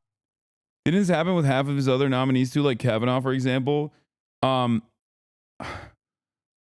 might be misremembering, but I mean, yeah, Kavanaugh too, for sure, but not to this degree of like open and shut.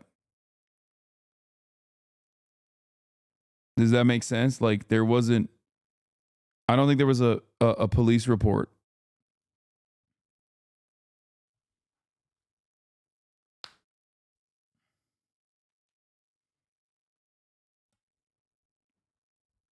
Key points from the police report of Hegzet's alleged sexual assault. It was first reported by a nurse, not the accuser.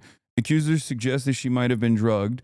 2 other women at the event said Hegzet placed a hand on their thighs and invited them up to his hotel room. Oh my God.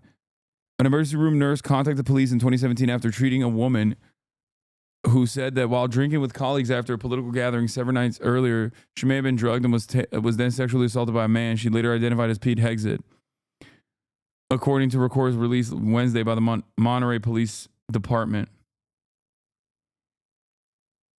A lawyer for Hegzet, President-elect Donald Trump's nominee to be defense secretary, has said the encounter was consensual. Authorities declined to bring charges of the case. Hegzet later paid the woman an undisclosed sum as a part of a non-disclosure agreement. Days later, the accuser told the nurse she suspected something may have been slipped into her drink that October 2017 night, according to the police report. The records do not indicate whether investigators asked her about her suspicion that she may have been drugged. Hegzet told officers that throughout the encounter, he repeatedly checked to ensure the woman was comfortable. He expressed that he did not want her to get in trouble, according to the report. Hegzet said she showed early signs of regret, the officer wrote, but did not elaborate. Police interviewed 2 other women at the conference who said that Hegzet had placed their hand on their thighs and invited them up to his hotel room. One told officers that she'd asked Doe to help ward him off, according to the report. Dude, this guy is like this guy's a monster, dude. He's a fucking freak. I mean, like,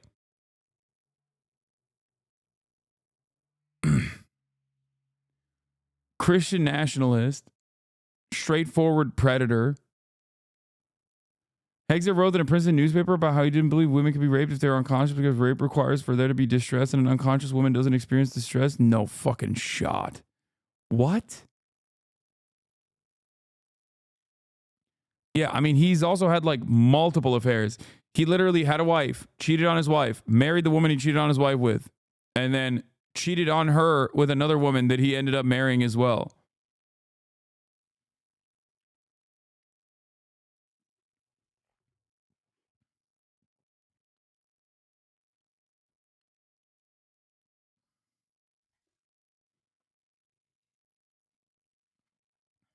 Yeah.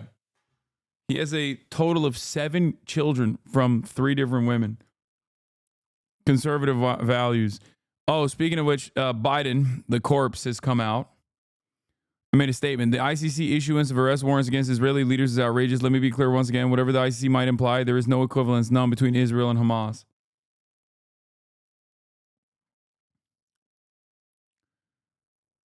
Holy shit.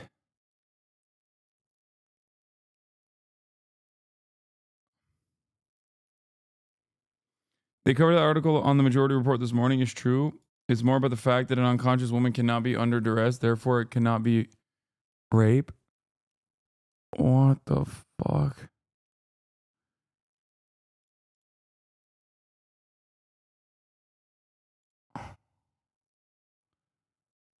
Yeah, he doesn't think women should be in combat roles. He paid a woman who accused him of rape to sign an NDA. We know that already. Published a column in college that claimed that having sex with an unconscious woman is not rape. Hegzet was a publisher of Princeton Tory, a right-wing student newspaper. In September 2002 edition, flagged for popular information by Will Davis of ARC Initiatives, Hegzet published a column that claimed having intercourse with an unconscious woman was not rape. The columnist claimed that rape required both the failure to consent and duress, and women who are passed out could not experience duress. A bemusing yet mandatory orientation program revolved entirely around whether an instance of sexual intercourse constituted rape. The actual instance portrayed in the skit was, in fact, not a clear case of rape, at least not in my home state. In short, though intercourse was not consented to, there was no duress because the girl drank herself into unconsciousness. Both criteria must be satisfied for rape.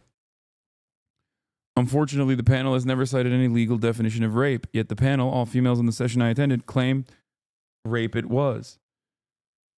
What the fuck? Yeah, putting this guy in charge of the Defense Department is fucking fantastic, guys. Really good. You know? Supercharged rapes happening in the Defense Department. The American military already has a genuine, real problem. Like a real problem, serious problem with mass rapes occurring on military bases. And then some of those victims mysteriously fucking dying. So good guy to have.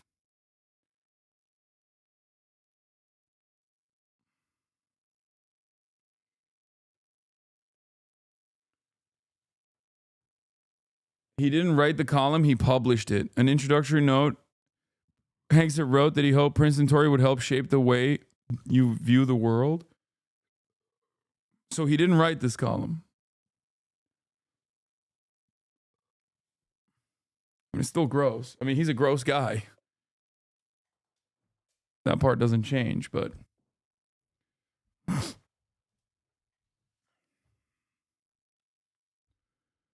yeah, I mean, it would be like if you said it's not real murder if there's no pain. Hegseth is a serial philanderer, making him a target for blackmail. Hegseth criticized injured veterans who receive government assistance, praised waterboarding, dismissed moral concerns about the use of nuclear weapons. Okay, I know the rest of the stuff. I've already covered the rest of the shit. Yeah, he convinced Trump to pardon the fucking psychopathic war criminal, the war criminals, including, and remember, these guys were dudes who literally their own unit was like fucking up his scopes so that he couldn't target children anymore. Gallagher. He was convicted of war crimes for stabbing a 16-year-old ISIS detainee to death after he was zip tied and was, I think, bleeding already from a gunshot wound, if I'm not mistaken.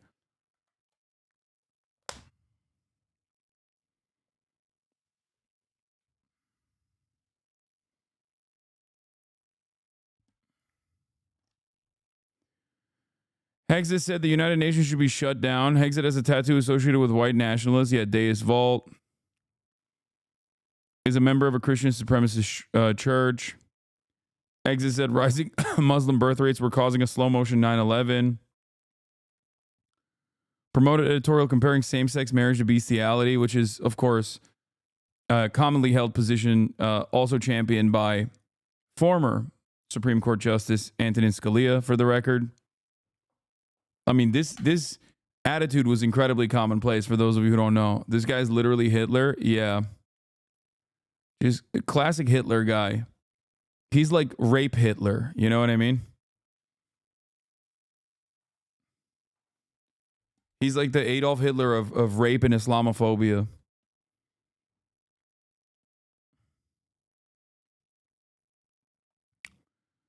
Good stuff. Good stuff. Also, let's talk about the Democrats real quick. Downfall of America. Okay, Senate Democrats agreed to allow President-elect Trump to fill 4 pending appeals court nominations.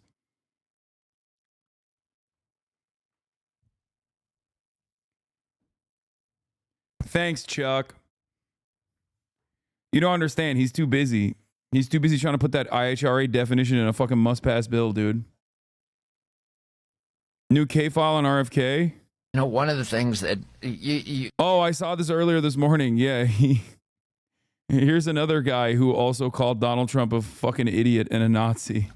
You know, one of the things that you write so beautifully, and your stuff is so fun to read, but you write about Trump.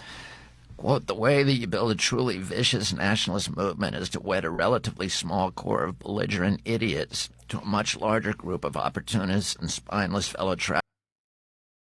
Bro, it sounds like someone's doing an RFK voice. I assume it's from a while ago. That's why he sounds different and doesn't sound as bad.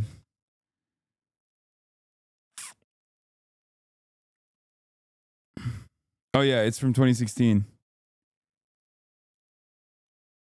Whose primary function is to turn a blind eye to things.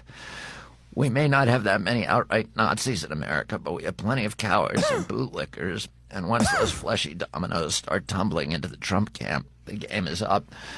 When you talk about fleshy dominoes, Chris Christie comes to mind. Yeah, exactly. Schumer defends deal on appeals court judges. The trade was 4 circuit nominees, all lacking votes to get confirmed, for more than triple the number of additional judges moving forward. Thanks, Schumer.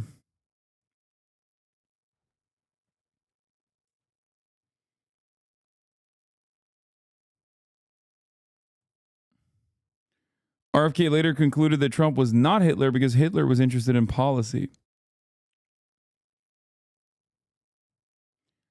In one episode from 2016 radio show, RFK Jr. accused Trump of racism. Every statement he makes, you know, we have to be fear of the Muslims.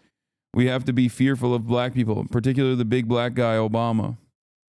RFK Jr. likened Trump to historical demagogues like Adolf Hitler and Benito Mussolini, and U.S. figures like George Wallace to accuse Trump of exploiting social insecurities and xenophobia to amass power. In a statement to CNN, RFK Jr. apologized for his comments. Like many Americans, I allowed myself to believe the mainstream media's distorted dystopian portrait of President Donald Trump. Another victim of media grooming. I was groomed just like J.D. Vance at the age of 67 to falsely believe that Donald Trump is Adolf Hitler. If J.D. Vance could be groomed into believing that Donald Trump is Adolf Hitler at 35, then why don't you believe I can be groomed too? The worm died in my brain in 2016, and the new worm that came from its corpse was much more powerful than you could imagine.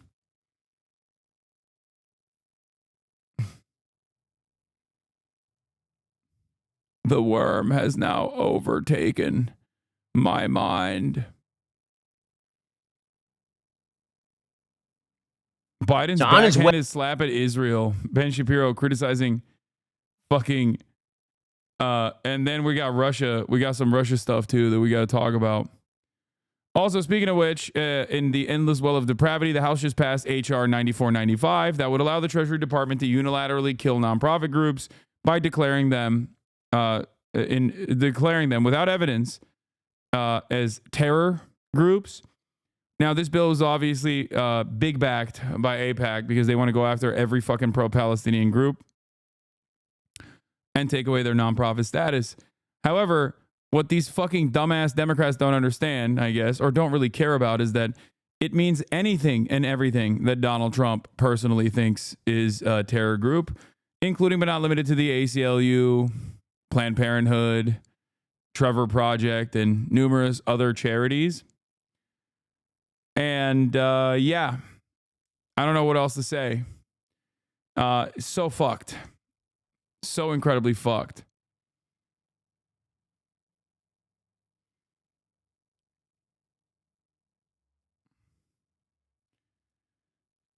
Oh, this was funny. Hasan must go. Who must go? Indefinite extreme harassment. DSA will be the targets. DSA is far from my worries on this. I'm not gonna lie.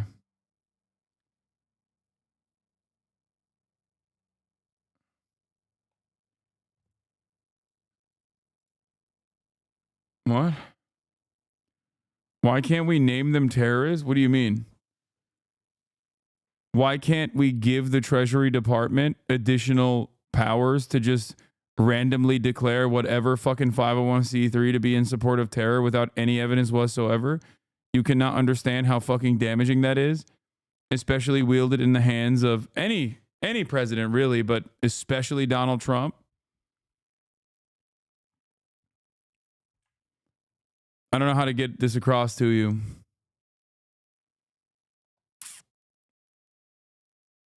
Oh, you're saying they're the terrorists. Okay.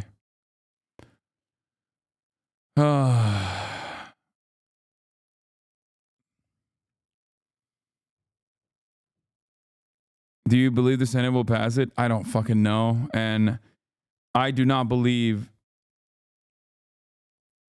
Genuine question, why did AOC vote yes? No, AOC didn't vote yes on that. What are you, fucking crazy?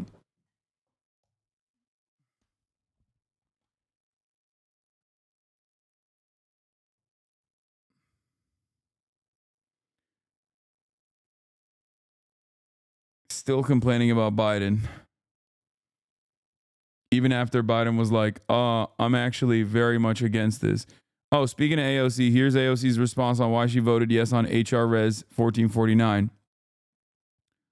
On the Amtrak list, do ask me anything. Why'd you vote for the HR anti-Semitism bill? I really think it's important that people read the text of this bill. Calling it an IHRA bill and implying that it's codifying it is false. Look at the language of the bill for yourself. It's a red line. That's a red line for me. I would never vote for codifying IHRA. A subclause refers a separate State Department guideline which non-committally references IHRA many degrees. It says explicitly that it is non-binding.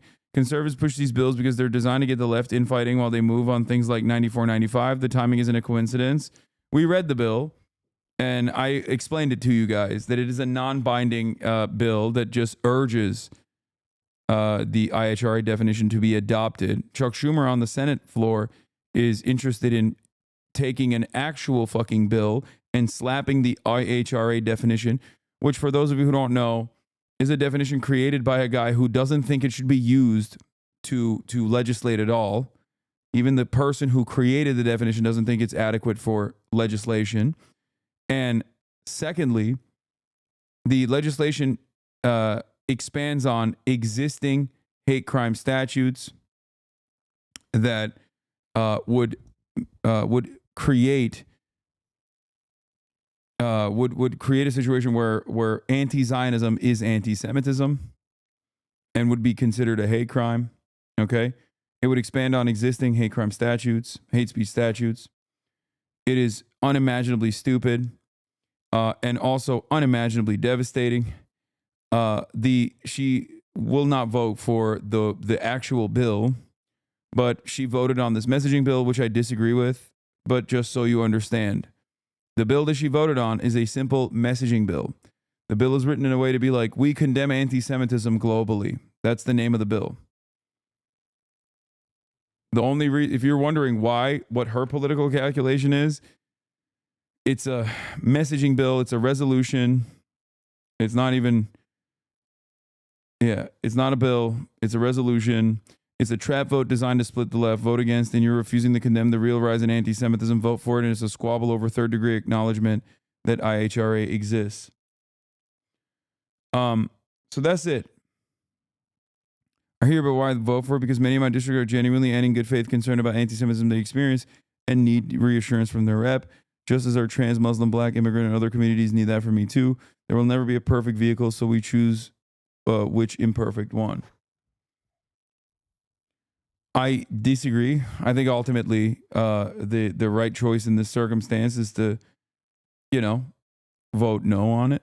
But AOC is lying, Hasan. Oh my God.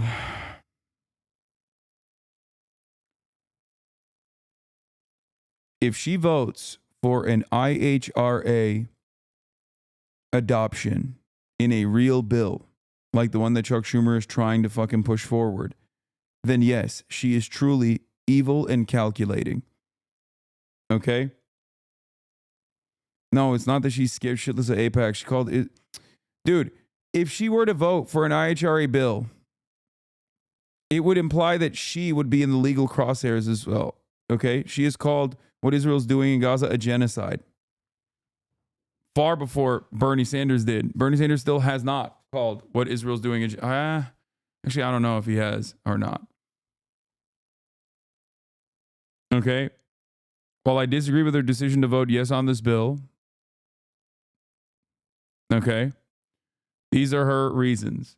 I don't see any reason for her to be lying about this, especially considering that she has in the past voted both in favor of Israel's defenses, which I think was a ginormous mistake, and has also voted against Israel on numerous instances. A lot more times than she's voted in favor of Israel.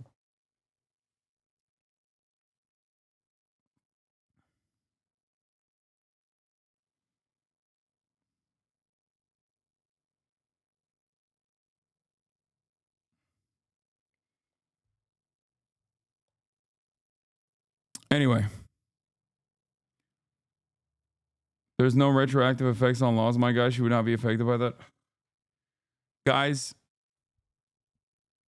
I don't care about this. I don't care about this beyond my regular criticism of AOC. Okay? If you think she's your enemy, then go off, kings and queens. Okay? I think the hyperfixation on AOC is not only unproductive, but also weird overall. Okay? You don't care about it because you're the 1%? Yes, you're right. You're right. I don't care about AOC's IHRA adoption because I'm a part of the 1%. You know, famously, I'm not one of the most public pro-Palestine public speakers out there, and would certainly not be first to go if the laws changed, and would certainly be fine.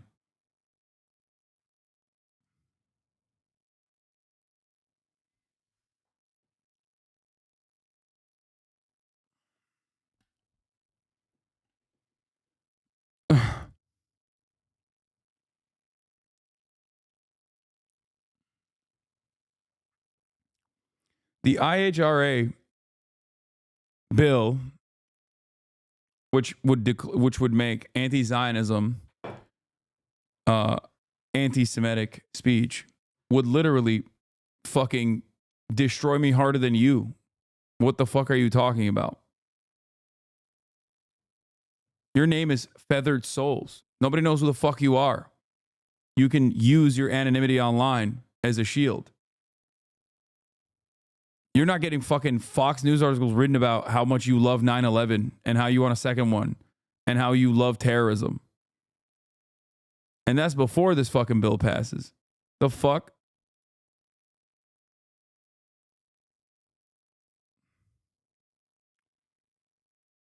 AOC is not beyond criticism. I've certainly criticized her in the past and am criticizing her for voting yes on this one as well.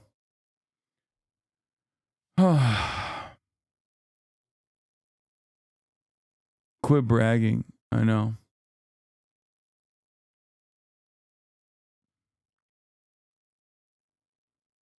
Russia is launching new strikes against Ukraine. People are saying that Russia might have used an ICBM. New strikes against Ukraine overnight. A video appears to show the moment one of the missiles hit the country's fourth largest city. Ukraine says Russia fired 9 missiles and shot down 6 of them. Holly Williams is in the capital of Ukraine, where people are on high alert. Okay, that's it. Let's go. As we prepared for a live report yesterday. Oh, sorry. It's not an ICBM. An intermediate range ballistic missile is what chatters are saying. Air raid alarm sounded over Kyiv. Holy fuck, the stupid unserious criticism of AOC got me checked out. Okay. And sent us scrambling for cover. The US Embassy in Kyiv had already announced it was closing temporarily yesterday because of a potential significant air attack. In the end, no missiles landed yesterday, but Ukraine accused Russia of a psychological attack. We are very worried, yes. We want to live in peace. After more than 2.5 years of war in Ukraine, the scars in this country cut deep. It can happen any minute, any hour. Major Taras Berezovets of Ukraine's territorial defense told us Russia is blackmailing his country. Putin is trying to frighten Ukrainians into surrendering. Absolutely. Trying to make them conclusion that any sort of opposition to Russian invasion is absolutely useless. Some believe that both Russia and Ukraine are trying to maximize their gains before President-elect Donald Trump takes office. There are fears here that Trump could cut US support for Ukraine. Gail. Holly Williams in Ukraine, we thank you. Topping our world lead, a never-before-used new Russian missile carrying multiple warheads was fired at Ukraine today, and it was not just a weapons test, rather a blaring signal to the West and to Ukraine that while this one was not strapped with nuclear warheads, the next one, well, could be. Russian President Putin emphasized this point by celebrating the new missile's, quote, successful launch. CNN's Nick Payton-Walsh reports now for us from Ukraine's capital of Kyiv as Putin tests the world's limits. A familiar horror, but a quite different sight on Ukraine's skyline. Multiple projectiles at 5 a.m., apparently from one missile hitting an industrial site in Dnipro city, suggesting, as Ukraine reported, Russia had launched a new type of ballistic missile, perhaps intercontinental, a stark escalation. Today, our crazy neighbor has once again shown who he really is and how he despises dignity, freedom, and human life in general, and how afraid he is. He is also so afraid that he is already using new missiles. CNN obtained these exclusive images of the missile debris, Ukrainian experts poring over the pieces to determine what this new threat is. Little dispute, it was something new. The Kremlin kept silent during the day, bar this bizarre episode at a foreign ministry briefing that spoke volumes. Алло. Да, у меня брифинг.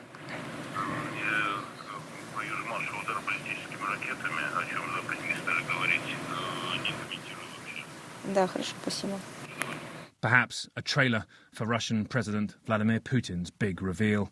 He said the missile was a new hypersonic non-nuclear device called the Hazelnut. There are no means to counter such weapons today, he said. The missiles strike targets at speeds of 10 Mach. That's 2.5 to 3 kilometers per second. The modern air defense system available worldwide and the US-developed missile defense systems in Europe cannot intercept such missiles. This is impossible. He framed the strike as a response to American and British-supplied missiles, ATACMS and Storm Shadows, slamming into Russia proper over the last 72 hours. We consider ourselves entitled to use our weapons against the military objects of those countries that allow their weapons to be used against our objects. And in the event of an escalation of aggressive actions, we will respond just as decisively and in kind. Yet Kiev was yet more on edge when the sirens sounded Thursday afternoon. A US official insisted Russia had few of these new experimental missiles, and it had warned allies about the strike. It's unclear if that led to its embassy shutting suddenly a day earlier, citing fears of an aerial assault. Russia sending a clear signal, but now not with a test like this. In 48 hours, it's made a nuanced change to its nuclear doctrine and launched a new missile. Total silence so far from Western leaders, but the blast was heard across Ukraine.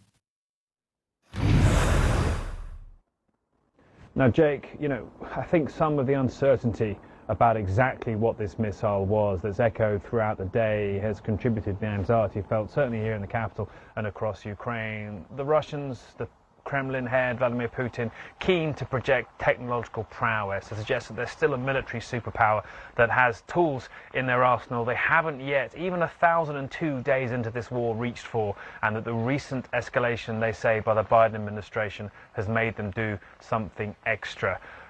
Their assessment, too, that they think they can get through all the air defences of the capital is going to leave many Ukrainians concerned tonight. And also, I think Western officials perhaps thinking when they saw this that they knew partially what it was, able to say some things, not wanting to say other things, and perhaps not knowing other elements about indeed what this missile may be capable of. The fact we're talking about new technology now, this far into the war. So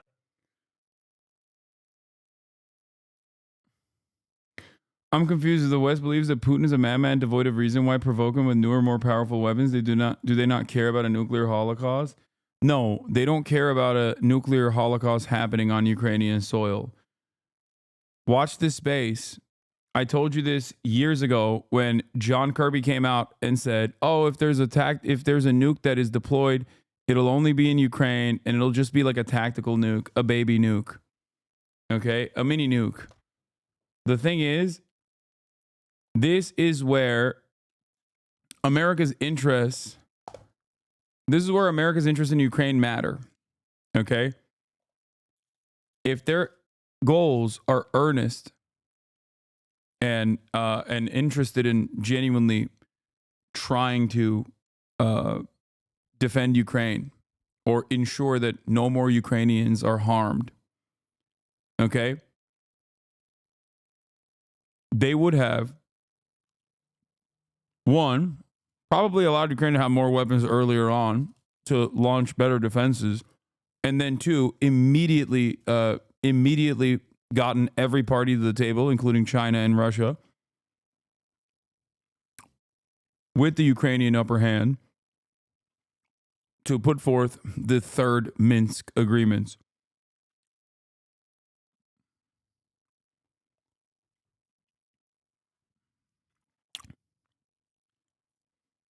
Of course, it's still Putin's responsibility if he launches a nuke. He is a fucking madman. He is a violent, barbaric, bloodthirsty madman.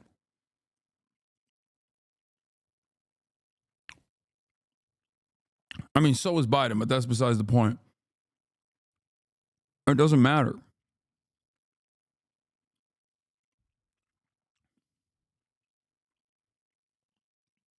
What you fail to consider is that if there is no real interest and if Ukrainians are treated as disposable, then it doesn't matter. America will slowly but surely be like, no, you can keep escalating. You can keep escalating. These escalations in defense of Ukraine have to be productive. If they are going to actually change the tide of battle. Because the Ukrainians do have a right to purge the invading forces from its national boundaries. I don't see a way out of this that is good for the Ukrainian people, especially at this point. I mean, Vladimir Putin is basically dry firing nukes.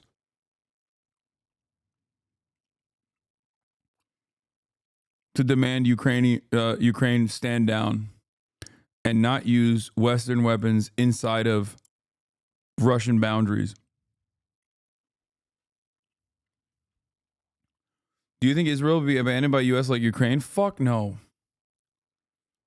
No.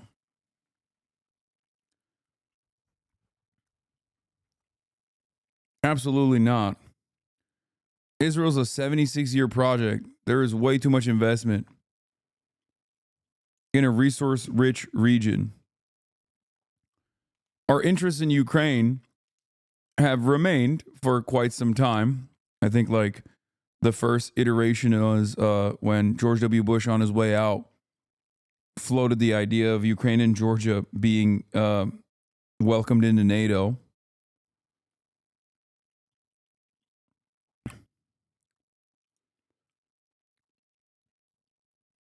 Why is it okay for Israel but not Russia?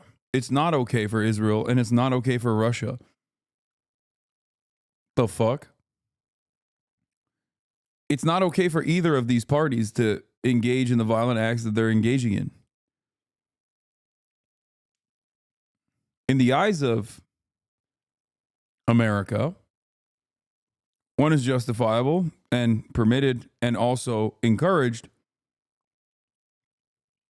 The other is, of course, the most unacceptable act.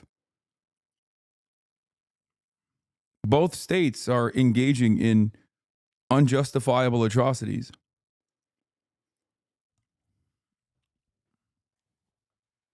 But if you're wondering, will America abandon Israel? No, they won't. Israel is far more important to America's strategic interests in this resource-rich region than Ukraine is in terms of crippling America's foreign adversaries. But like I said, America never has and never will have a real emancipatory interest in Ukraine. Their goal is simply to use Ukraine politically early on, and then to use Ukraine militarily against Russia's, against the foreign adversary's military. And it's not like I'm making this up or speculating on this. This is something that Lindsey Graham has openly stated. This is also America's tool in its tool belt. They did this with the Kurds. The difference between Ukraine and Kurdish militias, however, is that there is no established Kurdish nation state, 35 million living in diaspora, whereas Ukraine is an established nation state with sovereignty being passed around within the sphere of Russian influence and interest and in the sphere of Western influence and interest. So now we're going to take Lindsey Graham seriously? Okay. Okay, if you don't want to take Lindsey Graham seriously, what about Elizabeth Warren or Chris Murphy? They have also said the exact same thing as Lindsey Graham. American foreign policy is uniparty.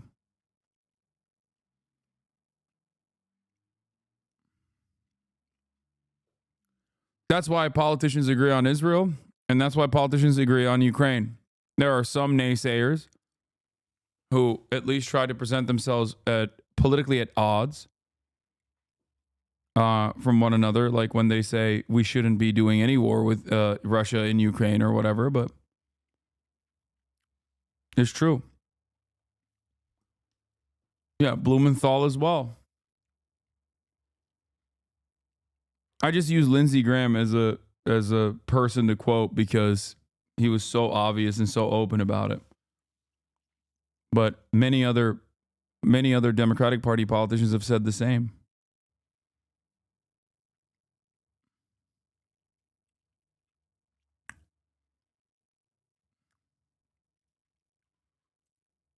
Israel. Certainly suggests that the last 4 or 5 days have begun a new chapter, really, I think, in the standoff between the West and Russia here, and also for the misery of Ukrainians dealing with nighttime barrages almost daily. Jake? All right, Nick Payton Walsh in Ukraine for us. Thank you so much. Stay safe. John Oliver came out with a TikTok ban video. Wonder what's going to happen with TikTok. But no, I know that Pam Bondi pig is coming. We already covered it.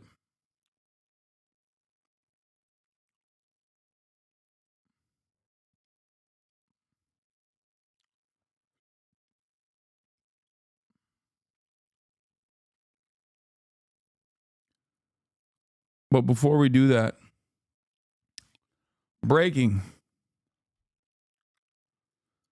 Brazil's federal police conclude that Jair Bolsonaro had full knowledge of the plan to assassinate President Luiz Inácio Lula da Silva. Bolsonaro's indictment is expected imminently.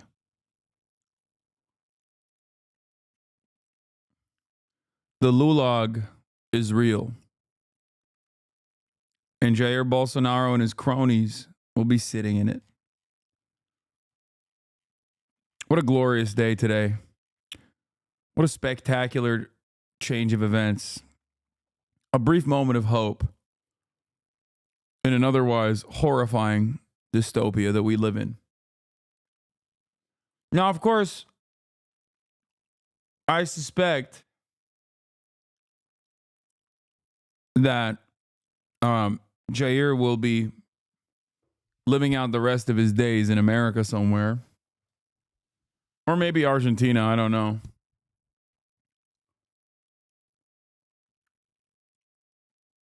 But probably in Florida.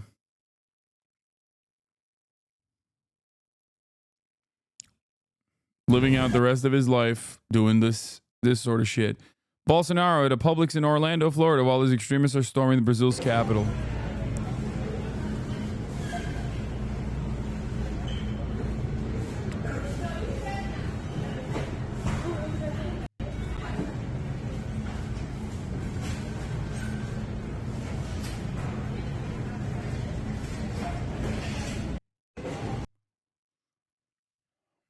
Don't we have an extradition agreement with Brazil?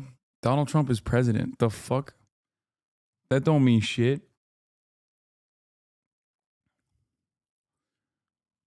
Yeah. Brazil, Bolsonaro, and allies indicted in the 2022 coup plot probe.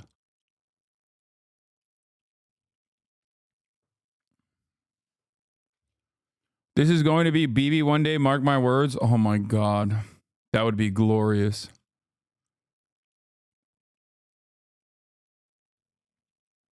That would be fucking amazing.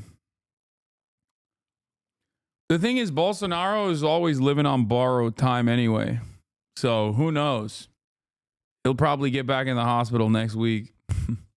He's got a permanent bed in an Orlando, Florida hospital. He'll never die, though. As of now, Jair has his passport confiscated from a court order from the Supreme Court. He can't leave Brazil. I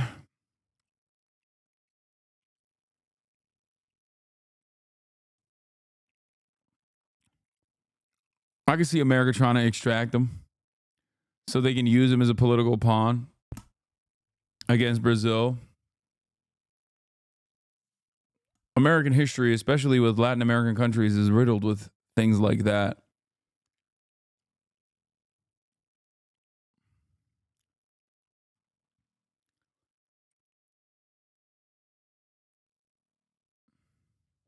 They got really fucking close to executing it. They even had a guy positioned to kill the Supreme Court justice that was targeted, but he had a day off by surprise. That's crazy.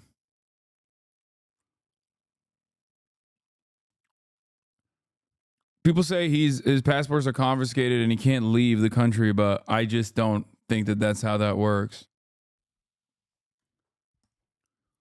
I'm also very fearful of what will happen when Donald Trump becomes president again. But I mean, in the words of Connecticut Senator Chris Murphy, they were really bad at doing coups. Donald Trump kept fucking him up. So who knows? CIA is not in its bag in the way that it used to be. CIA is the story of Russell Westbrook to Russell Westbrick. Okay.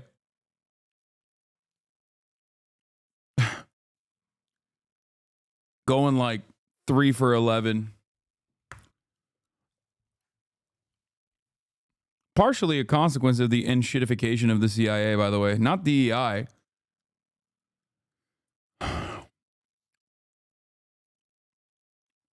But I think, over-reliance on outside private contractors, constant cost cutting. I'm sure that has its effects on even the CIA.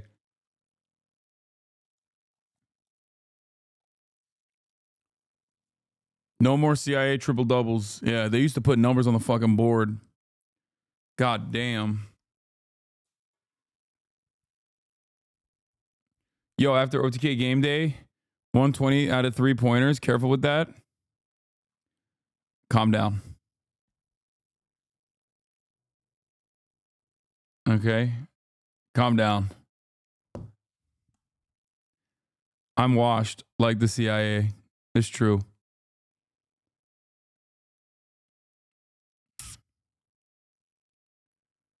What is this? Number one is CIA's continued existence. I am famous musician and domestic violence enthusiast. I think I've watched this Brown. video. While I bear a passing resemblance to notorious alcoholic madman DJ Peach Cobbler, we simply cannot be the same person. I think I've seen this video before. Is CIA the biggest terrorist org of all time? I mean, I don't know. Probably. Most consistent. Quick NMP clip to relieve the pressure. By the way, I'm actually wearing the jacket I got with Hasan that one day when we went shopping.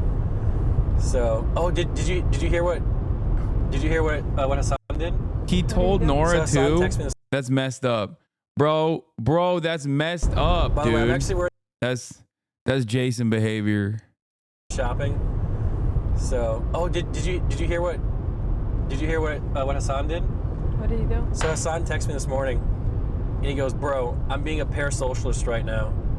No way. I'm like, "What?" He goes, "So did you go on that date with Nora?" You're lying. On God, Hasan thinking about me and you this morning. He's a part of the parasocial. Oh God. Yes, he's thinking about us. Damn. Isn't Stop! that crazy? Why are you outing me, bro? Why? I mean, I never said that. He's a liar, is what I should be saying right now. Deny, deny, deny, deny. That's not what happened.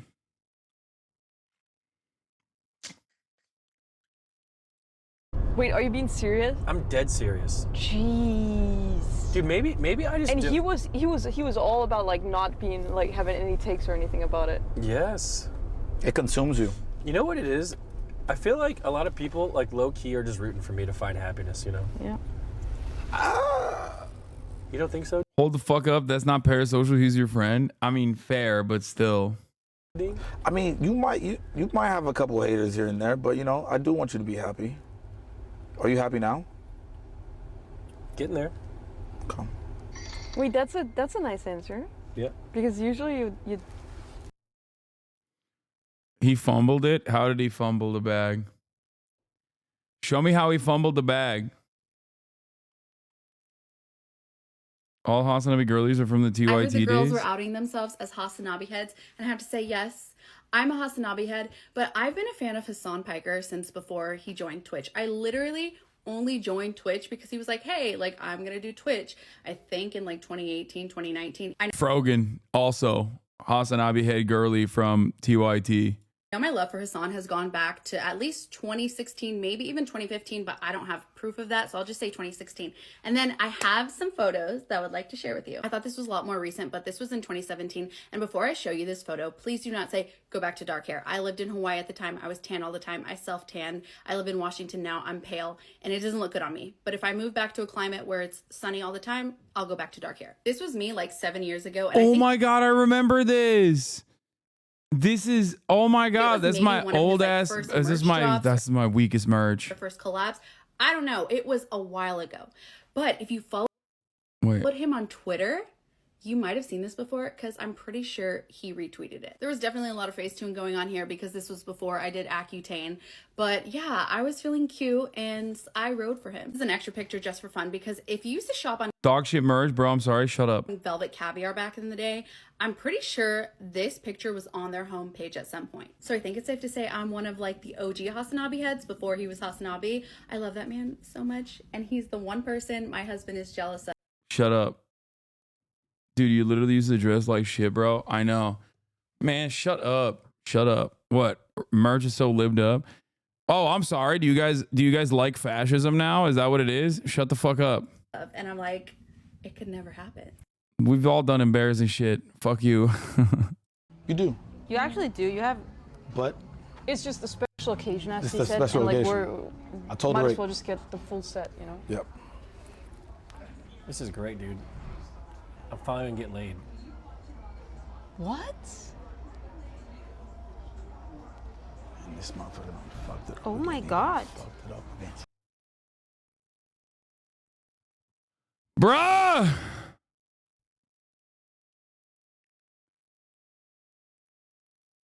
That's crazy. That's crazy. That's crazy. He also played your song on stream. What, my song?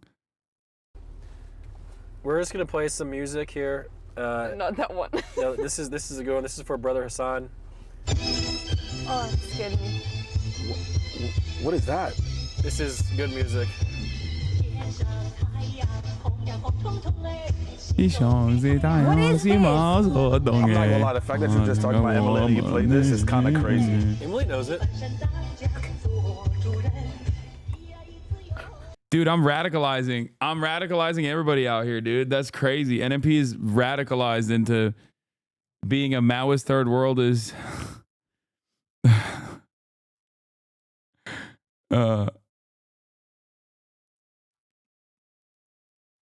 Emily knows it? Yeah, she does. She knows the lyrics. You should visit Austin more? Yeah, maybe.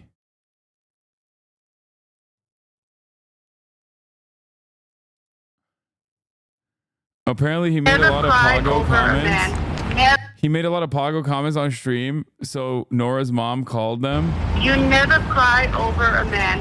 Never, never, never. Okay. I'm so sorry. I'm so sorry. It's my mom.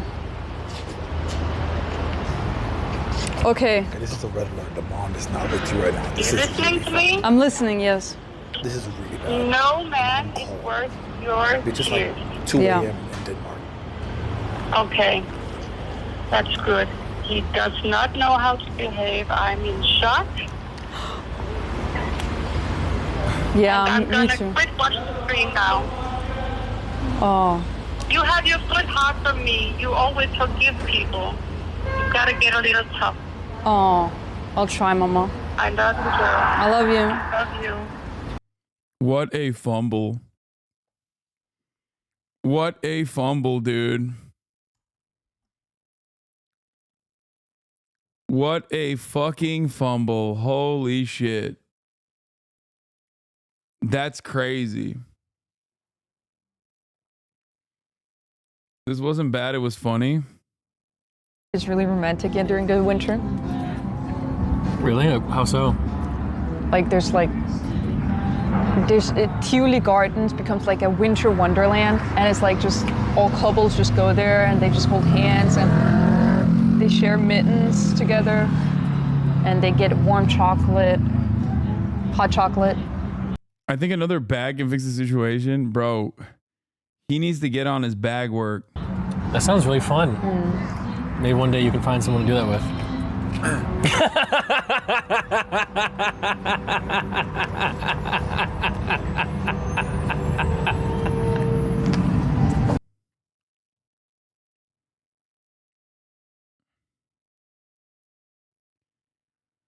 God damn, dude. God damn. Damn. It's crazy. Who are those people? My friends. People that I've collaborated with.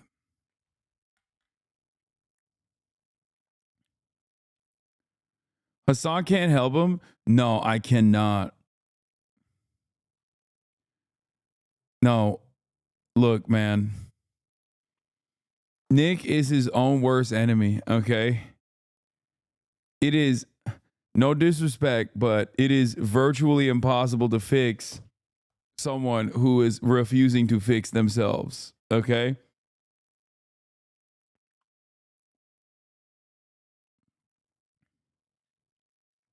What is this?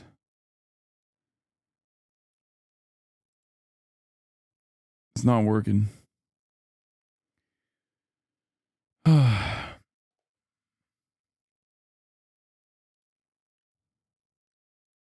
Nick scores. Oh my God, you guys are so parasocial. Stop. Stop.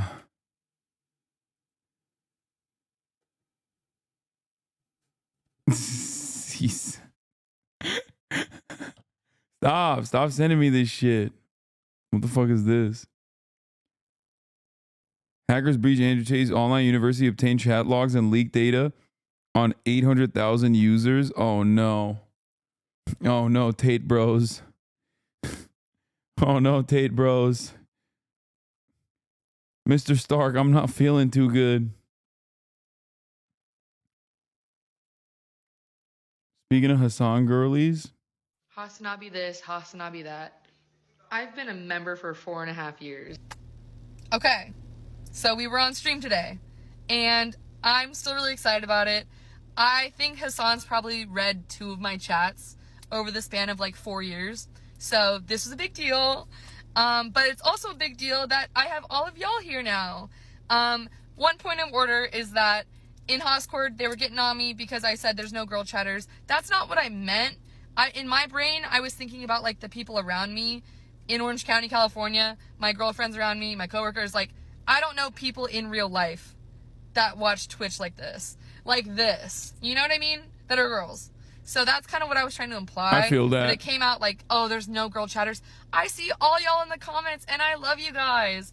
And thanks for following if you are. Or not, you just stopping by. Hi.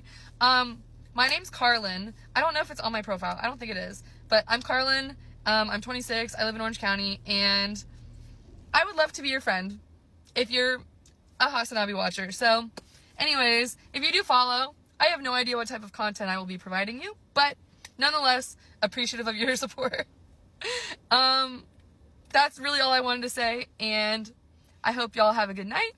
And I'm really excited to meet everybody. And thanks for being so nice, because I was really scared that my video would get on the wrong side of TikTok, and it didn't. So someone also said this is the funniest day to announce, to come out of the closet as a Hasanabi watcher, and I cannot agree more.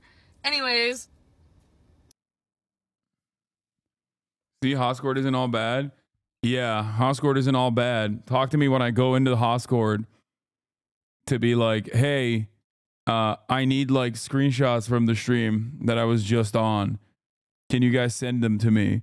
And then everyone is just like sending the dumbest memes. And back in the day, there would be like 8 stupid memers, and then like 25 people would dunk on them and make fun of them for immediately trying to get my attention. Now, every single person does it. Every single fucking person. I log in. Y'all hear the news? No, that's literally why I watch you, dumbass. Yeah, this is how it is now. This is how it is. Community of fucking monsters. It's gross. Hasan, Hospital Cycle, y'all like that? I hate you guys. Y'all like that? Y'all like that? I hate you guys. It's true. It's fucking true.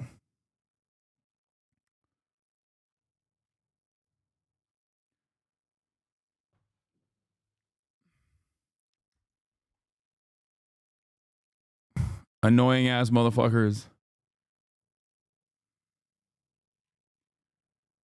Bro, the memers aren't even chatters. They live exclusively in the Discord, like one of the most self-contained terrarium ecosystems. Yeah. There are also fucking people in the Discord that like flex that they don't watch me. Which I don't understand. It's like, bro, you're in the Discord server of a Twitch streamer. Like, what do you mean? You're objectively worse than anybody that watches me, okay? Like, you can't flex that you don't watch a specific type of content that I put out there when you're in my fucking Discord.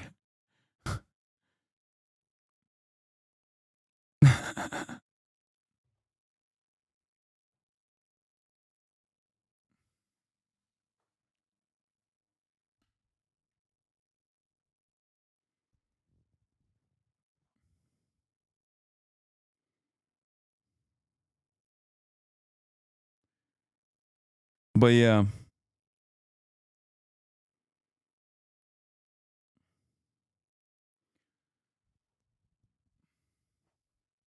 I was in the Discord for a week and they were not helpful and he yelled at me for nonsense. I see what you mean. More boy love streams, please, Hasan. Hello, chat. Oh yeah, we watched this already.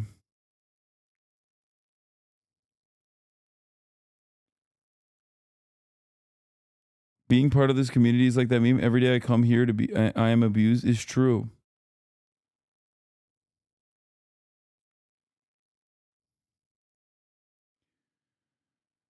It's true.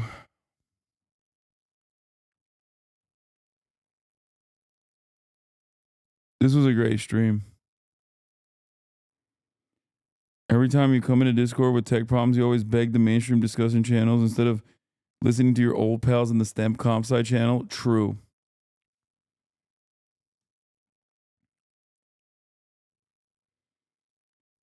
Teamsters, what? I'm pooping, not jorking my peanuts. I did type this, yes.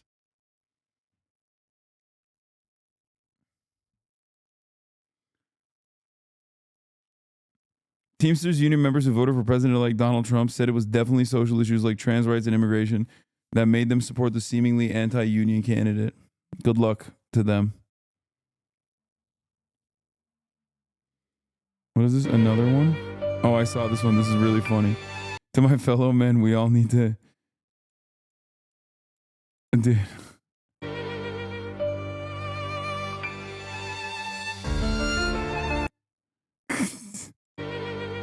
I love that. I think that genre of humor is funny. Hasanabi in new trend. Oh yeah, this is the same one.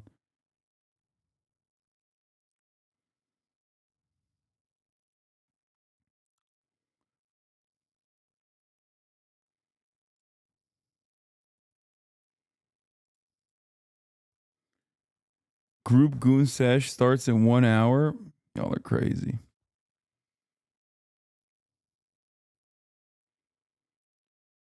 Sane Chatters will not fault you for having a sub-only Discord, brother.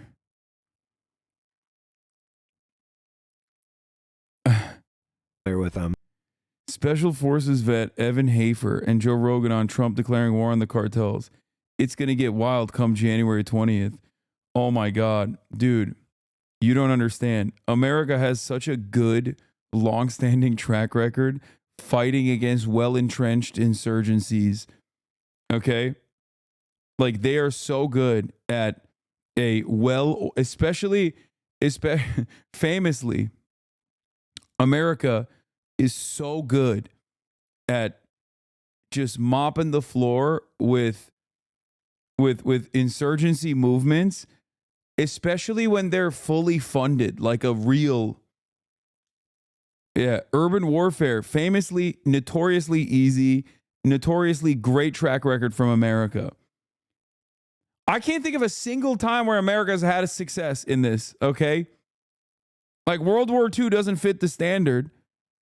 There's never been a moment where America has ever, in its history, successfully conducted a counterinsurgency operation. And this time, it's literally dudes with our guns.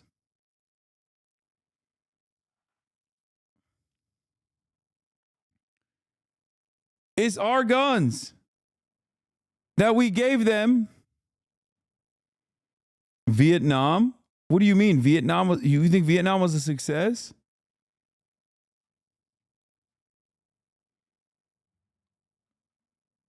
Brother,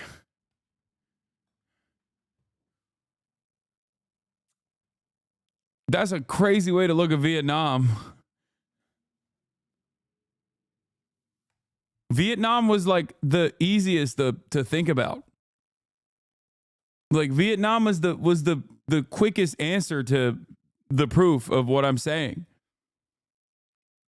I was thinking about this from the thought exercise where I'm like, because I know these units. I'm intimately familiar with them. Bro, if we declare war on the cartel, like these dudes are not going to understand what the fuck is going on. No, like, of course not. They are going to be, because God, you'll God stop the bless those distribution. guys. That's going to be, yeah. They are in for a world of like ultra violence they've never actually felt before, because obviously this is a very capable ultra violent organization. They have fucking no clue. If we organize these tier 1 units against them, this is going to be what I would be doing if I was down there. I'd be like, I know all those shoe boxes in my fucking, my walls that I'm going to have to collect up. I'd be getting ready to retire right now. That's what I would be doing. Because if Delta Force was hunting me, bro, I would be so terrified. Is that a real thing that they've proposed doing? Yes, that is a real thing. It's funny to be like, wow, cartels are not ready for ultra violence. It's like, we trained them. What are you talking about? Like, what are you saying? He's like, I can't wait to see my homies that I trained long time ago using newer weapons that I didn't even know they had.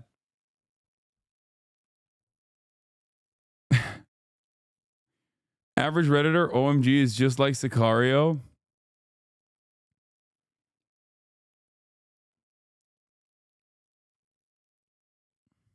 Who proposed that? I'm almost positive either JD or Trump had said something with the new guy from ICE, like we're going to mobilize tier 1 units against the cartel. The only thing I thought was, no, what they're going to do is kill a shit ton of Mexican civilians, because the only way America knows how to wage war is carpet bomb entire villages and call it a fucking day, as all the tier 1 operators piss in their fucking pants because they encountered sniper fire from the tree line. Okay.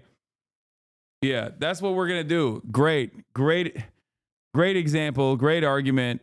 This time it'll work. Surely. What? It's so fucking stupid. Yeah. They're going to crash a fucking Black Hawk into a village.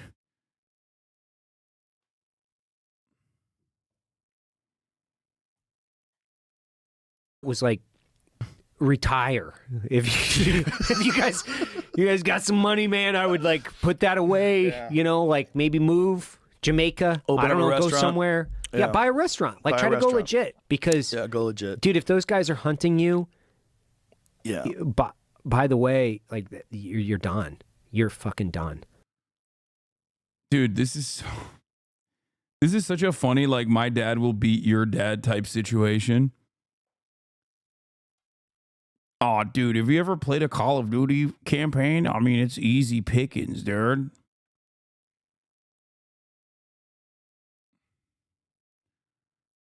Do you not understand? Like,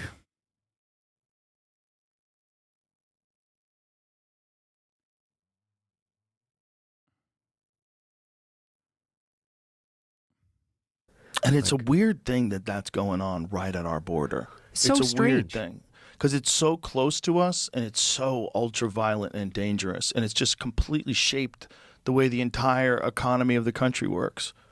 You know, they have so much power and control, and it's a criminal organization that is almost entirely, at least, funded by us, by our desired. Trump declares war on cartels. President-elect said notorious crime syndicates and drug kingpins will never sleep soundly again once he launches his plans to tackle the issue. I've thought about this for a long time. Roided up Delta and DevGru guys getting down south of the border to get some cartel scalps, only to find a CIA SAG guys already there holding big signs that say, "You can't kill this guy. Also, we have nothing to do with him." Funny that these three-letter agencies and IRL Bond villain guys aren't allowed to talk to each other and also don't really care to, so you end up with Abbott and Costello Green Zone style shit where Pentagon-funded guys and CIA-funded guys are trying to arrest DEA-funded guys.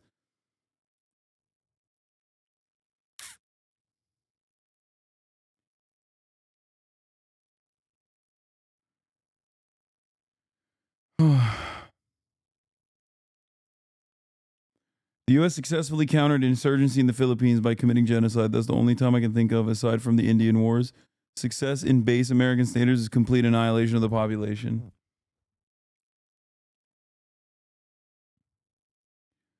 Bro, it's like America's attitude right now is basically like, oh, there's a shiny toy that like my neighbor is playing with. I'm going to burn his fucking house down.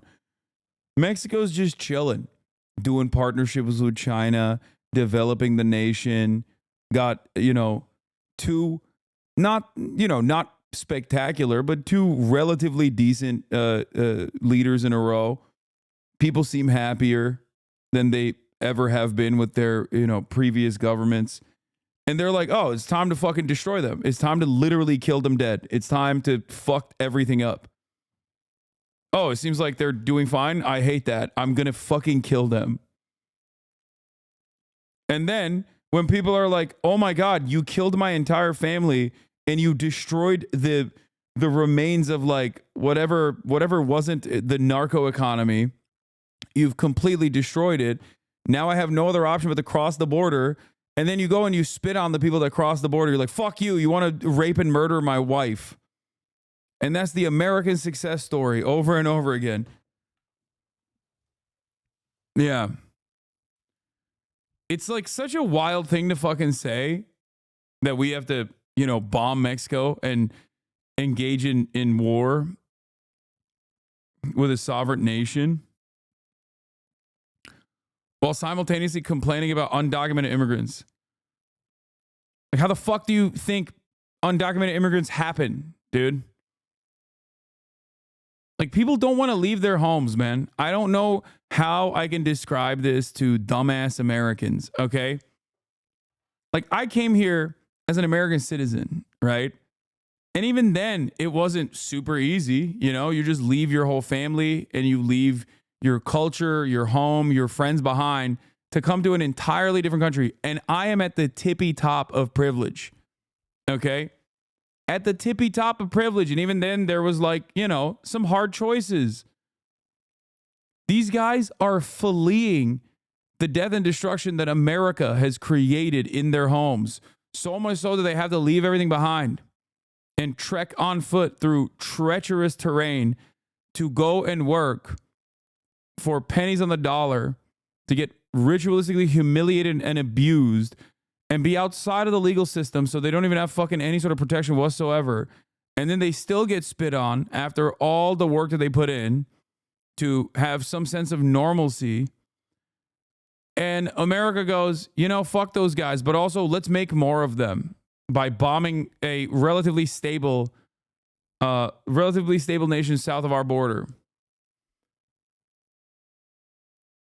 Oh. It's so fucking stupid. It's stupid and it pisses me off.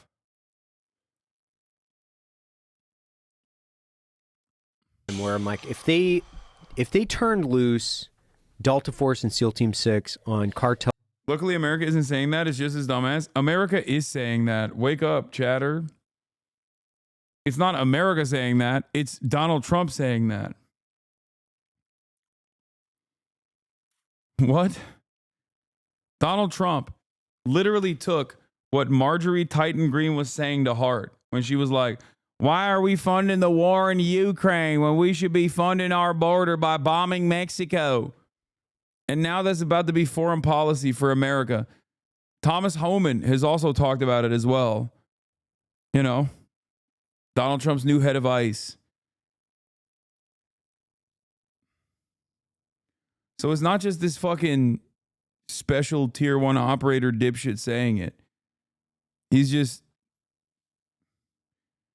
stupid and also claiming that it will be a glorious victory for America, because I feel like he's just oblivious to his own military's track record so far. Pedophiles and pedophiles, we could just kind of like erase the problem in about 2 years. It's be gone. He wants to send troops to Mexico. He said we make appropriate use of special forces. There you go. There you go, chatter. You were like, oh, this is not America.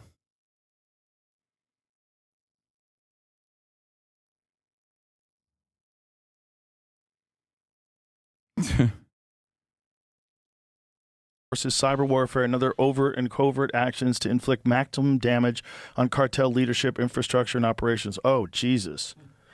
Bro, it is going to get wild come January 20th.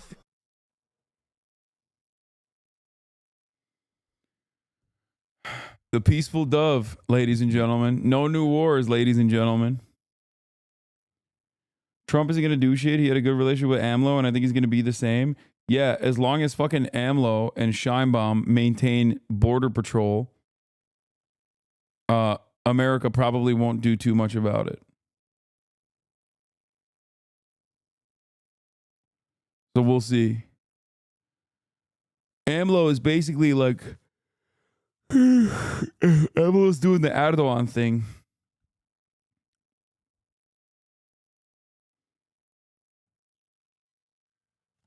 Like the method is Erdogan took in a whole bunch of Syrian refugees so that they wouldn't go to Europe.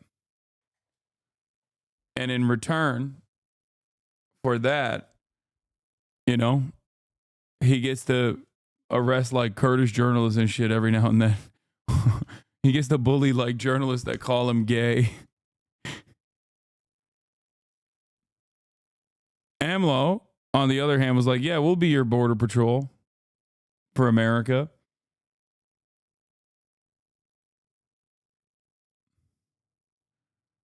So as long as that still remains, I don't think he'll do something about it.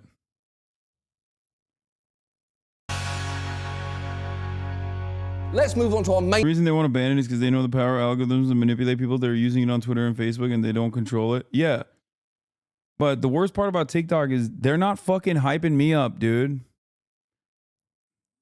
Dear Leader G, I've tried so much. I've said so many nice things. Why the fuck won't you let me pop off on TikTok, man? Please, please, Xi Jinping, please, please. You're too busy hyping up fucking ugly ass Charlie Kirk, bro. He hates you. He fucking hates you, dog. He hates your shit. He said your shit stink. I say you're the best.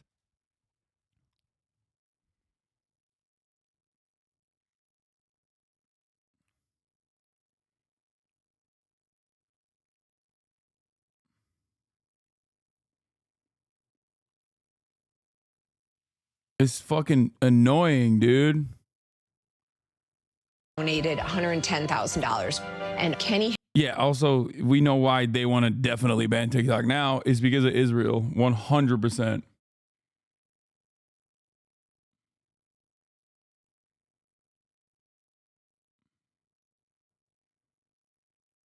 Well, my fucking controversial opinion is it's so good. First of all, every app does this, but TikTok does this so good. Okay? TikTok does it so fucking good. that like even if it was unique to TikTok, I'd be like, I don't care.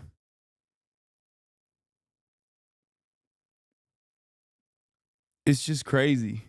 Not on desktop though. Yeah, desktop TikTok is ass. But on the phone, I find myself literally not even watching shows at night. Sometimes I just sit there and just scroll my fucking For You page, dude. It's wild. Like, that's insane. How the fuck did I get here? Doom scrolling? No, my TikTok algo is pretty good. Healthy diet of basketball content. Hasanabi fan cams. No, I wouldn't say my TikTok algo is great. Anime, brain rot.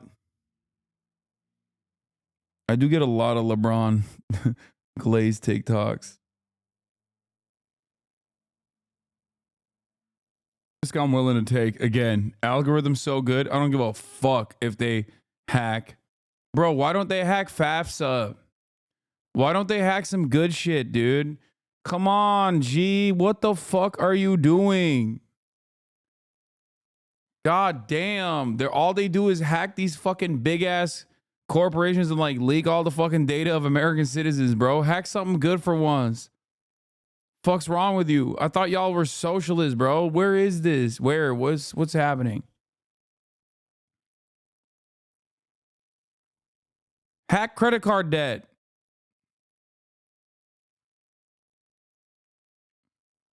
This shit pisses me off, man.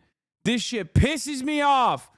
G, I demand you hack, something useful for once. Fuck. Pro TikTok, but every single naysayer that he's had is like a psychopathic government stooge that is from the think tank of like defending American democracy against the Chinese Scourge Institute. Okay? I don't know what the fuck's happening here, but like the first 12 minutes is just straight up like, here, we have this guy whose name is literally Ku Klux Klan, okay? And he's going to tell you all about how fucking dangerous TikTok is. TikTok is going to come into your house and fuck your mom. TikTok's going to come into your house and fuck your dad too, actually. TikTok made your dad gay. Hasan, I'm a fucking leftist, but we can't be arguing China is valid in Xi's power. What does that even mean? What does China is valid mean? Like, what are you saying?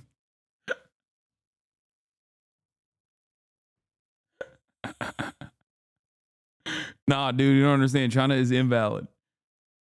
Like if we're gonna talk about like their refusal to help the like, hold up, dude. Hold up. Just like if the dude is clearly a fucked individual. Sorry, I'm drunk. Okay. There's many critiques that you can make of China. Okay. And I certainly have a litany of them and I engage with it all the time. I think recently the Chinese government pulled a debate on an ethnic Chinese militia group that is against the military junta in Myanmar. They pulled him in to the country and then they just arrested him. Okay. And they've been in the tank on and off, sometimes with the militia groups that are against the government and oftentimes directly with the government, funding and facilitating the government. Okay. The military government. That's not good. Okay. That's not good at all. They very clearly do not give a fuck about what's happening in Myanmar. Okay. They don't care. And aside from that, I think that there are a lot of gimmies out there. Like, I don't know, maybe funding, arming, or at least pushing the Philippine Maoist movement in a direction where, they can gain some momentum. Who knows? I feel like that's right in your backyard. You know what I'm saying? Like there's a lot of stuff out there. No, they're not non-interventionists. They are interventionists for sure. They're just not interventionists in a direction that is ideologically consistent or even makes sense. China recently kidnapped one of the Myanmar resistance leaders, which was not very cash money. That's what I'm talking about. Yeah, that's directly what I was mentioning. Okay. So, they do a lot of stuff. It's very obvious that they're, unlike America First leadership here in the United States of America, they're very China first. Okay. That is 100%. Sometimes to a degree that is frustrating for someone like myself. Okay.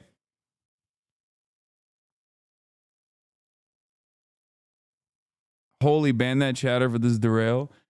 No, but like, I want to understand the mindset of people who are just like, China's not very valid, bro. Come on, dude. Literally RFA talking points.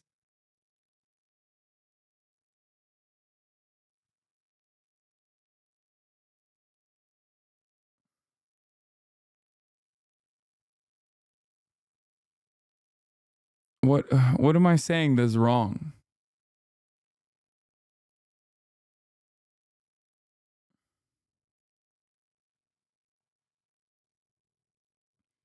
But I think whenever people talk about China and their critiques of China, it's like, you don't understand. They're harvesting the organs of everyone that is in the Falun Gong cult. And also everyone in Xinjiang is dead. They killed everyone in Xinjiang. They just wiped out the entire population. Everyone in Xinjiang is dead. They harvested all their organs, and then they took the organs out, and then they just swapped the organs for other people's organs. It was really fucked up. And people were like, why are you doing that? And basically they were like, oh, we did it because we can. Okay? That's what they're doing. And I'm like, what are you talking about? Yeah. Source, Epoch Times. I read an Epoch Times article.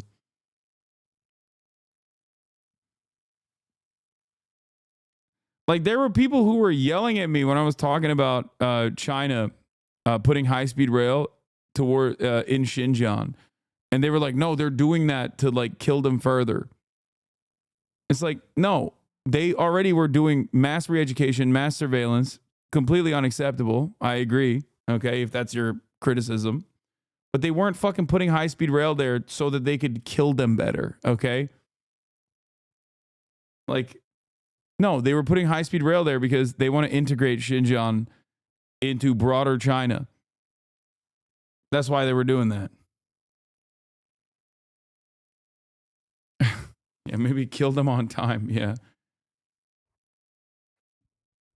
Is re-education unacceptable? Yes. In the way that China did it with dragnet operations, mass surveillance, and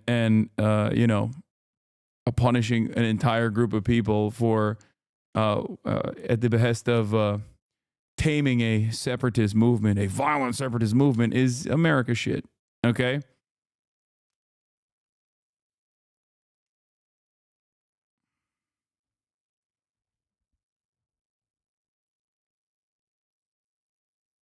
It's like, yeah, but if you're thinking that they're doing cock milking, like, it's not happening. It's not a thing that's happening.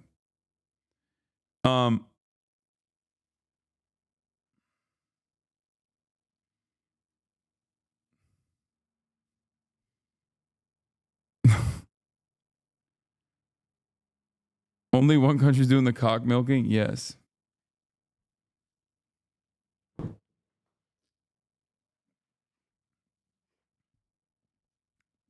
Bro, they're never gonna let you pop off on TikTok now. Well, hold on, let me say some good shit. Let me say some good shit. High-speed rail, punishing corrupt CEOs. I like that. Punishing corrupt party officials that collaborate with the corrupt business officials. I like that a lot. Also, even development. Okay, tier 1 cities. I like that a lot. All the ghost cities are now being populated by Chinese people. That I like that too. Investing in global infrastructure in the One Belt, One Road initiative. I like that. Development coming into the African market. That's good too. Healthcare leaves much to be desired, but you know, that's going to happen. 800 million people out of poverty, extreme poverty. I like that. You never going to China. You know that, right? I don't know if this is a valid take or if it's like a little xenophobic, but I actually genuinely don't know, because like I do talk to my Chinese relatives and they also kind of say like you can't say certain things. So I don't know. I don't know if that's like actually like they would see these sorts of reasonable critiques that I have of Chinese governance and then see it as like a major threat and not give me a visa, or if they just wouldn't give a shit. But I do want to go.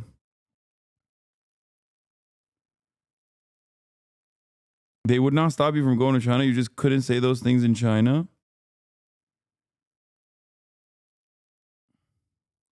Yeah, that would be fucked up if America's biggest China warrior gets fucking barred entry from China.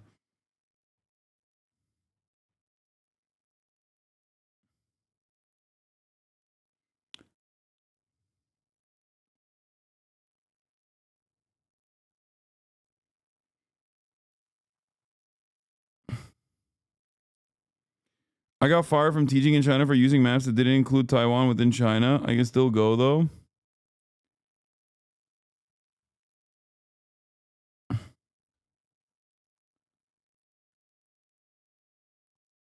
You should go to Xinjiang. Yeah, if I went to Xinjiang, it would not be a threat by the Chinese. It would be a major threat by Americans who would never let me live it down. I've seen all the fucking TikToks from Xinjiang. They're like, oh, look at how chill it is. The moment that I go there and don't immediately yell at like every fucking Uyghur person about how hard they're being persecuted by the Chinese government is a moment where I'm never welcome back in America. I am infinitely more afraid of Western chauvinists than I am of the Chinese government in that situation. Actually, that's not true. I'm afraid of the Chinese government too, because of my criticisms of the Chinese government's mishandling of Xinjiang in general. So.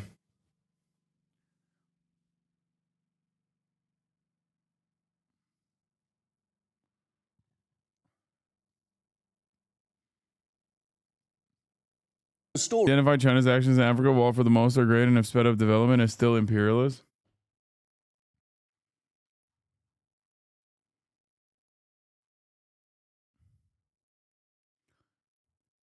You can't say that when Foreign Policy magazine disagrees with you. Like, you just can't. Like, you can't have some of the most like China hawk guys writing articles that go against what you're saying. At that point, it's like, come on, dude. We've moved past this point.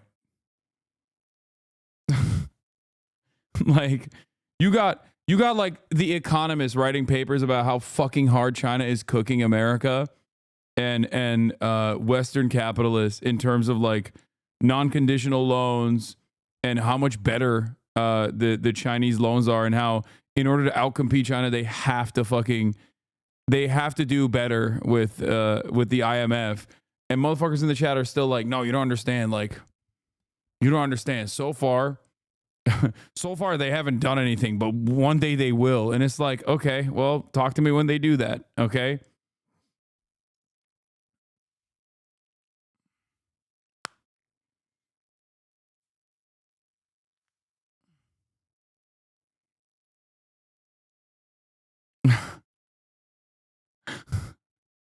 Talk to me when they control every bank and their currency. Okay. Oh, wait.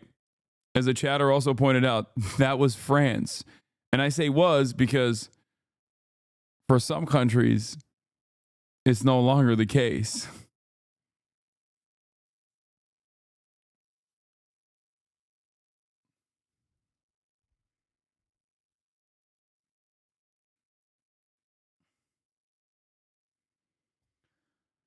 Dude, okay, listen.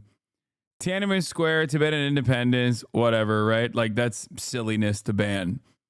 But you want to tell me that in America, our media would not be objectively better if we at least clapped like Epoch Times and NTD?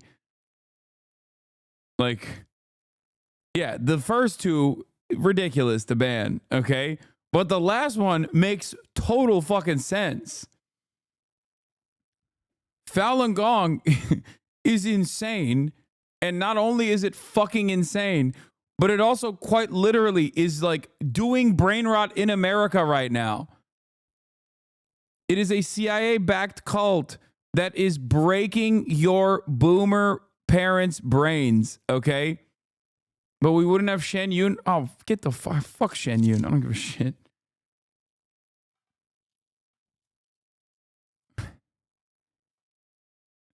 They had a fucking... They were at the DNC, by the way. Epoch Times was at the DNC.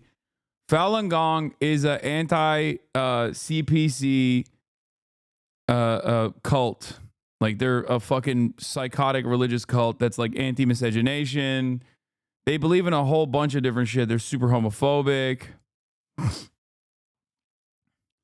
Nepal Prime Minister for the first time is going to China before India to ask for BRI projects. India is annoyed. China is annoyed we have taken almost $600 million in grant from USA for projects. The Maoist Party was kicked out and is fighting the Marxist-Leninist Social Democrat Coalition, who are more concerned with Chinese loans.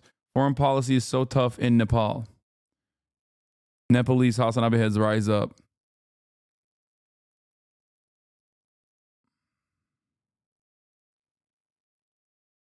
The 5,000-year history, though. Yeah. Yes, they are a fucking insane right-wing reactionary cult that is backed by the CIA because they're anti-CPC. It's CCP, okay? CPC, CCP, it doesn't fucking matter.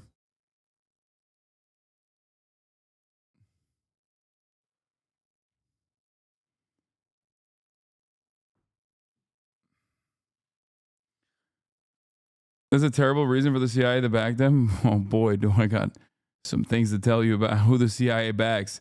That is exactly the type of cult that the CIA backs. What do you... First of all, they did this in Korea too.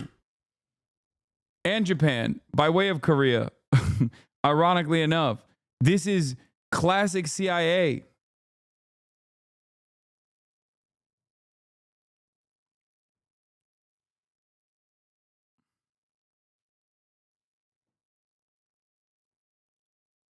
Examples. And this is a deliberate effort by China to manipulate the American public, dude.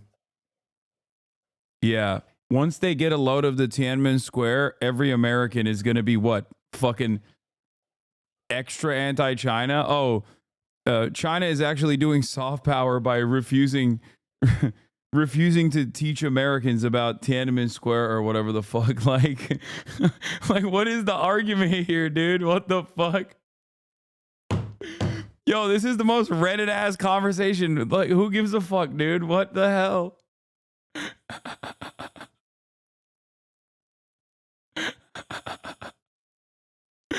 This brother needs to search water on TikTok, okay? Trust me. The results will shock you, okay?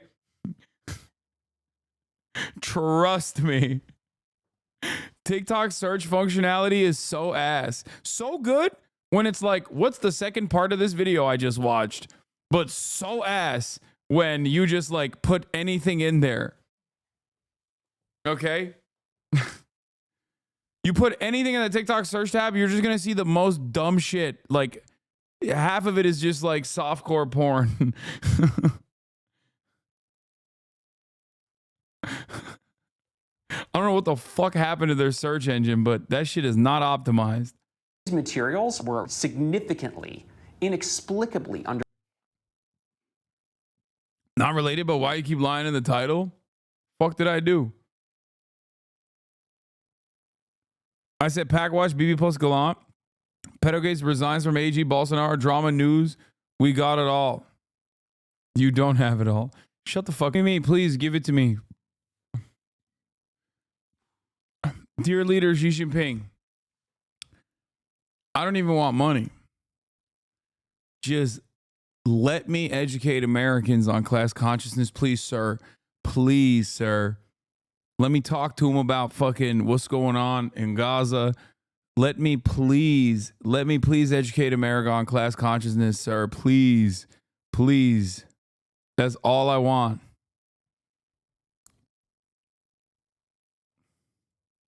And researchers say they haven't. Dude, the level of narcissism is insane. You know I'm joking, right? The fuck? Like, what's wrong with you? Oh my God. Hasanabi hitting the show fell off. No Israel mention. TikTok does the exact same thing that every single other social media application does. Okay. The only difference is that TikTok is not controlled by an American capitalist.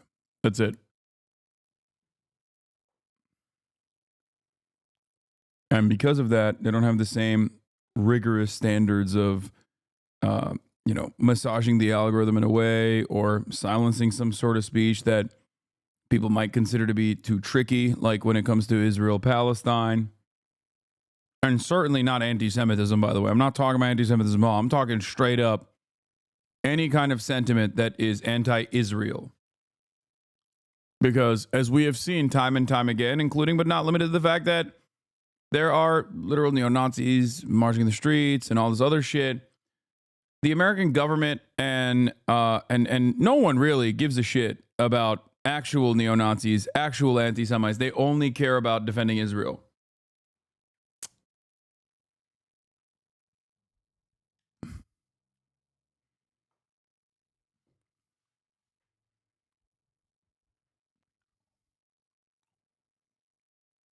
Will EU follow suit if USA bans TikTok? Seems like a pattern in some ways. The irony is if the American government cared about protection of people's privacy, they would follow suit of the EU, which has not banned TikTok, but has implemented some privacy restrictions that TikTok abides by. So the fuck are we doing?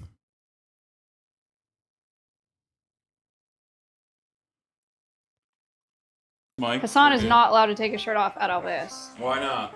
Because that would be on my digital footprint forever. Yuck.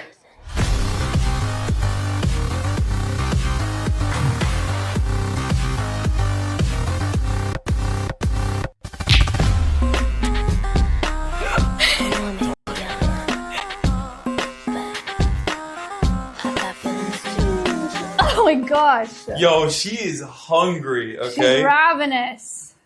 Mike? Hasan is not allowed.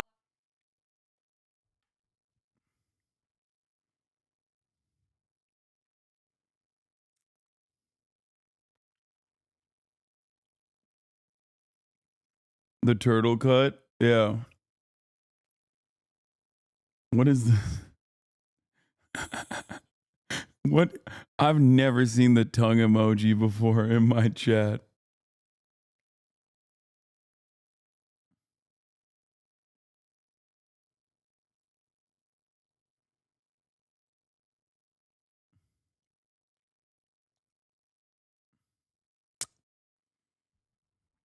They should be going after you for turning me straight. Just like God intended, sister. You passed the dad reflex test. You are not qualified to be a dad.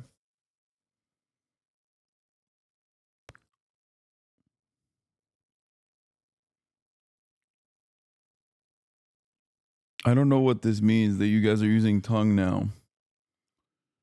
Oh. All right, you know what? Fuck it. Everyone is fucking complaining. Everyone wants me to do it. It's time to play the Korean dating sim. 5 hearts under one roof. Okay? I'm doing it. I'm fucking doing it, you son of a bitch.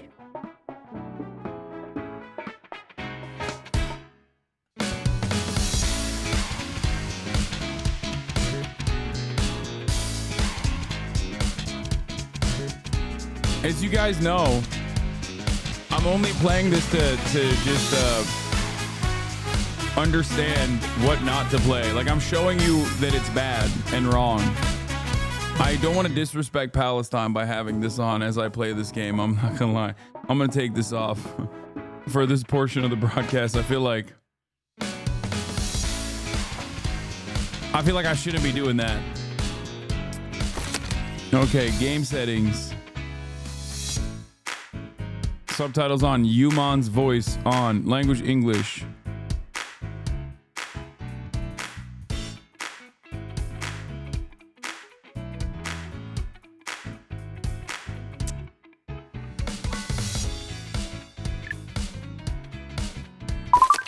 All right, I don't know how this plays. 뭐지?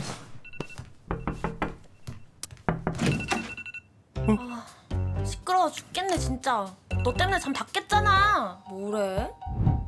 남이서 알람을 맞추던 말던. 오빠 잘 잤어? 야 우유만, 일어나지도 못할 거 알람은 왜 맞춰놓는 거야? 에이, 한두 번도 아닌데 뭐 어때? What is going on, bro? 새삼스럽게. This game is crazy. There's like 8 of them. 깜짝이야. 우유만, 빨리 일어나야지. 이게 무슨 일이야? 다들 누군데 우리 집에 있는 거냐고!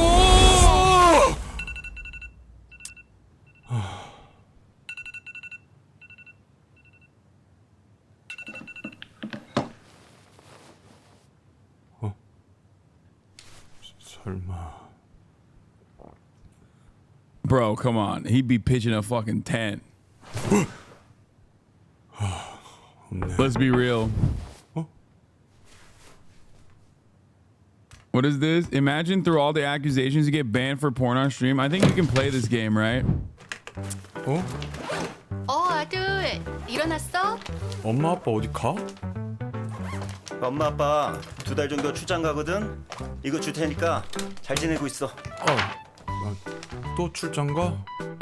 유만 아빠, 얘 소심해서 이런 거 못할 것 같은데? 사내 자식이 나이가 곧 30인데 그걸로 용돈벌이 하고 있어. 집 잘 지키고. 자 갑시다. I'm learning. I'm investigating why. Chat. Whoa, what the fuck is this? I'm investigating why there's a 4B movement in Korea. Okay? I think a lot of you don't understand. This is very important. Okay? There's a 4B movement happening in Korea. And I think it's one, this entire time I thought it was because there's like an insane amount of misogyny and incel culture in Korea. Okay?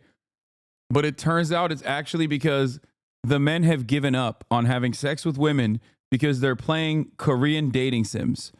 Okay? These dating sims are so incredible so far. I mean, this is like, what, 20 seconds in? And it turns out it's the reverse 4B. It's the men that just don't want to do anything because they sit at home and they play this game instead.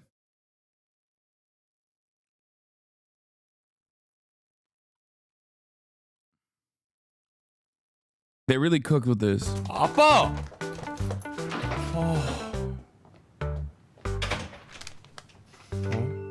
I can't read Korean.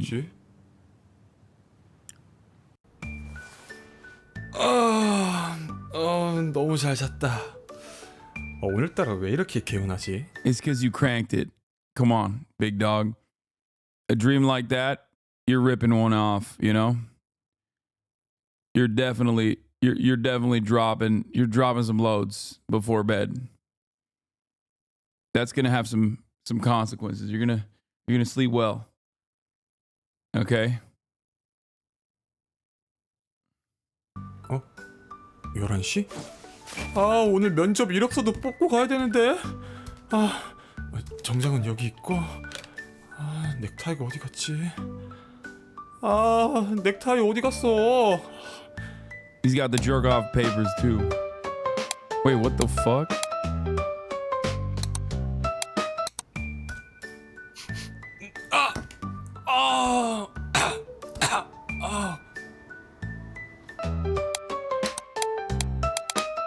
It doesn't seem like I have my necktie there.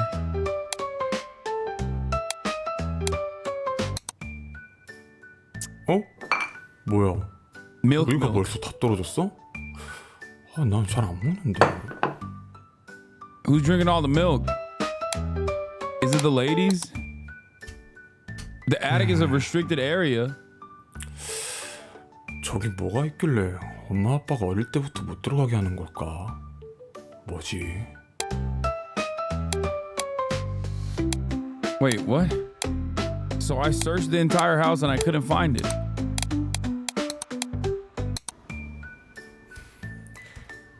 밍밍, 오늘 면접 잘 볼 수 있게 꼭 응원해줘.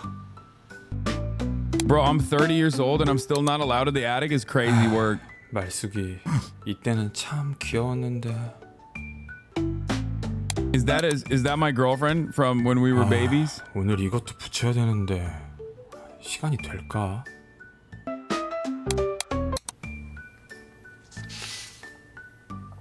Bro, I thought Korean parents were hella strict. What the fuck is going on? Also, I don't want to hear nothing from anybody. This is the first time I've ever actually tuned into a game and the number of people watching increased. Okay? I'm just letting y'all know. Y'all are the real degenerates. Okay? It's not me. It's not me. I just clicked on this game by accident. I downloaded the game by accident. I clicked on the game by accident. I never wanted to play the game. Okay, I just wanted to see if it was woke or not. You know, I'm fucking DEI.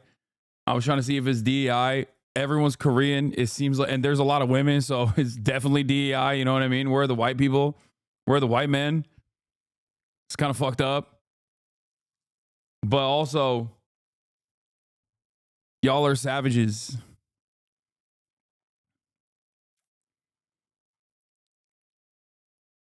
Okay. And it's gone. Everybody left. I shamed them.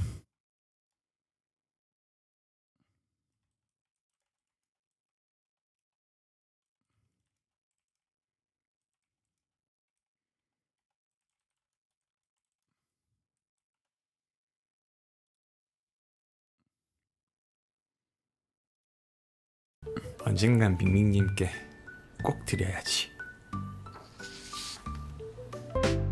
Bro, as soon as I said that minus 2K, that's crazy. I think I shocked people. I shocked people to the core. They were like, what am I doing? Okay, bro, what is happening? I already checked everything. There's nothing there. I gotta go back to the living room. 어? 어이가? Shut up. I don't want to hear your stupid voice. Okay, so I have to go to the attic, right?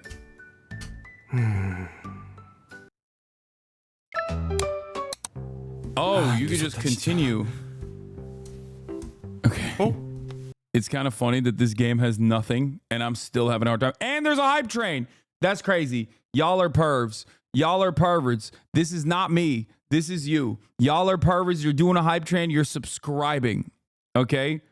You're subscribing for $6 or for free with a Twitch Prime to show me that you want me to keep playing video games.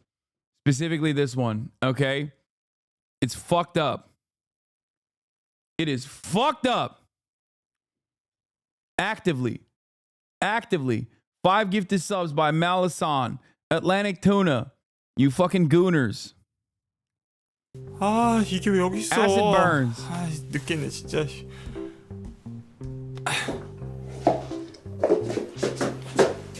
Park Jong.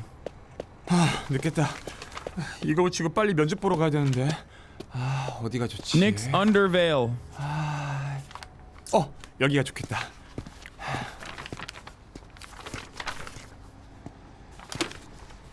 How is this a job, bro? You get paid to just fucking put these flyers up? And he didn't even do a good job with putting the flyers up. 할머니. Oh my God. Am I going to Riz her up? Yo, is this about to be a Riz off? It's like tutorial mission. You start off with a grandma and then you like move on from wait, is she my grandmother?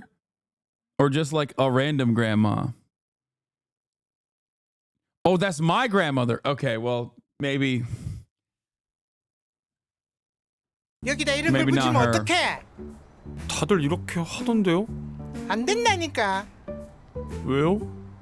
어른이 안 된다고 하면 안 되는 줄 알지. 뭘 이렇게 말이 많아? 그럼 딱 이틀만 붙이면 안 될까요? I have to pee so bad, but I'm locked in. 이틀이야. 두고 I'm 볼 locked 거야 in. 내가. 뭐야? I'm locked in. I have to pee though.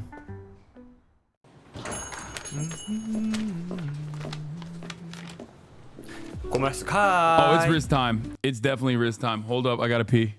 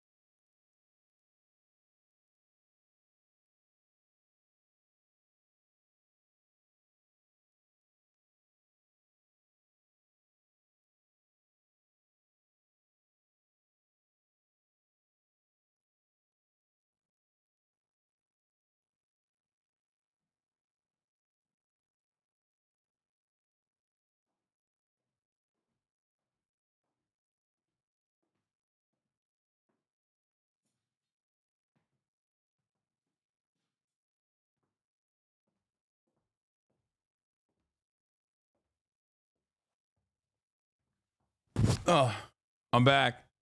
I'm freaking back. Okay, Riz time. I'm ready. I'm locked in. I'm dialed in. 손님 블랙이거든요. Wait, what? 꺼지라고요. 아 나가라고. She's flirting with me. She's flirting with me. You think I don't have other internet cafes to go to? Fine, I get it. Mind your own business. Getting cussed out all the time must mean I'll live long. She's smiling a little bit though. Is she rizzing? How do I riz her? 오늘도 아주 시원하게 욕을 날리네. 아주 장수할 것 같아. 뭐라고? Wait, I did riz her? I 근데 너 confused her. 양복은 뭐야? 어디 I 면접 confused her. That's a confusion riz. 밀크 코퍼레이션. 뭐? 밀크 코퍼레이션? 네가? 응. 그래서 이력서 프린트 좀 하려고. 어이없네. 와서 뽑던가. 아싸.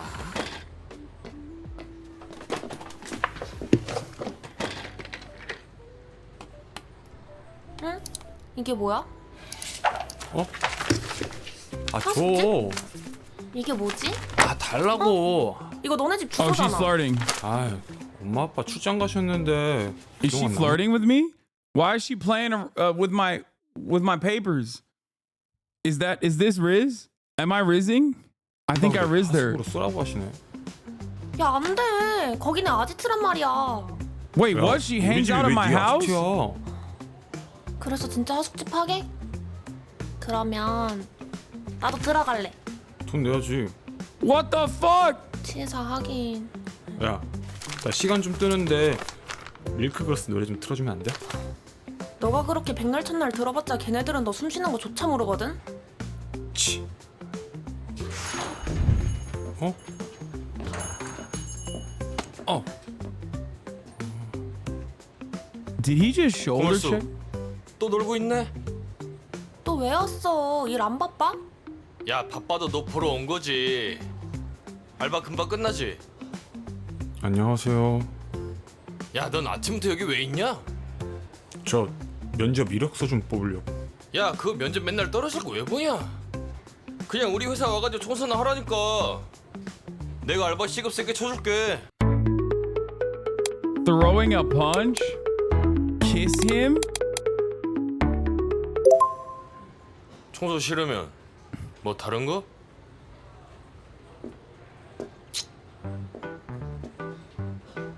너 지금 뭐 하는?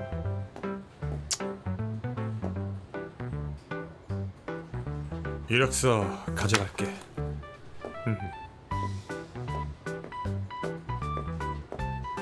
Dude, oh my god, I stunned him. 좀 늦겠다.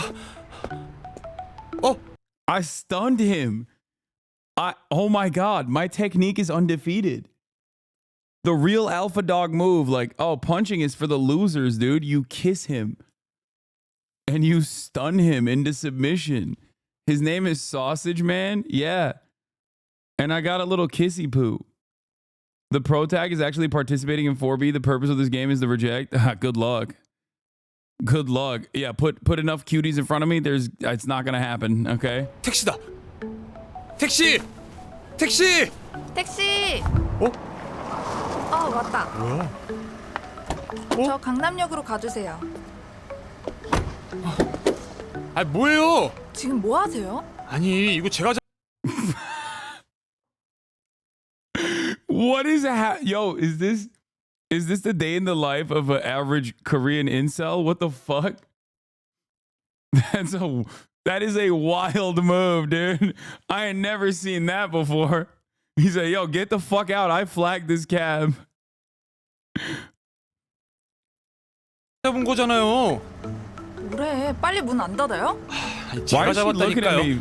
기사님, 저보고 오신 거죠? 그쵸? Okay, I'm doing a lot of creepy, pervy shit, but I don't know if this is autism or not, but it always feels like they're looking at me longingly, despite all the creepy, pervy shit that I'm doing. What is happening?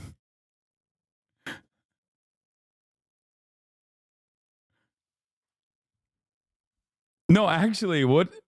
Am I wrong? Chat, come on. Don't say I'm being autistic. I don't think this is a look of disgust.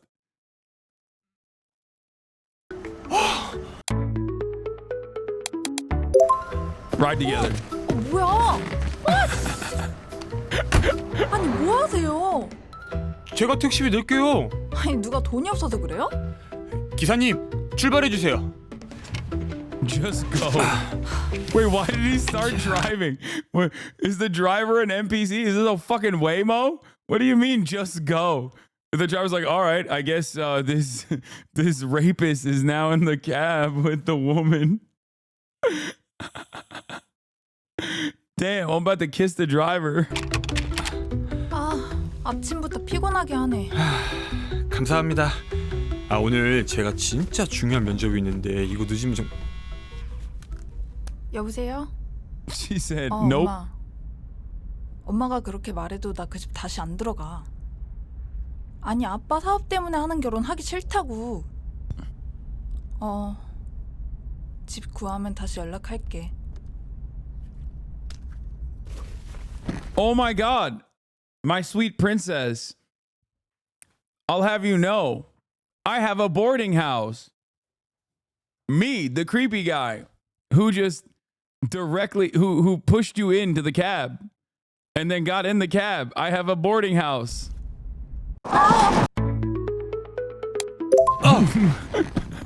The other option was brag about your seatbelt. By the way, I one frame that. God, I got swag. I one frame that.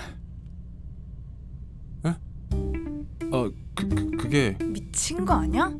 아니 전 차가 갑자기 급정거를 하니까 손이나 떼고 말하지.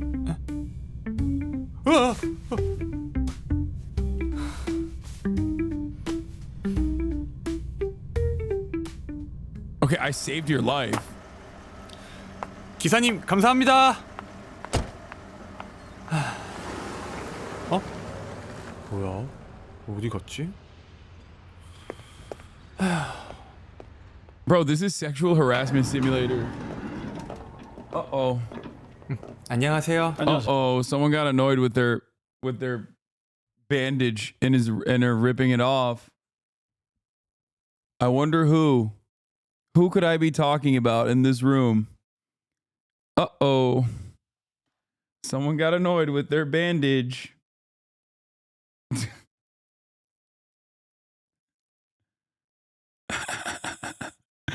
Kaya's officially 93 pounds, by the way. Last time she was at the vet, she was 88 pounds. Now she's 93. Healthy weight. It's a fatty. Fatty, come here. Come here, you little fatty.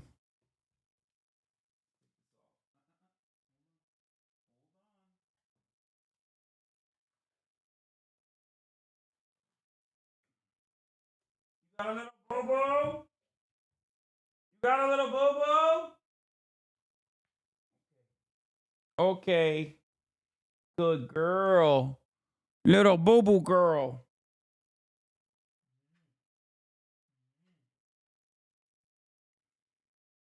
She didn't get a little boo-boo. She got a shot, I think. They drew some blood. Had to get some blood work done so we can see if she can get spayed. Oh, little girl. She's gonna be a lady.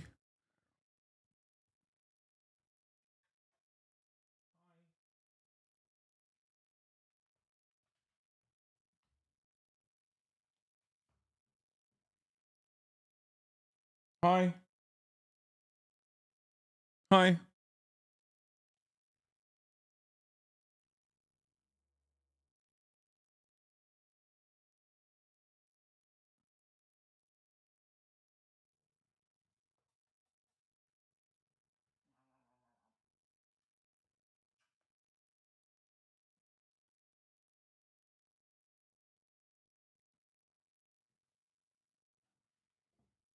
Sorry, I had to take a little Kaya break.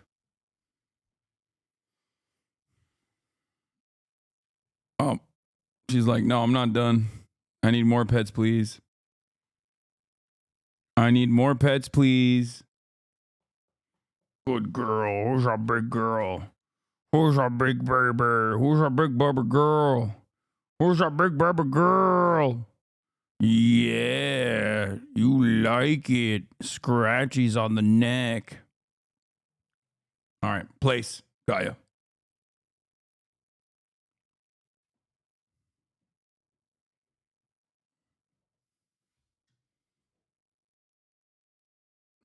Just watched my Trump mom get unk-pilled watching Cenk on News Nation. It was a good moment. Hell yeah. All right, let's get back to this. 처음 뵙는 분 같은데 어떻게 오셨죠? 아, 저 오늘 여기 면접 보러 왔습니다. 아, 그렇군요. 좋은 결과가 있길 바랍니다. 네, 감사합니다.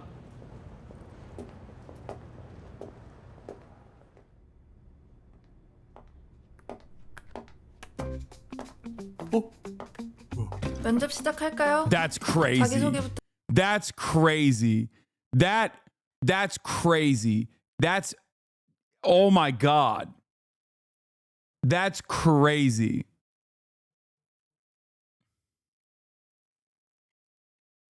That lanyard's going nowhere. You understand me? That shit is tight. Damn. 해주세요. 네, 밀크 코퍼레이션의 밝은 미래 내가 이끌어가겠다. 안녕하세요. 전략팀에 지원한 우유만입니다. 이끄는 건 저희가 할 테니까 잘 따라오긴 하셨으면 좋겠네요. 네. 자자, 그럼 This guy immediately gives me creep vibes. Okay. 질문을 드릴게요. 달리기를 하는 3명이 있습니다. 그때 결승선 앞에서 3등이 2등을 제쳤다면 과연 그 3등은 몇 등을 했을까요? I mean, I want to say second place, but I want to be cocky. I want to refute the question. 제가 왜 그런 거에 대답해야 하죠? 저는 그런 질문을 받기 위해 이곳에 온 게 아닌데요? 100을 반으로 나누고 또 2분의 1로 나누면 어떻게 될까요?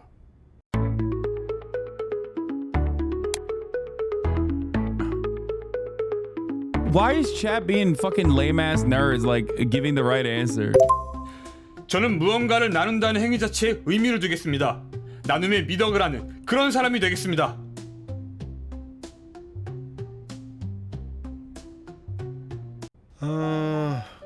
그럼 오늘 면접은 여기까지 할게요. 수고했어요, 다들. Did I fail? 네. 수고했습니다. 엉망이네. 네. 이딴 스펙으로 잘도 들어올 생각을 했네요. 면접자 제대로 안 걸을 거예요? 죄송합니다. 됐고 그냥 이 사람으로 뽑고 자리 마련해 주세요. Oh, she wants me. Oh, she wants me, bro. Come on. Oh my God, the connection we had in the cab when I saved her life, paying in dividends, dude. That's crazy.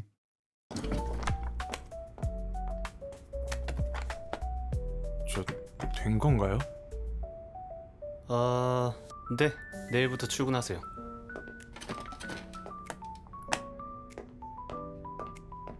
그래도 합격이니까 잘 된 거 맞겠지?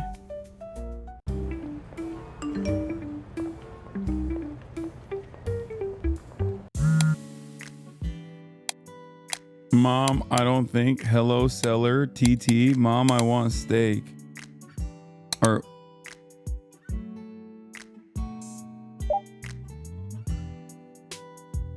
Did you finish your interview? How'd it go?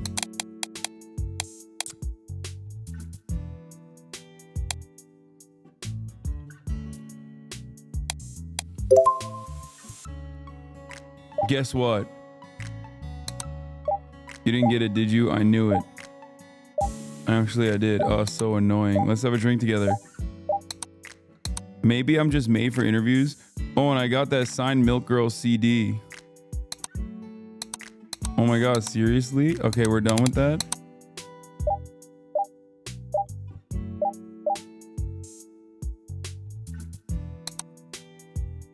Okay.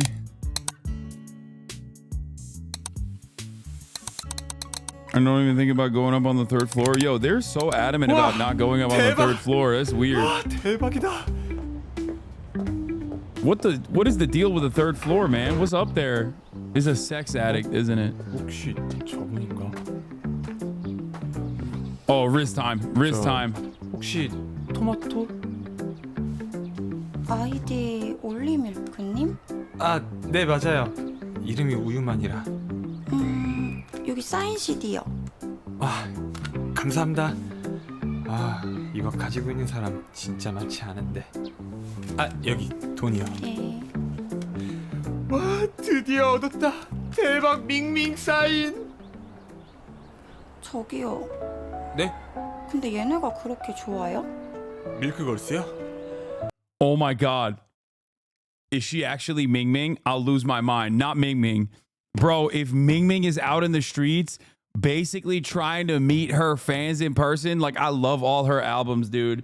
Milk Girls 1 through 8, I've listened to them non-stop. Oh my God, it's Riz time, bro. I bet it's her. That's why she's hiding herself with that goofy ass hat, bro. Oh my God. How could Ming Ming fall for a guy like me is the question people will be asking about in all of the top Korean news channels, bro. 그럼요. 제 인생의 덕질은 밀크걸스뿐이거든요. My whole world, like I'm...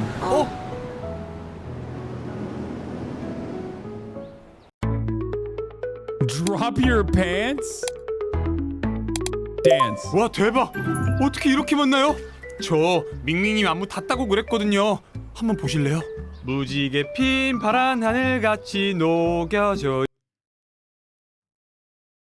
I followed it! No! Ming Ming! First of all, I'm always going for the worst choice. Okay, everybody calm down. No! Is this what Nick Pollum lives like? Is this what his life looks like? This is turning into a Nick Pollum simulator, bro. Stop!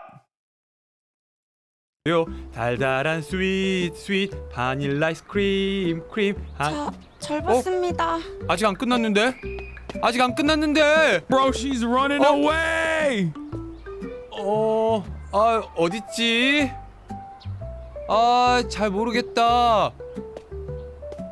아, 어디 갔지? 아, 못 찾겠다. Bro, my Riz is so bad. I got Ming Ming to hide like an animal. You know, like an animal that like an ostrich.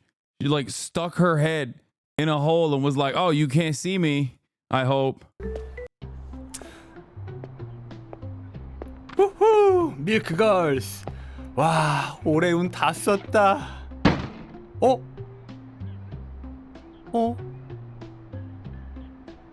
무슨 소리가 났는데? What should I pick, chat?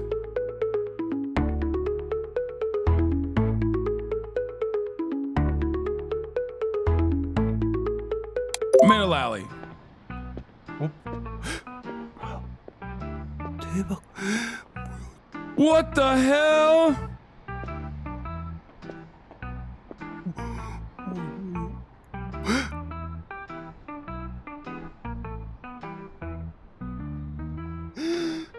Okay, why am I staring at them?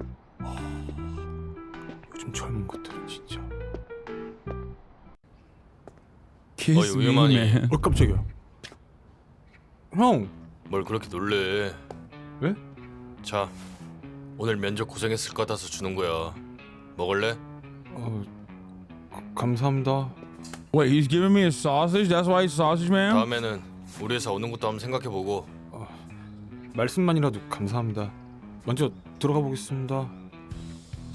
우리 회사 오라는 건 진심이니까 한번 생각해봐. 네. 뭐야? 저 형 갑자기 나한테 왜 이래? 뭐야? Can I fuck sausage man too? 뺏진 않으셨네. 뭐야? 누가 뜯어가긴 뜯어가는구나.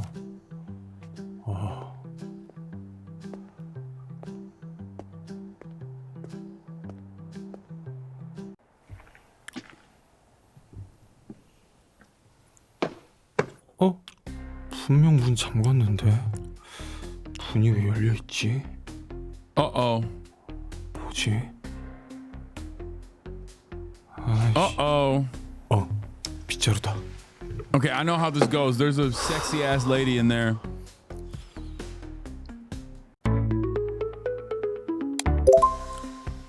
There's a sexy ass lady in there.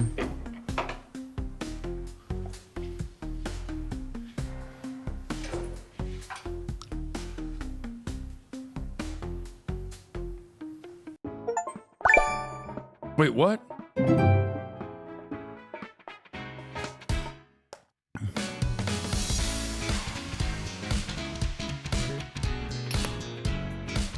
Damn, I'm Rizless, dude. Acquired scenes can be viewed in an album? Oh god, I don't know if I wanna. 뭐야? 아무도 없는 거야?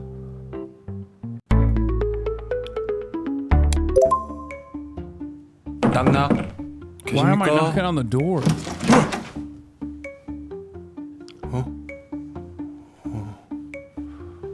없네. Who you feeling? I mean, they're all hot. 어디 있는 거야?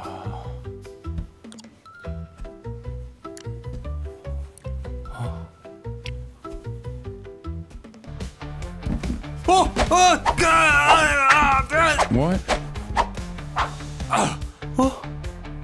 고멜수? 빗자루 들고 설쳐. 도둑인 줄 알았잖아.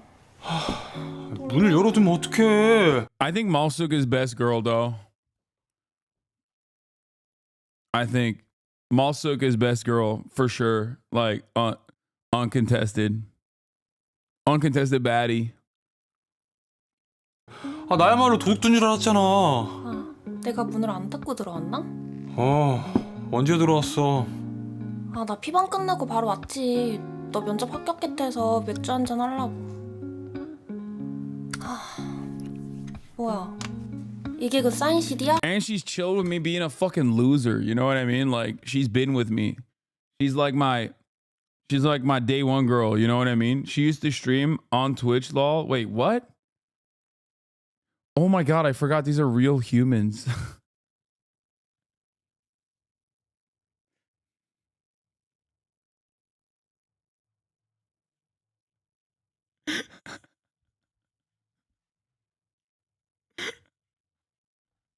I just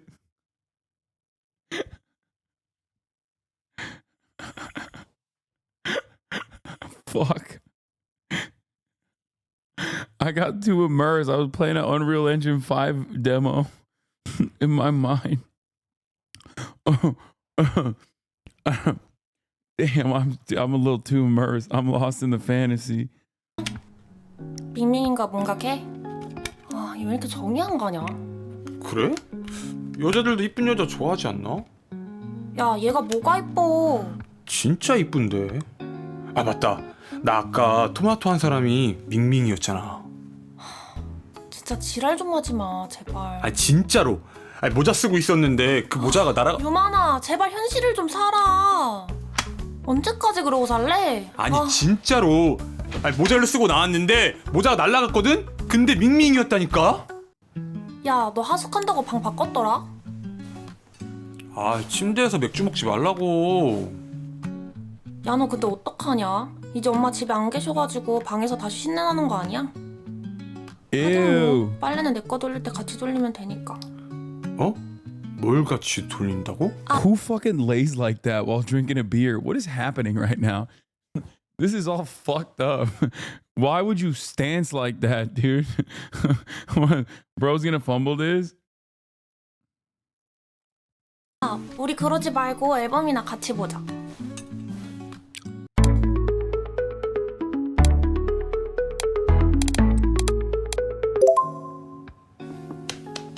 여기 앉아. 싫어. No! 야 근데 너 몇 시에 가려고 또 앨범을 꺼내? 벌써 10시야. 집에 안 가? 나? 나 여기서 자고 갈 건데? 뭐? 자고 간다고? 응. 짠! 그거 떼어간 게 너였어? 응. 나 이 옆방 탐냈던 거 알지? 나 여기서 지내게 해주면 내 거 빨 때 너 것도 빨게 해줄게.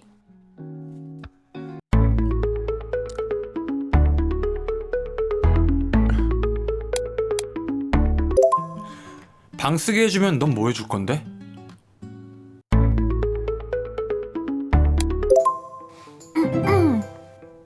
여.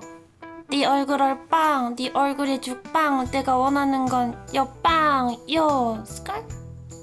너 뭐해? 미쳤어? 월 40이다. 아 몰라, 나 돈 없어. 여기가 시내랑도 가깝고 좋단 말이야. 나 이 옷 입는다. What? 뭔 누런 것 봐. What is happening? What is going on? How am I 아야 not 뭐해? fumbling? 안 보이는 데서 갈아입으라고. 왜, 막 설레? 너가 나 아니면 볼 일이 어딨다고. 안 봐도 되거든. 어때?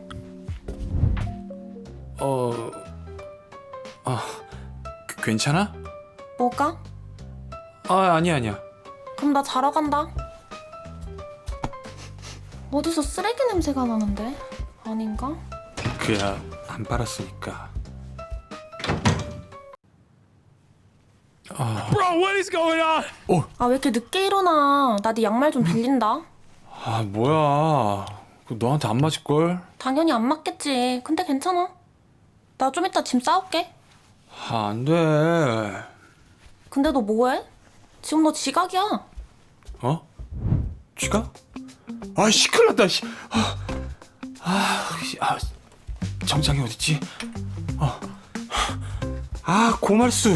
이것도 언제 이렇게 접어놨어? 밍밍한테 쓴 편지 어디 갔지? 아무거나 챙기자. 출근하면서 음료 6잔 부탁해요. 음료수를 사오라고? Wrist time. Wrist time. Lock in. Lock in. Lock in. Lock in.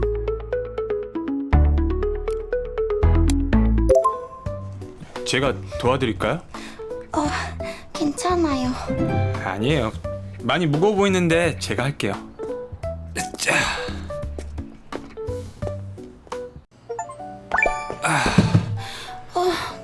땀 흘리시는 것 좀 봐. 감사합니다. Oh my god. Oh my 밍밍? god. 어제 그 토마토? 와 이틀 연속 식물 영접 대박. 밍밍님 여기서 일하세요? 저 근데 좀 조용히 좀 해주시면 안 될까요? 죄송해요. So what's the deal? Like, is this a statement about like the way that K-pop stars are mistreated in Korean society, so much so that they also have to like secretly work a day job until they break through? Is that what it is? Like, am I learning about Korean culture right now? Is that what's going on? Is there social commentary here, or is this just like some weird twisted perv fantasy? And Ming Ming is in every corner, and the Korean perv gods have given me a second shot after I fumbled the last one.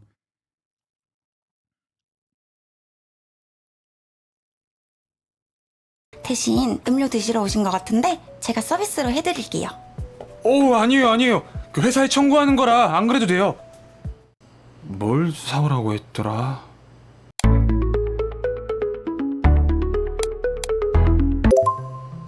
Six cappuccinos. 저기 잠깐 시간 되세요? 솔직히 저희 사인 CD도 구매하시고 엄청 팬이신 거 알아요. 근데 보시다시피 저희 돈 없어요. 그래서 이렇게 사인 CD나 팔고 일을 해야지 생활이 가능해요. 솔직히 창피해요. 아니요. 저 때문에 그렇게 느끼실 필요는 없어요. 아무튼 오늘 저 보신 거 비밀로 해주시면 안 될까요? I got a boarding house. 네. I got a boarding house. Ming Ming. Ming Ming, I have a boarding 비밀로 house. 해드릴게요. 근데 밍밍님. He says she sounds like a scam DM. Yeah. Hey, hello, it's me, Ming Ming. I'm calling you from this profile because I got locked out of mine. Can you please send me a PayPal? 아니, 민정님을 덕질하는 건 제 인생의 자부심 중 하나거든요. 그냥 존재 자체만으로 저에겐 늘 위로세요. God, bro, sick. 그러니까 창피하다거나 그런 생각 안 하셨으면 좋겠어요. He said it's one of my life's proudest accomplishments of being your stand. What the fuck, dude? 저 이거 이게 뭐예요? 제가 언젠간 만나게 되면 꼭 드려야지 했던 건데 어제 오늘 있었던 일은 제가 꼭 무덤까지 가져갈 테니까 너무 걱정하지 마세요. 저 그럼 출근해야 돼서 안녕히. You and LeBron, bro. Okay, you got me. I'm not gonna say anything about that. You're right, but like, you know, why wouldn't you glaze LeBron like that? It's not even glaze at that point. It's just valid. Shut the fuck up. 계세요.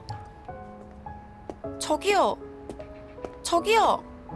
If LeBron played basketball with me one time and like, you know, maybe help me fix my shot mechanics or something, maybe show me like a post move, I would probably die after that moment. I could die happy. Actually, I wouldn't want to die because he would be taken aback by my fucking good ass vibes and also the potential that I have.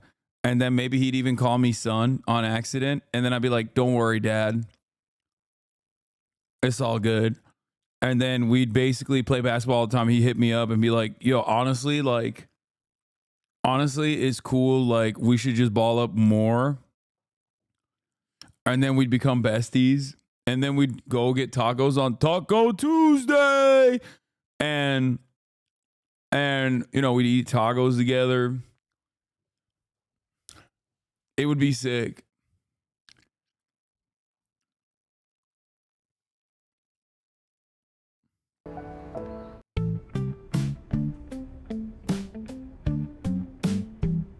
You are 33, man. It's okay. LeBron is like 40. He could be my dad. 부장님, 안녕하십니까? Ew, bro. 둘만 서원. No. 저 우유만입니다. 아이 그래. 우리 우유만 사원 들어와서 내 기분이 참 좋아. 응? 인서 씨, 막내 탈출해서 좋겠어. 응? 아무튼 모르는 거 있으면 나 말고 우리 요 동과장한테 한번 물어보라고. 그럼 우리 둘만 선 파이팅이야. 아, 예, 알겠습니다. 화장실 봐. 가. 아, 네.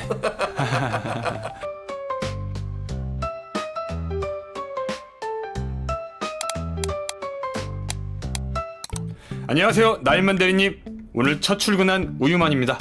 우사원. 키가 좀 크네? 군대는 군대 다녀왔습니다. 역시 군대를 다녀와야 좀 이 컨버세이션이 통하지. 회사는 좀 어때요? 괜찮은 것 같아? 네, 좋은 것 같습니다. 우리 회사가 또 여직원들이 예쁘거든. 응? 아, 네. 아무튼 그럼 수고해요. 뭐야? 안녕하세요. 안녕하세요, 선배님. 뭐라고요? 저 오늘부터 첫 출근하는 우유만이라고 합니다. 아, 후임이시구나. 안녕하세요. 가르쳐 주시면 열심히 배우겠습니다. 아, 근데 여기 학원 아니고 회사잖아요? 네, 좀 곤란하세요. 저 좀 바빠서. 죄송합니다. 아, 맞다. 앞으로 할 말은 톡으로 주세요. 말로 하지 말고. 네. Save the best for last.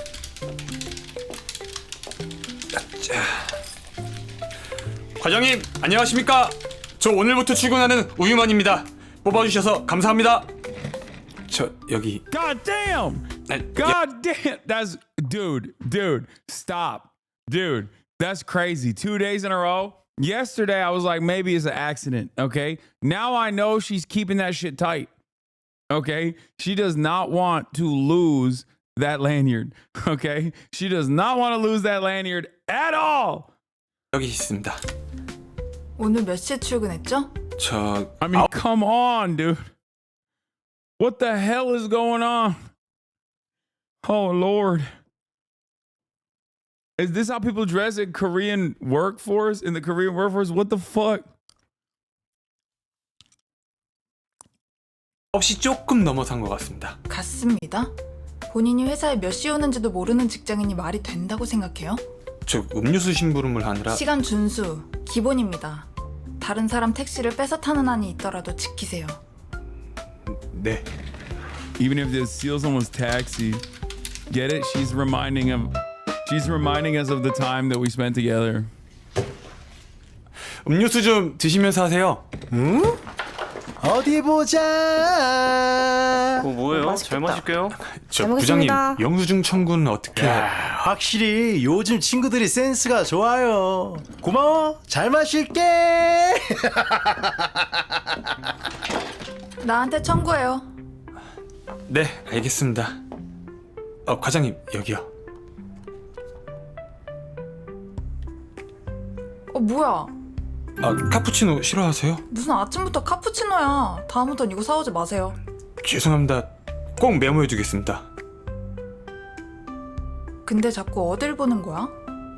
저 여기 입술에 거품이 엄청 묻으셨어요. 뭐? 우유만 씨도 빨리 자리로 가서 일하시죠. 네. Oh my god. This game is so stupid.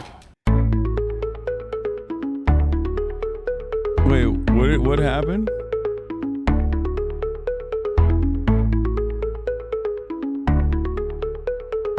Tell?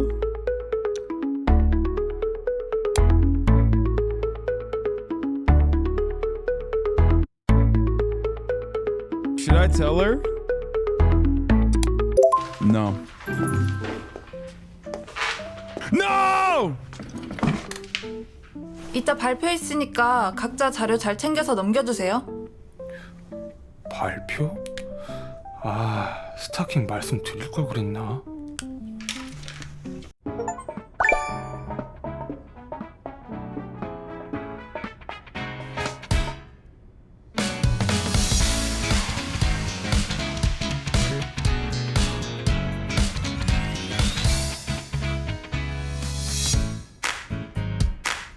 This music is great.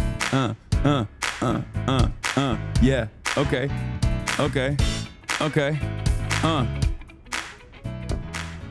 자, 모두 오늘 고생 많았고 퇴근하도록. 네, 수고하셨습니다. 재빨라. 고고씨. 고생했습니다. 뭐야? 우리 언제 나갔지? Oh! What? Hey yo! What the fuck? Bruh. And the piggies. Yo, this game is crazy. This game is fucking out of... I love this. This is the best game of all time, dude.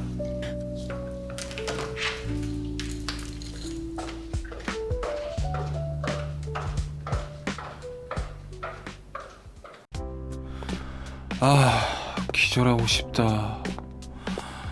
역시 회사는 쉽지 않네. 어? 동 과장님? 이 동네 사시는 건가? That's creepy.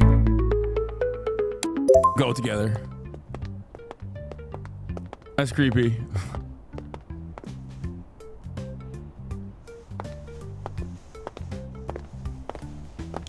I'm just stalking.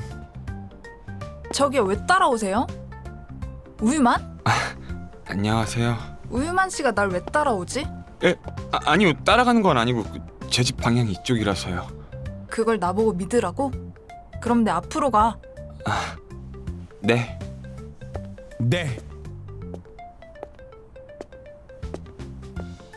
Renounce Kim Il-sung and Jusha ideology right now. South Korea, best Korea. Oh, straight up. It's true. It's so real. 아니 민정님? 민정님이 어떻게 여기? 저 이거 보고 왔는데요. 저한테 쪽지 주셨. Oh my god. Oh my god. Oh. Wow. Serendipity. How could this happen? How could this happen? Wrong note, but still right house. 잖아요. 예? 이게 좀 오해가 있는데 원래는 그게 아니라 다른 걸 들으려고 한 건데. Someone just said, F you, Fox News. This is where I get my news from. 설마. 과장님? 가신 거 아니었어요? 우유만 씨. 설마 이거 여기야? Oh my god. Oh my god. 맞는데요? Oh my god. Oh my god. This is crazy. How is this happening? How is this happening all at the same time? 일단 우리 집에 오신 걸 환영하고. Someone just said, did they get bigger? Shut up, dude. The answer is yes. 뭐 좀 드실래요? 밥은 무슨 밥이야. 이 시간에 먹으면 살밖에 더 쪄? 저도 체중 관리 중이라 안 먹을래요.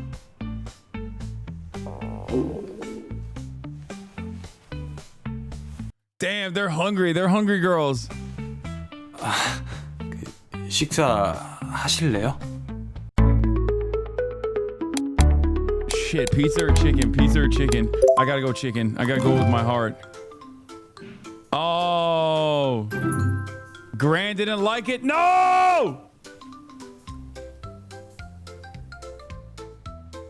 와, 입에 좀 맞으시나 봐요. 유만 씨도 얼른 먹어요. 제가 또 살다 보니 밍밍님이랑 밥 먹는 날도 오네요. 다리 드세요. 대박. 역시 밍밍님은 진짜 다정하신 것 같아요. 그 MBTI가 어떻게 되세요? 프로필 정보에는 아직 안 올라와 계시던데. 저 뭐일 것 같아요? What is MBTI? What the fuck is MBTI? What is that? What the fuck is this shit? Bro, I don't fucking know. INTP가 아니라고요? 말도 안 돼요. 왜요? 밀크거스 팬클럽 일기에 빛나는 팬심에 의하면 밍밍님 MBTI는 CUTE잖아요. 뭐예요? 진짜.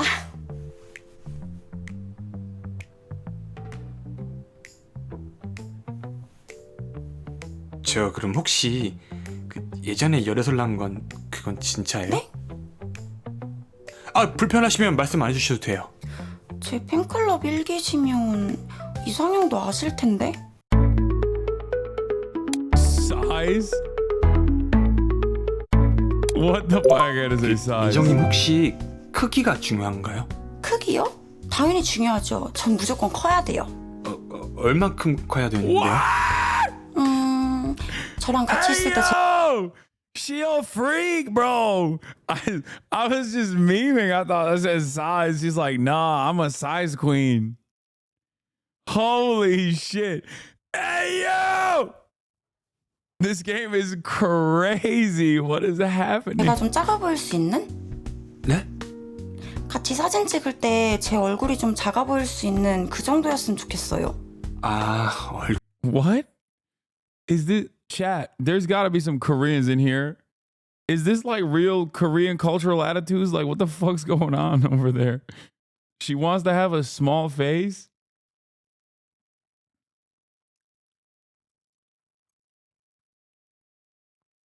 What is a small face? What? 4B movement super soldier? Yeah, face size unironically is a thing, especially in pictures. Your head is too small, I'm sorry. No, I know that. I know that it's like a delicacy. I'm a delicacy in Korea. Having broad shoulders and a small head is like super sexy, right? That's what I've heard.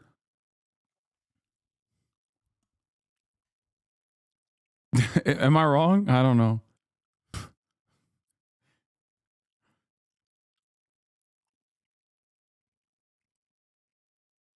(4B) movement MK Ultra.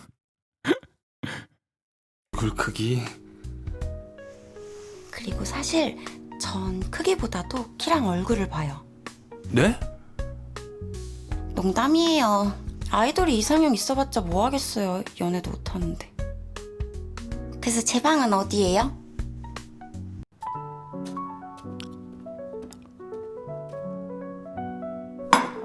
Damn. 과일 드세요.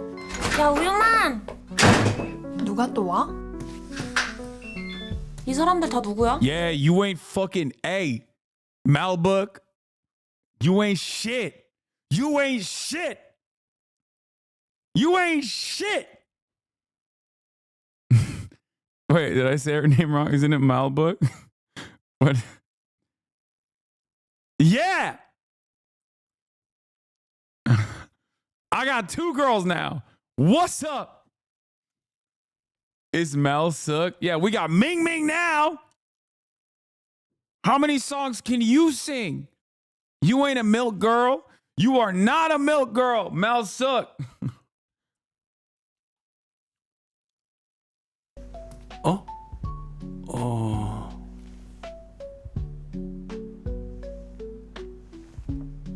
Oh, she doesn't like it.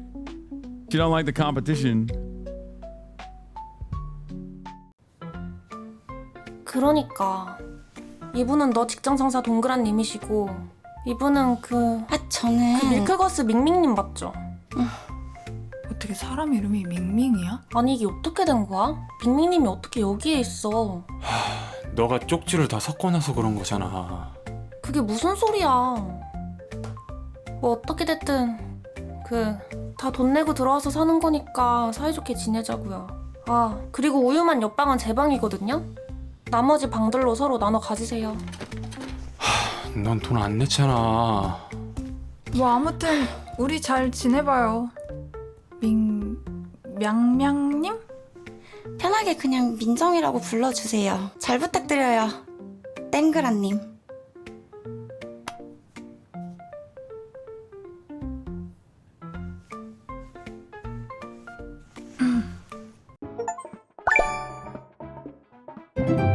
Yeah, Mel Sook. Woo! And Ming Ming too. Let's go. Okay, well, that's fine. She's hard to please, bro. Gran is hard to please. Are they kidding me? Acquired scenes.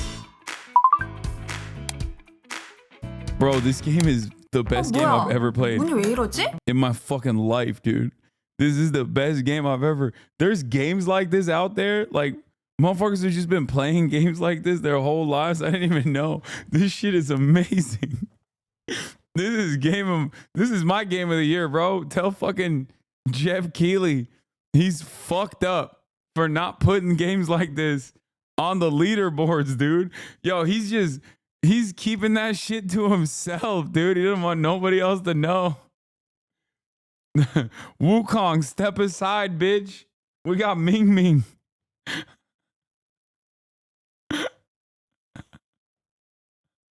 What the fuck?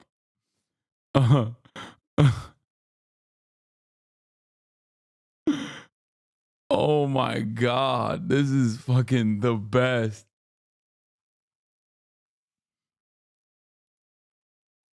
Yeah, I'm gonna talk to Hideo Kojima and be like, yo, can you make a dating sim, please? Korean dating sims go hard since girls are abstaining from dating over there now. 어디요? 여기요. 뭐야, 갑자기 왜 이러지? 그죠? 문 원래 아니랬죠? 네, 이거 수리기사님 좀 불러야겠는데요? 아, 우유만 씨는 이런 거 할 줄 모를 것 같고 사람 불러야겠네요. 문에 뭐 문제 생겼나? 야, 우유만! 어?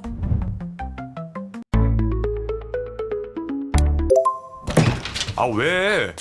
야, 문을 이렇게 활짝 열면 어떡해? 아 미안. 근데 왜 불렀는데? 아, 샴푸 다 떨어졌잖아. 벌써 다 썼다고? 여자 셋인데 그럼 당연한 거 아니야? 그래서 나보고 사오라고? 그럼 내가 사올까? 빨리 갔다 와. 이거 하숙집 주인이면 해야 되는 일이니까.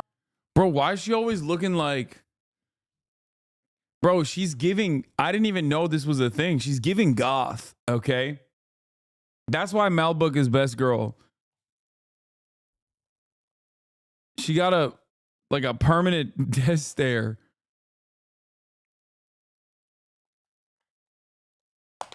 It's crazy.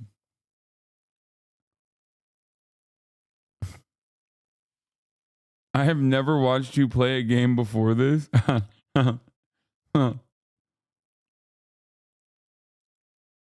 넌 돈도 안 내잖아. 빨리 갔다 오라고. 야, 덱스판테놀 함유 0.2%인 걸로 사와. 이상한 거 사오지 말고. 몬테놀? 아 진짜 어이가 없네. 무슨 테놀이라고 했던 것 같은데. 아 그냥 아무거나 사가지 뭐. 어?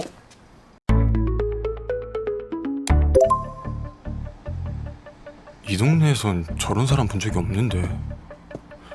뭐지? 아 수상한데. 사람들한테 조심하라고 말해줘야겠다.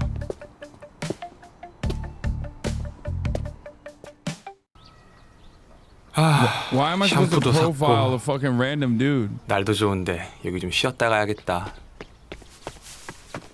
우유만. 어? 누구? 오빠 나 은비. 은비? 고은비? 오빠. 나 까먹은 줄 알고 왔. Bro, it's fucking raining out here. What the fuck?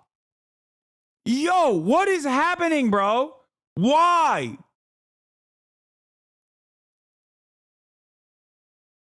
Why are there... First of all, that's a child. This person is not in high school, okay? That's number one. This is the high school sweetheart. Get with the fucking program. This is the girl that I dated in fucking middle school or whatever, okay? That's number one. Number two, why the fuck are there so many girls? Like, what is happening? Chat, pay attention. Chat, pay attention, okay? Pay attention. Lock in.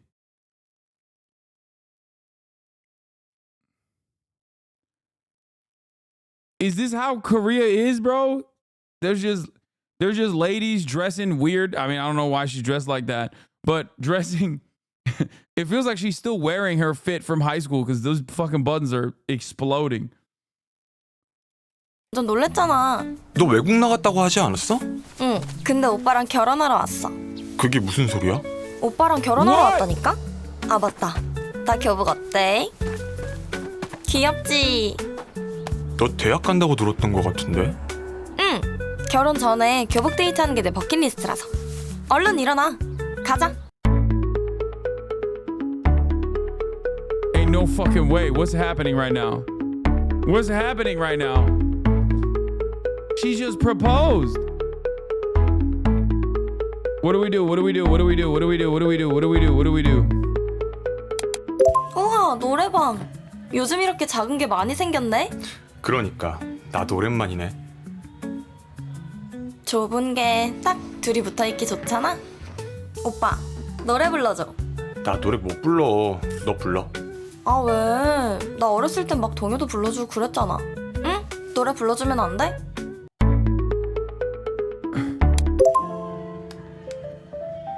Yeah, I had to do it to him. I'm the Riz God. 머리핀 있어야겠다.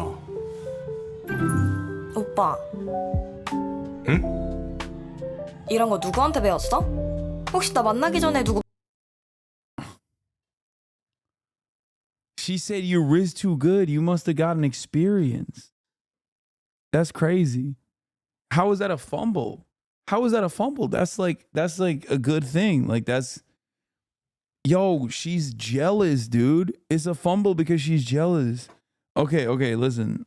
Before someone says like hold this L, I need to say something.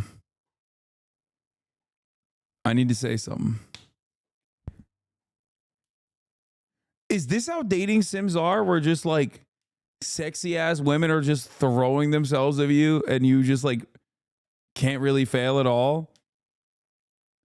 Because this is the reason why men are incels now. If I, at a younger age, if I encountered this world, I would be a dramatically different person. I would probably be in the Destiny community right now, fighting for my brave fucking warrior Destiny. Like, no pussy in sight. Just absolutely will never get laid. In every Reddit group, in every Discord server, 100%. I would literally be the sweatiest fucking incel nerd of all time. Because the reality is, like, if I got this level of dopamine from video games, I would never talk to a woman, ever. Yeah, I straight up, I would never talk to a woman. I'd be too busy fucking playing this game on one screen and games like this. And then on the other screen, I'd be like cyber stalking whoever his enemies are to make sure I can dox them and their chat and, you know, whoever's out there. Like, I'd make it my life's mission, you know?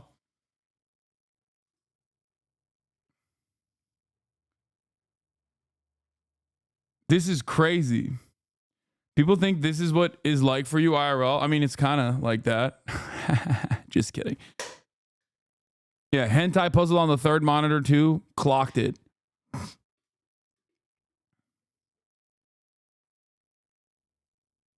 It also subconsciously trains them to believe that women in real life will respond or should respond in the exact same way. And when they don't, they freak out and don't know what to do. So they get angry. I didn't even know things like this existed, dude.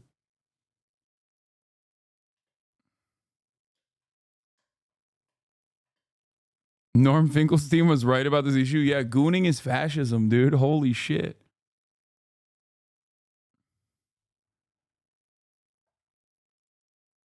만나거나 그런 거 아니지? 에이, 내가 누굴 만나. 아씨, 짜증나. 빨리 올걸. 그러니까 빨리 오지. 말쓰기 전에 너 보고 싶어 했는데. 나 노래 부를래. She's sad that I was getting bitches. She's sad. 아, 진짜 재밌게 잘 놀았다. 역시 한국 오길 잘했어.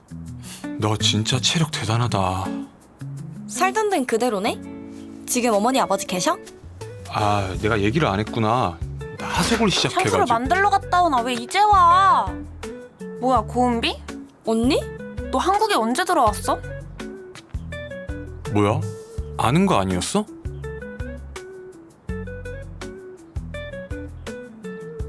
What? Why are they looking at me like that? What's happening? 그래서 다들 여기서 하숙하고 계신다고요? 안녕하세요. 어? 밀크걸스? 뭐야, 오빠? 이 사람은 어떻게 여기 있는 건데? 저를 또 알아주시는 분이 계시네요. 오빠가 하도 얘기해서 아는 거니. Bro, this is what a lineup. What is going on? Kino, this is it. This is the greatest video game of all time. I cracked the code. This is like, this is the stupidest fucking thing. This is not how the real world works. What the fuck? Cinema. No, I'm not. This is insane. There's just like baddies everywhere. I keep fumbling over and over again. And baddies keep raining. Baddies keep raining in, dude. What the fuck?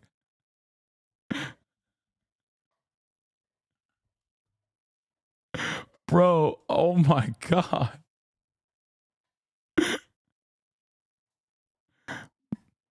It's time to milk max. I'm milk maxing right now. What the fuck is going on?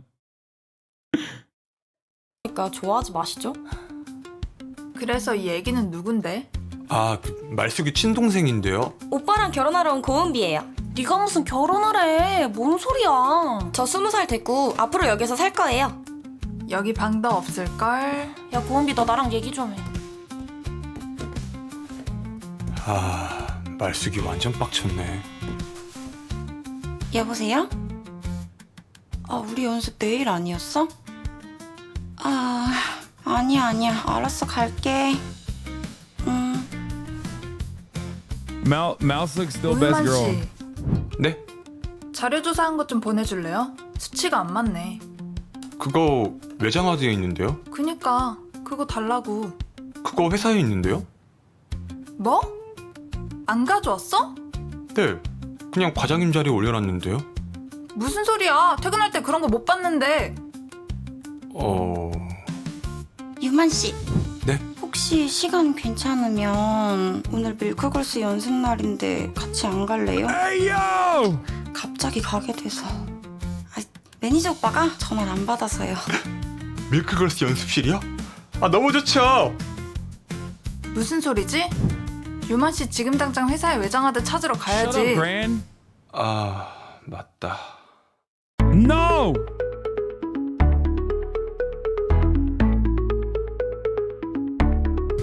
This game is really about the joys of being a landlord? No, I'm going with Ming! 제가 살다 보니 밀크걸스 연습실에도 오네요. 아, 오늘 매니저로 오신 거니까 뭘 편하게 해야 되는데. 해도 되죠? 오빠? 오빠? 얘들아 안녕? 뭐야? 왜 남자? 아, 오늘부터 약간 중간중간 일을 도와주실 우유만 씨야. 아, 안녕하세요. 아 매니저? 안녕하세요. 민정아 숙소 안 들어와서 걱정했잖아. 아 진짜? 그래. 아니 우리가 아무리 망돌이라지만 막 밖에서 자고 다니고 그러면 Wait, are 개무시당하지 they 않겠어? coming? Are they 미안해 staying with me 사정이 좀 too? 있어서. Yo, I got 정말 space. 미안하대. 저희 연습하는 것 좀 봐주실래요? I got space. It's crazy. 아저씨? Act cute practice? Wait, that's... Wait a minute. Wait a minute. What the fuck is this? I need to know. 거기 리나 선배님도 오는 자리니까 우리 서로 거 보고 피드백 해주자. 그래, 민정이부터 What the fuck 해보자. is act cute practice? 해볼게. 네가 너무 좋아. 어떻게 네가 너무 예뻐. 어떻게 잔말 말고 말해. 좋다고. What the fuck is this? What the fuck? What am I looking at? What the fuck is this? Bro. What the fuck? What the fuck are they doing? Yo, you're a grown ass woman. What the hell?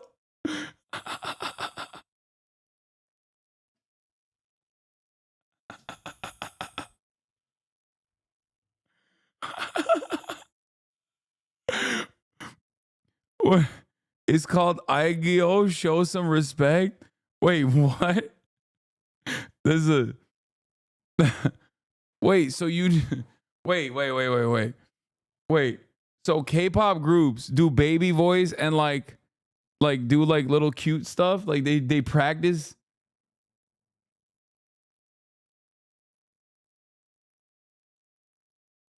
What?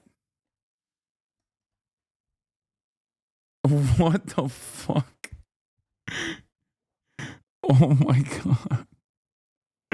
What? I'm learning too much. I'm learning so much. I need to unlearn shit, okay? I've learned too much. I need to stop learning.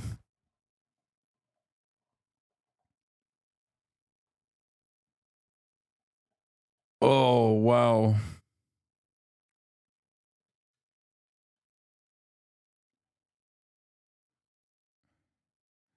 I'm back on the DPRK train.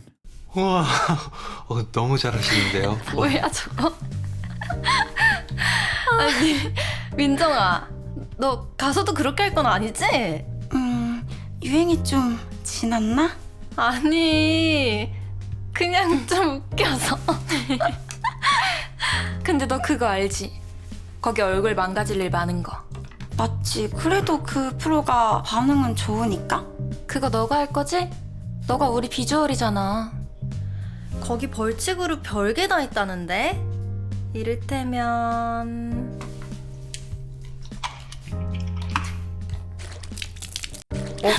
저기 잠깐만요. 아, 지금 뭐 하시는 거예요? 우리 다음 주까지는 연습 열심히 해오기다. 알겠지? 가자.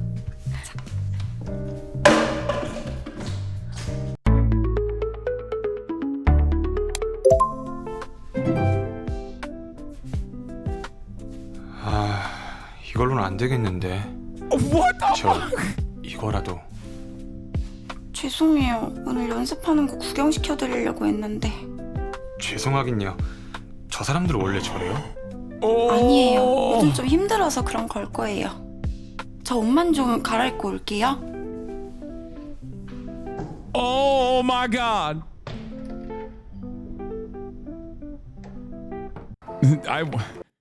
Chat, let's not talk about my one frame on Wipe It Off, okay? I'm a gamer. It's just old habits die hard, okay? It's just I'm always going for the headshot. And that's basically what happened there. It's instincts. It's ultra instinct. I just locked in. It's just gamer instinct. That's all it is. That's all it is. It's not deliberate. It's like second nature to me. It's not a big deal. I know it's impressive. I know you guys are shocked. I'm just letting you know. 사실 요즘 애들이랑 사이도 별로 안 좋고 혼자 가기 무서워서 매니저 있다고 거짓말한 거예요, 유만 씨한테. 미안하긴요.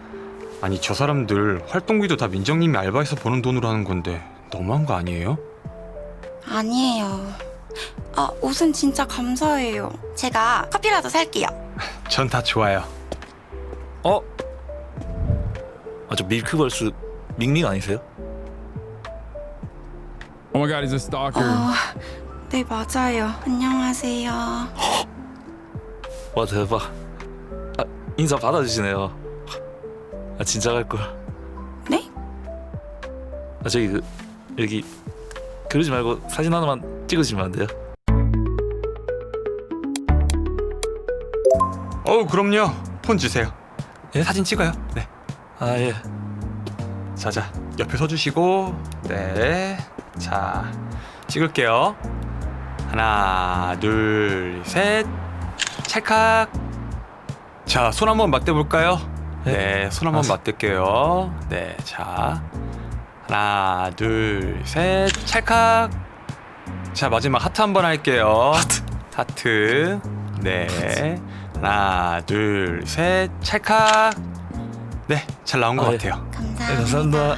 감사합니다. 민정씨, 제가 또 사진을 기가 막히게 찍거든요. 완전 인생샷. Oh, she hated it. She doesn't like taking photos with fans. She fucking hates fans. She wanted me to defend her. 같이 가요. Damn, she just forgot all about the fact that I wiped her titties earlier and then gave her my clothes and shit. Like, what the fuck? Remember the good times we had when I wiped your titties? Fuck you mean? Any knowledge of the K-pop industry would have helped you? Wait, what? Bad. Why? No, bad. Yo, wait, what? Really? Is that okay? I'm learning so much about K-pop. Why is that a problem? I can't believe.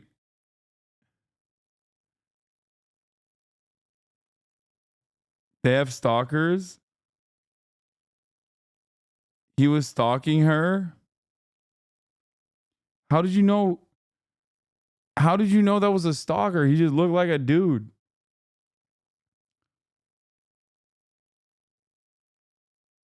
I thought he was just a dude.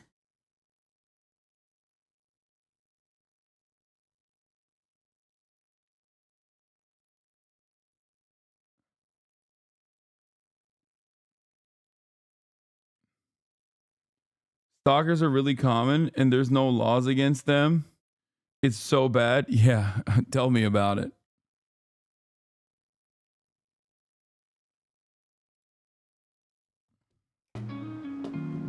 저희 초창기 팬이시기도 해서 좋은 모습 보여드리고 싶었는데 미안해요.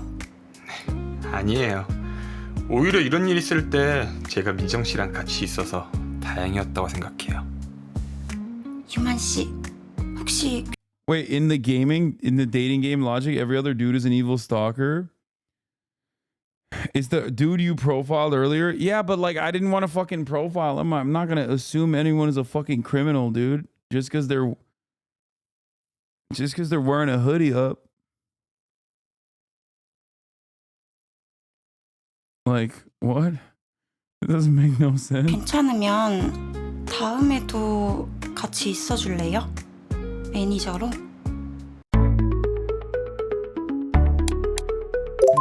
아, 그럼요. 제가 언제든 지켜드리겠습니다. 그렇게까지는 안 하셔도. 그 어떤 곳에서 총알이 날라오고, 네? 대폭 카메라가 날라와도, 예? 제가 이 한 몸 바쳐 막아드리겠습니다. 예? 감사해요, 유만 오빠. 올 때 술 좀 사와. 은비용 기념으로 파티하게. 이만 들어갈까요? 네.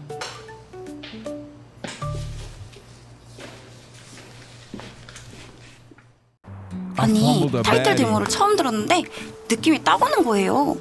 아, 타이틀곡이 민정님 픽이었구나. 네, 맞아요. 저기... 저 사람 아까 그 사람 아니에요? 아, 여기가 어디라고 또 오는 거야? 유만 씨 가지 마요. 아이씨. 괜찮아요? 그러다 무슨 일 생기면 어쩌려고 그래요? 아, 쫓아내려고 그랬죠. 일단 다른 분들한테도 조심하라고 해야겠어요. 가요. Okay, now I know he's a stalker. Don't worry. Next time, it's on site. Bro, Korea is the best country in the world, bro. They're constantly eating fried chicken and they got the best baddies. What is happening? And they all live with each other and they're so gracious to you, except for Gran. What is happening, dude? Yo, Korea is sick. What the fuck is happening, dude? Yo, fuck Gran, but everybody else is chill. They got the baddest bitches. They're feeding me.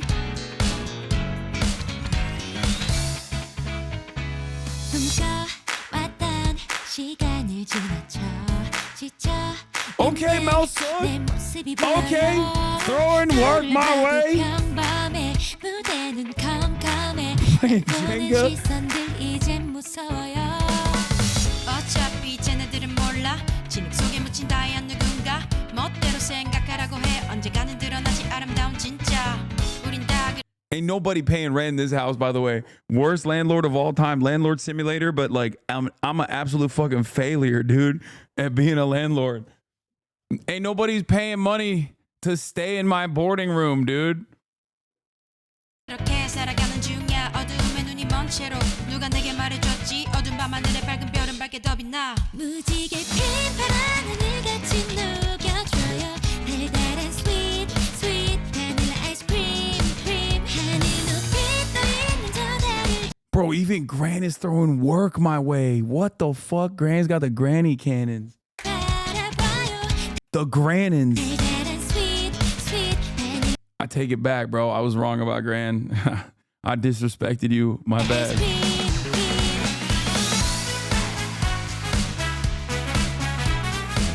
What is the fun in this? I don't understand this part.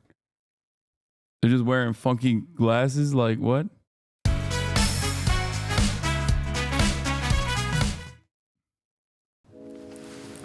아, 피곤해. 여기서 잠들었네. Damn, we partied so fucking hard. 화장실이나 가야겠다. Is the stalker gonna show up? Or some shit? What the fuck? 아! 누구세요? 위에서 내려온 건가? 저긴 잠겨 있는 방인데. Bro, is this shit scary? 저기요. Bro, is this shit 저기요. scary? 저기요. Wait, is this a scary game?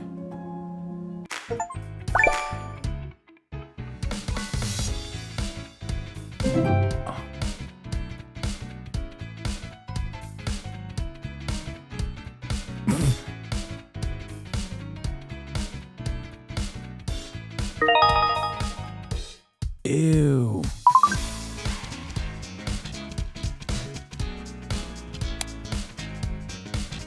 Wait, I fucked up.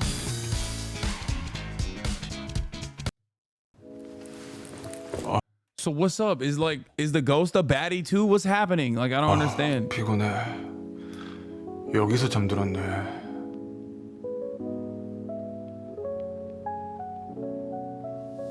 화장실이나 가야겠다.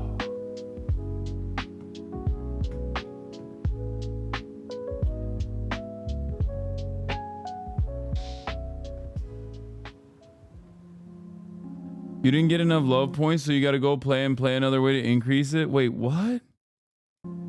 아! 누구세요? 위에서 내려온 Oh, I have to 건가? replay the chapter? 저긴 잠겨 있는 방인데. 저기요. 저기요. 저기요.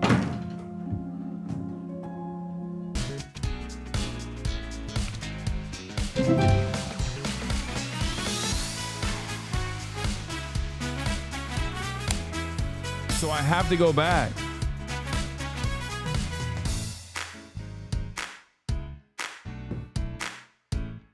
You failed too hard to continue?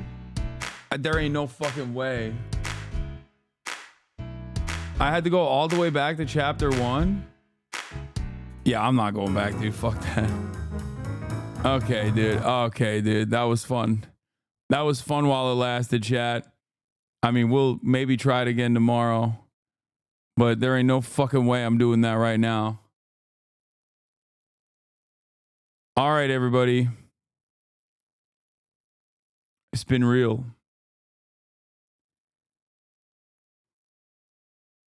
Eight hours and 30 in. Got some gaming out of the way. Sheesh. Where are my haters at now? Where are my fucking haters at now? People talking about how I don't play video games. I think I'm gonna play more dating sims though. This shit was fire. What a fucking Weasley Actually, liar, dude. she was actually fire. Shit, dude. Holy Anyway, love you guys, and I'll see you tomorrow. Fuck it. I'm Peace. saying it. America deserved love. Fuck it. I'm saying it. America deserved happiness. Fuck it. I'm saying it. America deserved love. Fuck it. I'm saying it. America deserved happiness. Oh, you're such a big, big man, Hasan. Man, Hasan. This is a deranged pervert. This is a deranged pervert. Oh, you're such a big, big man, Hasan. Man, Hasan. This is a deranged pervert. This is a deranged pervert. I bet he's got some big old, giant bitch tits. I bet he's got some big old, giant bitch tits. I bet he's got some big old, giant bitch tits. I bet he's got some big old, giant bitch tits. Hasanpiker. Can't make up that name. That's his name. That's his name. Hasanpiker. Can't make up that name. That's his name. That's his name. Fuck it. I'm saying it. America deserved love. Fuck it. I'm saying it. America deserved happiness. Fuck it. I'm saying it. America deserved love. Fuck it. I'm saying it. America deserved happiness. Fucking liar, dude. What a fucking Weasley little liar, dude. What a fucking Weasley little liar, dude. Holy shit, dude. Holy fucking shit, dude. Literally lying. Still lying to his